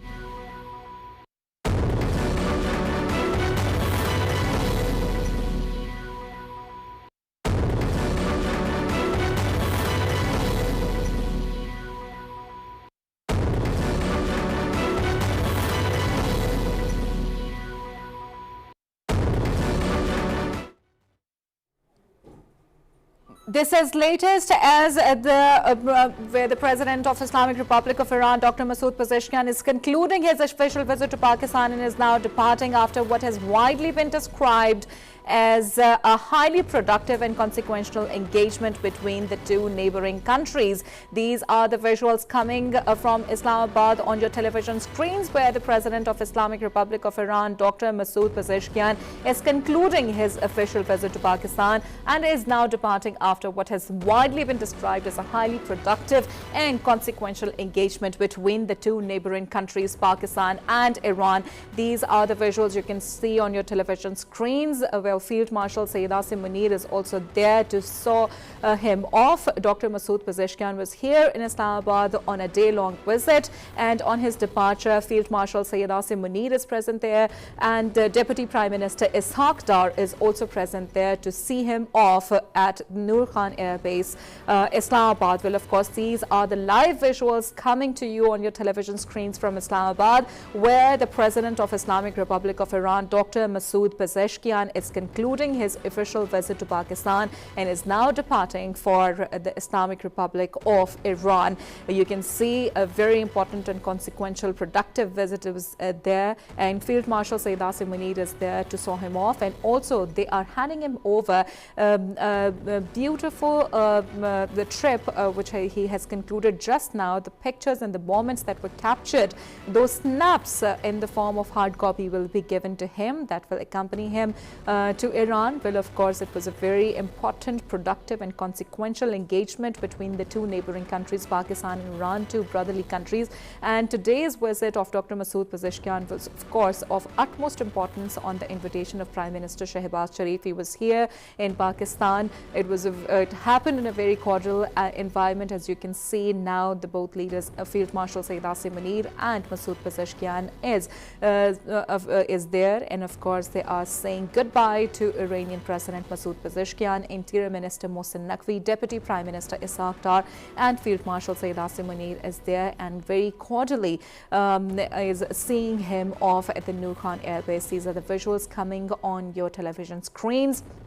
The departure of Iranian President Dr. Masoud Pezeshkian will, of course, snapshots of the moments that were captured during the day-long visit of Dr. Masoud Pezeshkian was also in the form of hard copy. It was presented as a goodbye gift to Dr. Masoud Pezeshkian as well. This is Dr. Masoud Pezeshkian, Iranian president, is departing for the Islamic Republic of Iran after a very consequential, very productive day-long visit on the invitation of Prime Minister Shehbaz Sharif to Pakistan. These are the visuals on your television screens where there was a great meeting that has happened between the Iranian President Masoud Pezeshkian and the top civil and military leadership of Pakistan. As you can see, these are the visuals. Now the Iranian delegation is departing for Iran, and to see them off, Field Marshal Sayyid Asim Munir, Deputy Prime Minister Ishaq Dar and Interior Minister Mohsin Naqvi along with other civil and military leadership are present there to see them off. These are the visuals on your television screens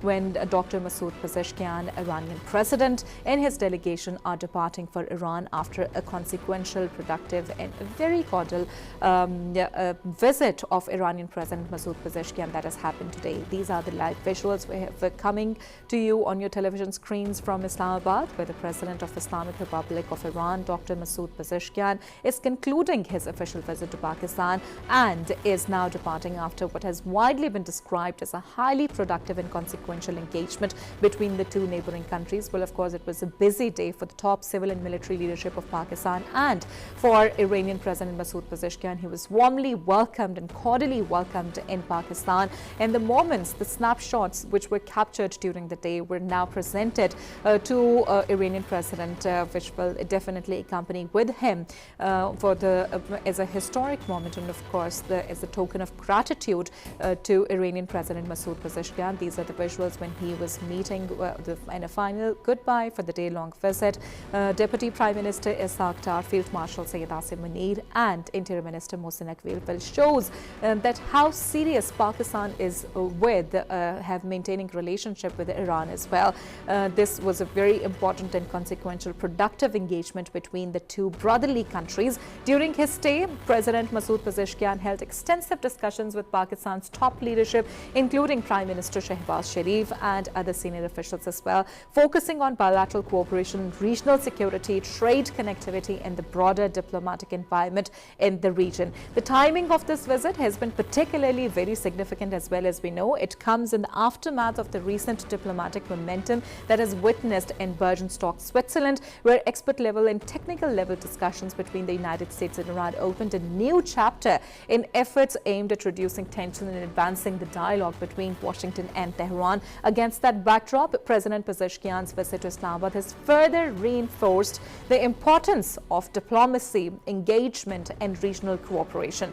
Well, Pakistan and Iran shared deep historical, cultural, religious and geographical ties, and both sides have reiterated their commitment to strengthening cooperation across multiple sectors while working together for the regional peace and stability.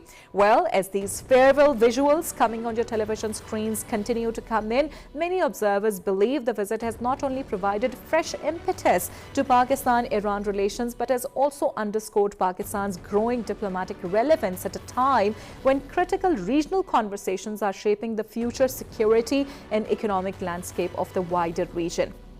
Well, President Dr. Masoud Pezeshkian now departs Islamabad, carrying with him the message of enhanced bilateral cooperation and a shared desire to see dialogue prevail over confrontation as diplomatic efforts continue across the region.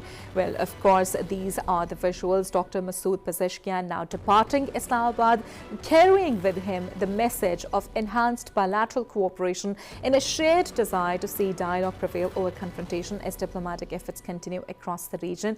Well, the snapshots of all the moments in the meetings that were happened today during the day of an official visit of Dr. Masoud Pezeshkian to Islamabad. The hard copy of those snapshots were accompanying now with him to Iran. Well, of course, as we can see that Field Marshal Sayyid Asim Munir is present there, Interior Minister Mohsin Naqvi and Deputy Prime Minister Ishaq Dar. These high-level top military and civil leadership is there to see Dr. Masoud Pezeshkian Pezeshkian off, which clearly shows that Pakistan has a serious business to do with Iran. Will, of course, also Iran have given utmost importance to Pakistan, because this very important visit of Iranian President Masood Pezeshkian and Foreign Minister Abbas Araghchi of Iran was also accompanying Dr. Masood Pezeshkian.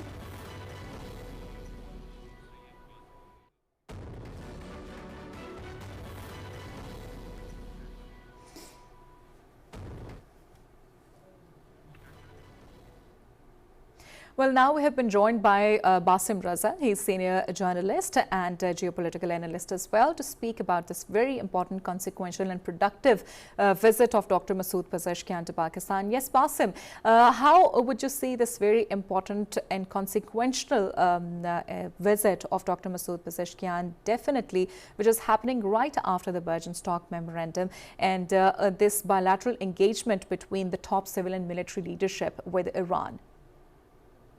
Thank you so very much for having me. Just to correct, I'm not a journalist. I'm a researcher and an analyst. Okay, so coming to President Masood Pezeshkian's visit. Okay, this visit actually is somewhat which depicts how Iran sees Pakistan. There were multiple sort of, I would say, talks in some, factions of international media. We're talking about, how Pakistan is, inclined towards either of those sides. But the time has told, after the signing of this memorandum of understanding, that Pakistan has been an active neutral state which has worked actively for the betterment of Iran. And President Pezeshkian's visit to Pakistan, it actually indicates that. Secondly, we have a very long-standing historical and brotherly ties with the Iranian states. It's not something that actually happened after last year's 12-day war, or maybe this year's February war. This was there since a very long time, since 1979. We have had wonderful sort of multilateral sort of relationship, which were not just specific to security, not just specific to economy or something of that sort. We have people-to-people relationship with the state. And what we did actually is not just only for the regional peace or the global peace, it is also for our brotherly state, Iran, who we've had like wonderful relationship with. Basim, also Pakistan helped facilitate a roadmap towards a possible final US-Iran agreement within 60 days. In your assessment, what are the most difficult issues that would be, that remain unresolved, and how realistic it is to expect a comprehensive settlement within the proposed time frame? Okay, right now, when we talk about how realistic it is very difficult to ascertain what is realistic, because there are two most important aspects here. Number one is the nuclear issue. I don't think so that Iran is going to give up its right to nuclear, the uranium enrichment at all. They would somehow, restrict it to 3.67% that they were doing under JCPOA. And that is exactly something that they prefer as well. But entirely put the enrichment scenario aside, that's not going to happen. So there has to be somewhat, a negotiations that come to, that is a middle ground between both US and Iran. The second and the most important aspect is Lebanon and the Israeli aggression. And elsewhere, Gaza, Lebanon, and all of that. That is actually the most critical issue. But it is not to be dealt by Pakistan. It is not to be dealt by Iran. It is actually something that depends on the United States and how Trump administration actually deals with this destabilizing factor, which is Israel. Everything comes on that. Right. Basim, we would also like to speak about this very important visit, a day-long visit. Beyond the symbolism of this visit, what concrete strategic gains can Pakistan seek from Iran at this stage? If we speak about particularly in trade, border management, energy cooperation, regional connectivity and security coordination. Okay, I've always talked about it, like we share a 900 kilometers long border with Iran, and Iran is our natural trade partner. right now our trade volume, it lingers about, $2 to $3 billion, which is very minimal in comparison to actual potential that we've had. We have a potential of, I think, up to $45 billion, because that's what the estimates of World Bank were as of 2023. I'm like talking about very old estimates, but $45 billion is actually the potential here. Secondly, the informal trade that we've had, particularly because of unilateral sanctions on Iran, we can actually turn that into formal trade, through which Pakistan can actually generate some revenue. Talking about like the trade aspects, Iran's primary exports to Pakistan have been the energy provisions, multiple sorts. Pakistan side, we've exported, like medical equipment, some agricultural things and stuff like that. Right now, we have this opportunity. We've had a preferential trade agreement back in 2006. We can actually, rejuvenate that trade agreement, and we can actually capitalize on all those opportunities that are present in right now in Iran, because Iran is going to be a suddenly opened market for us now. So we need to, engage in the right places at the very right time. And the Switzerland talks have reportedly established mechanisms relating to maritime security and regional deconfliction. Could these arrangements contribute to a broader regional security architecture? And where does Pakistan fit within that emerging framework? Pakistan has proven itself as somewhat a wonderful stabilizer when it comes to the maritime security. This case of Hormuz, it has proven a very complex case, and it actually shows the very complexities that maritime trade has. If some way it is sorted out using the stakeholder parties, including Oman, including the Republic of Iran, Islamic Republic of Iran, Gulf states, if all the stakeholders are there and they actually agree on some sort of mechanism, this can actually be a case study for all passages across the world. Second scenario is the maritime security is something that needs to be addressed at all times.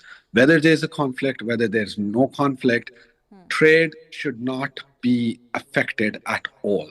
So there is a need of a very, I would say, proper sort of a framework that actually addresses these issues. Definitely. And also, I would like to have your comment that Iran appears keen to acknowledge Pakistan's role during a particularly sensitive phase of diplomacy. Does this create an opportunity for Islamabad to position itself as a bridge, not only between Iran and the United States, but also between Iran and key Gulf partners? Obviously, Pakistan is the only bridge that exists between Iran and the key Gulf partners. Iranians are not going to rely on any other state. Time has proven that. The Iranians, they actually trust Pakistan with that. We have engaged in shuttle diplomacy. And when we talk about shuttle diplomacy, the warring parties, they actually put all their trust in the shuttle state, which actually, mediates. So we have seen that Iranians, they trust us wholeheartedly. So when we talk about the Gulf, countries and the Iranian issues, I believe that the only bridge between them is Pakistan, and Pakistan can actually do something about it. Right. Basim, also, when I was speaking that realistically what Islamabad can do at the moment, and you said there would be some bone of contentions that Iran would definitely like to consider. Well, given that technical level negotiations are now underway, what role can Pakistan realistically continue to play? Can Islamabad remain an active facilitator, or will its role gradually diminish as Washington and Tehran moves into a detailed negotiations in your point of view? And how Pakistan can help ease out those tensions which are, the main points between Washington and Tehran? Okay, the tensions are going to ease out once these parties sit together and actually talk about it, actually let diplomacy continue. But talking about Pakistan's, stance and Pakistan's position in all of this, it's not going to diminish. It is never going to diminish. The very reason actually is the word that I use, shuttle diplomacy. When we talk about shuttle diplomacy, Pakistan had all the cards from both sides. Pakistan decided what information to relay and when to relay it. And Pakistan was actively advising both sides as well that you should shape your demands in such a manner that they appeal to the other party. You cannot sit on both extremes of the spectrum and then expect some, like conclusive sort of an agreement.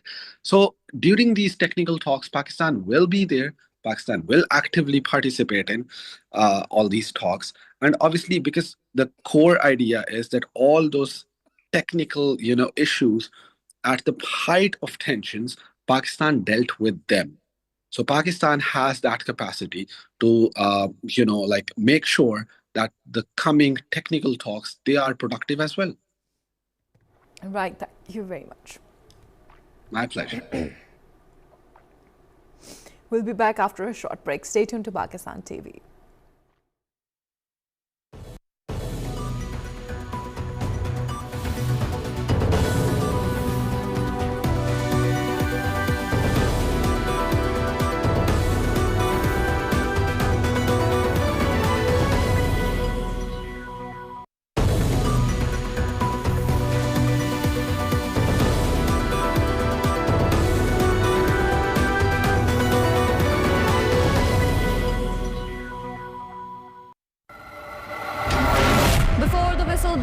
Before the final bell, there is a conversation. It's a language understood by every stadium, on every street corner. It's a moment your heart beats with a million others. It's a roar of a crowd, the silence of anticipation. It's a triumphant cry of a champion. It's more than a game, it's a connection.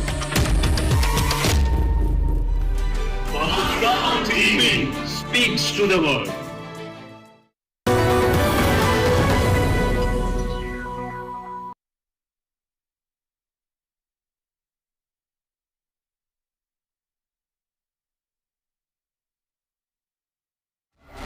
Before the whistle blows, before the final bell, there is a conversation. It's a language understood by every stadium, on every street corner. It's a moment your heart beats with a million others. It's a roar of a crowd, the silence of anticipation. It's a triumphant cry of a champion. It's more than a game, it's a connection. Pakistan TV speaks to the world.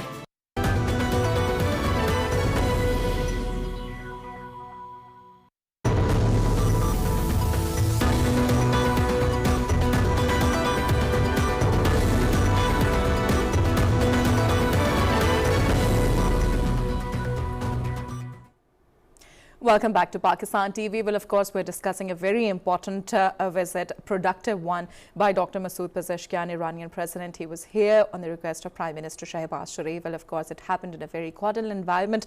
Field Marshal Sayyid Asim Munir was also present there. Deputy Prime Minister Ishaq Dar and Interior Minister Mohsin Naqvi, along with all top military and civil leadership.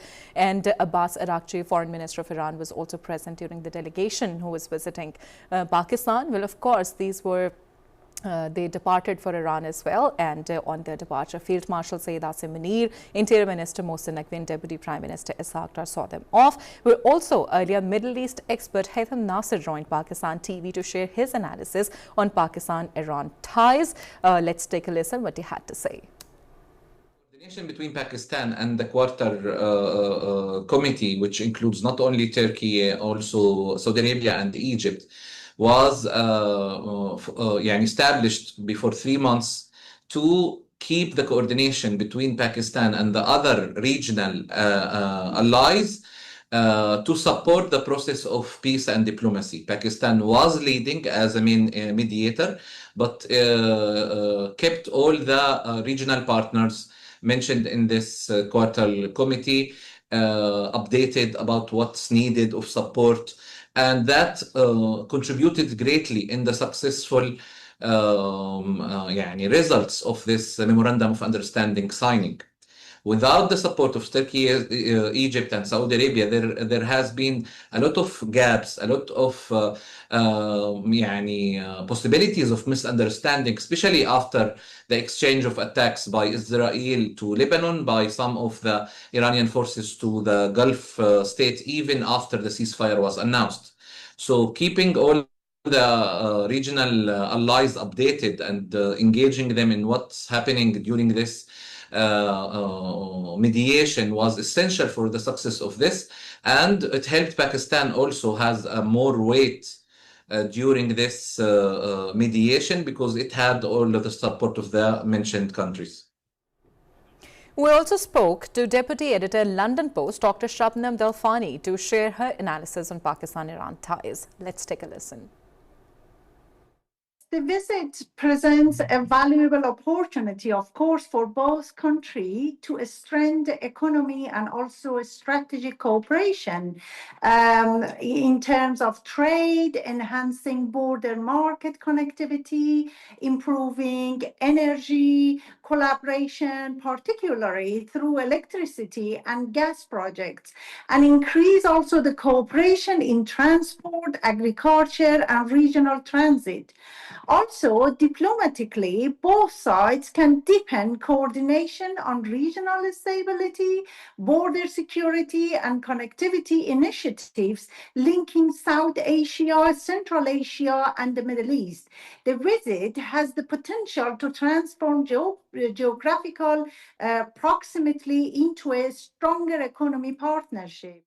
To strengthen economy and also strategic cooperation in terms of trade, enhancing border market connectivity, improving energy collaboration, particularly through electricity and gas projects, and increase also the cooperation in transport, agriculture, and regional transit.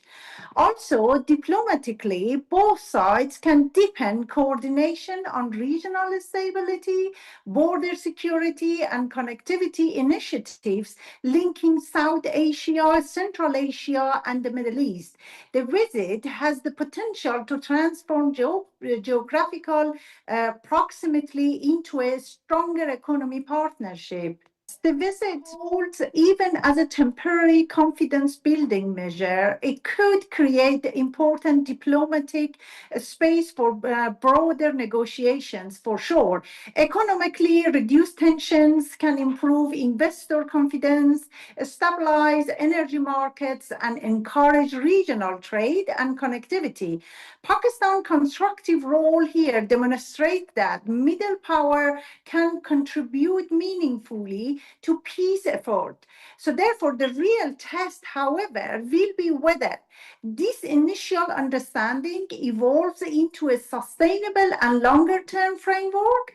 In conclusion, I can say that this development highlights the growing importance of a regional diplomacy in addressing complex challenges we are facing now, whether it is Iran engagement with Pakistan and Turkey or efforts to ease tension between the USA and also the Iran. The common thread is dialogue over confrontation. If regional stakeholders continue to support, like Pakistan and Qatar, so this support constructive engagement, there is a potential for greater stability, stronger economic cooperation, and more balanced regional order that benefit all parties involved. Well, that's it for the moment. For more details and live streaming, log on to our website, pakistantv.com. Have a great day.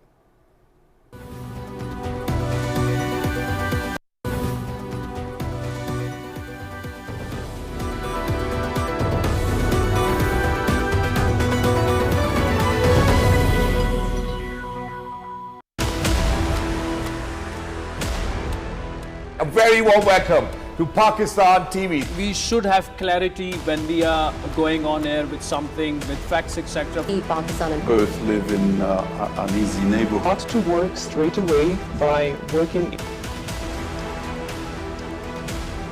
They have very successfully transformed PTV World into Park TV. Do a lot, and we've seen that in other countries as well. Here, both in terms It was also an opportunity to deliberately froze The most serious threat. Was the state channel. And very late, it should have been. To walk into Pakistan television and see the world-class infrastructure, to see world-class people, and to see the quality of work that is going on. I coined the term AI divide. And just recently, I'm very proud that Pakistan TV is being quoted in international mainstream media. I hope that we will be able to make a huge impact in the future as well, and we will become this region's #1 channel, inshallah.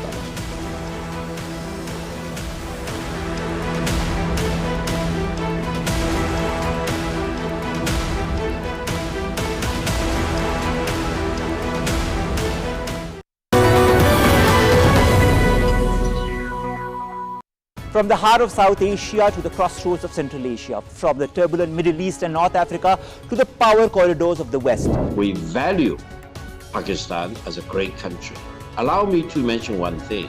People tend to forget that back in 1971, it was Pakistan which brought China and the United States together. For the first time in history, does not have professional diplomats working on this problem.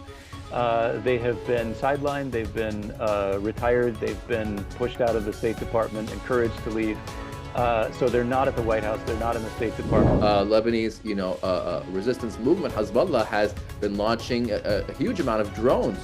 And again, Lebanon has a long history, South Lebanon actually has a long history of resisting occupation of Israel and other forces. The United States and Israel in particular use Iran's nuclear program as an excuse to try to destroy Iran. The bottom line is we do not like the Islamic Republic of Iran. The missile program of Iran is a genuine red line for them because Iran has no other deterrence asset at its disposal. Arab leaders in the region need to take a position because displacement crises in this zone are not the type of crisis that remains inside Lebanon or remains within the time frame of the conflict. China itself has actually been reducing its demand on global oil ever since the attack on Iran took place. And that has played a very positive role for global oil buyers.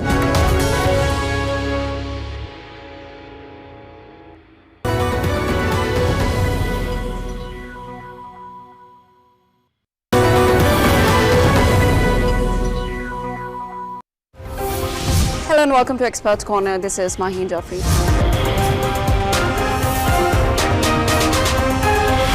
If the military conflict will be erased from the negotiations table at the first stage, that will mean that there are opportunities to continue that. Trump is racing against its time because of the two reasons I earlier mentioned. One is congressional approval, and the second is elections. The policy of President Trump right now is to try to strangle the Iranian economy enough. War is politics by other means, and politics is war by other means as well. So that means actually it's each side is trying to construct a narrative that we win the war.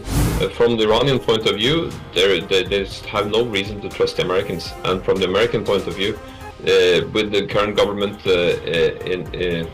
it doesn't want to give any concessions. The Iranians are pragmatic, but they're patient at the same time. And so, strategically and pragmatically, the building up on the Strait of Hormuz comes from both sides, but the Iranians feel that the illegitimate side on this one is the US. One thing that they can do in the absence of a nuclear deterrent is to hold basically the economy hostage, right, to the Strait of Hormuz. Washington sees in Pakistan, especially in its leadership, just the only one, the unique mediator force.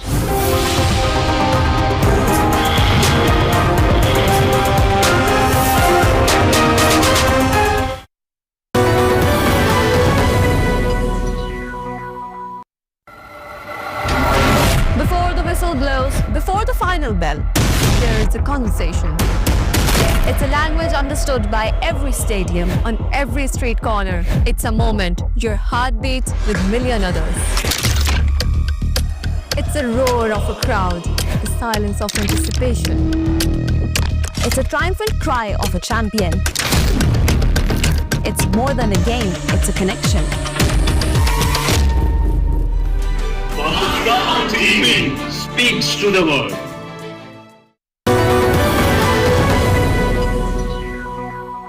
What that means to me is that the Chinese are not interested in picking a fight with the United States.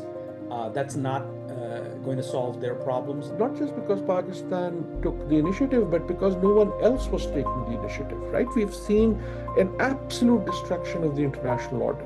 In border villages in southern Lebanon, it has continued and continues to raise and bulldoze entire villages like Farkila, Ait al-Shahab, and over 61 villages. All NATO allies would rally around an attacked member. And as soon as that belief starts to falter, it doesn't actually matter so much, I think. In absolute terms, India has declined in freedom of the press, it has declined in religious freedom, it has declined in human rights.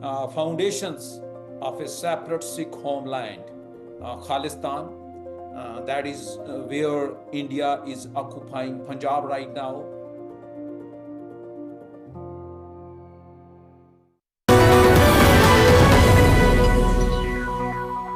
Hello and welcome to Unfold. I am Jawad Hamid. I see a lot of Americans kind of starting to have their same experiences with that. And that alone will go very far for the US to actually see Pakistan as a partner and not a problem to solve. Pakistani citizens should be proud of his government, of Prime Minister Shahbaz Sharif and Mr. Munir. That Iran needs to really review its policy of escalation and focus on economic development. This return to civil strife, to a civil war in Lebanon is just very alarming and very dangerous for the region itself. So as long as we can have these ties built out with the US, it's going to be beneficial in terms of building our reserves, our cash inflow, and we'll get rid of our loan situation with the US. And we in the media obviously want everything done within our bulletin, before the next newspaper is published, before the next news broadcast. It's very much needed because the whole system of revenue is dependent upon the taxation. President Trump should put his foot down, again pick up the phone and tell Prime Minister Netanyahu that he has to stop and withdraw.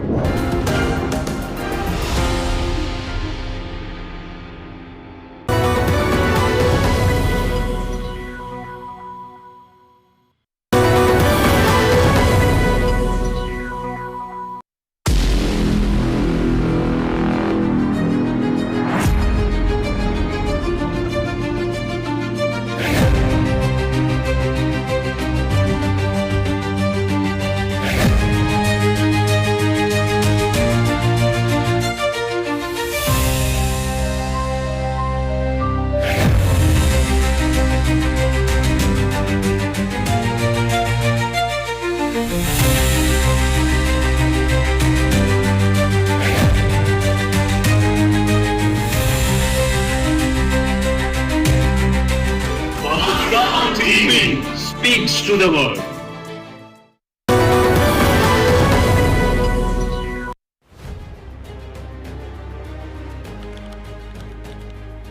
Sana from Washington, D.C. I'm right outside the Donald Trump Institute of Peace.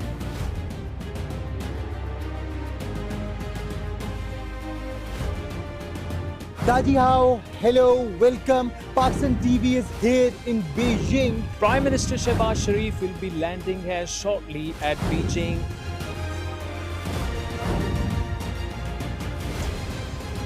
Hello everyone, I'm here at the Vienna airport and we're expecting the arrival of Prime Minister Shahbaz Sharif shortly.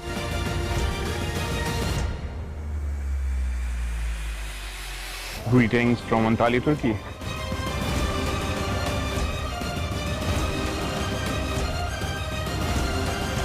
As you can see behind me, we are at the Gulshan Chowk in Dhaka. It's the election day in Bangladesh. We are in Dhaka and we are right now headed to Ghaziabad. The 4th International Water Conference in Dushanbe. In Pakistan!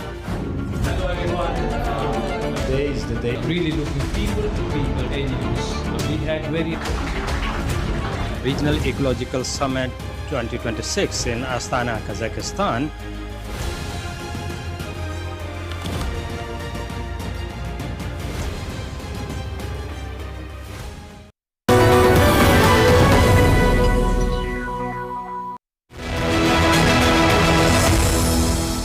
Good evening. You're watching Views at 7 with Manu Qureshi. We need to start working together as a world and have less segregation. Pakistan is one of the countries which are very close to the theater of conflict. You cannot doubt that this is a significant landmark of Pakistan foreign policy. Pakistan has played its card well. We are in a position to facilitate the talks. You know, it's quite interesting that Pakistan is being selected as the place for mediation.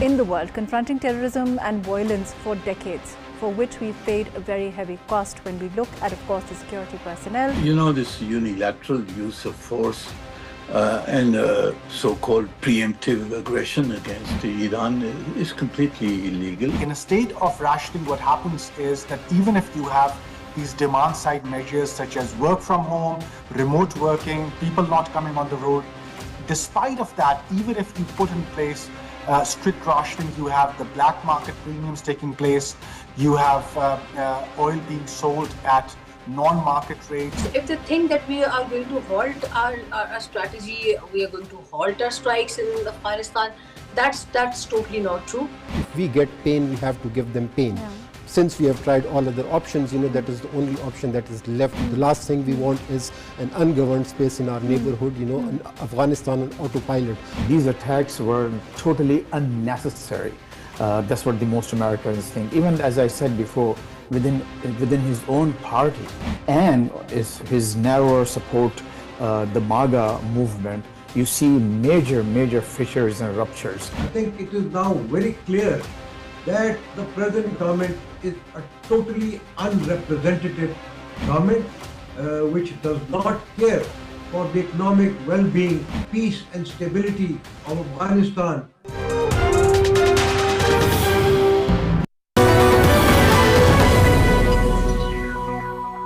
No, we were not happy with him buying oil from Russia.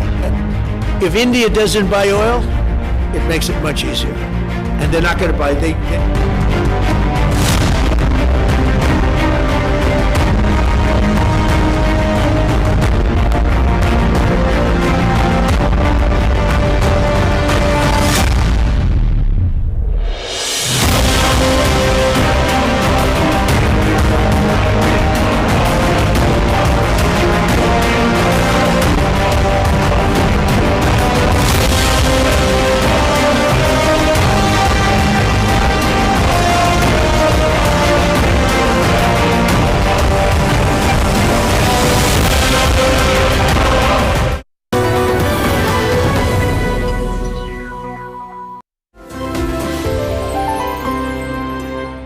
I happen to be Shahzad Hassan Khan, and with me I'm really lucky I've been joined by my wonderful colleague who happens to be Miss Isha Rehan. There are a couple of stories that I brought, and then there are a couple of stories which Isha brought. I was an entertainer. Pakistan obviously has showed me love with 2 million followers. I used to make funny skit. I still do. I'm a comedian as well. I've done music. Building in also awareness about the environment, about what they can do at home to take care of the environment. And they wanted something experimental, so she gave me the topic that climate change, how reproduction is affecting climate change. So for me, it's like I believe I got really lucky. Okay, people think of me and they're like, oh, he's a foreigner, and then talking about the things that a middle class or a typical Pakistani. I think this profession, the profession of arms, it's not a profession, to be very honest.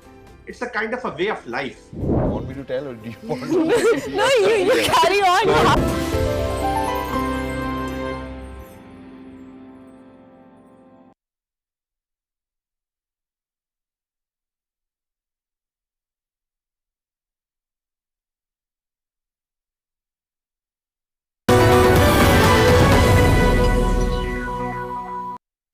Education has become the latest casualty of Hindutva politics, as Muslim students are punished for excelling in Indian-occupied Kashmir. Fascist Modi regime has shut down a medical college in Indian illegally occupied Jammu and Kashmir after the first batch saw an overwhelming number of admissions of Muslim students. Right-wing Hindu groups fueled by extremist Hindutva ideology under Prime Minister Modi demanded that the college should admit only Hindu students. The admissions to the medical college were finalized after India's national entrance examination test. Legislators of the ruling BJP even petitioned the Lieutenant Governor to enforce religious discrimination. And so, on the 6th of January, the National Medical Commission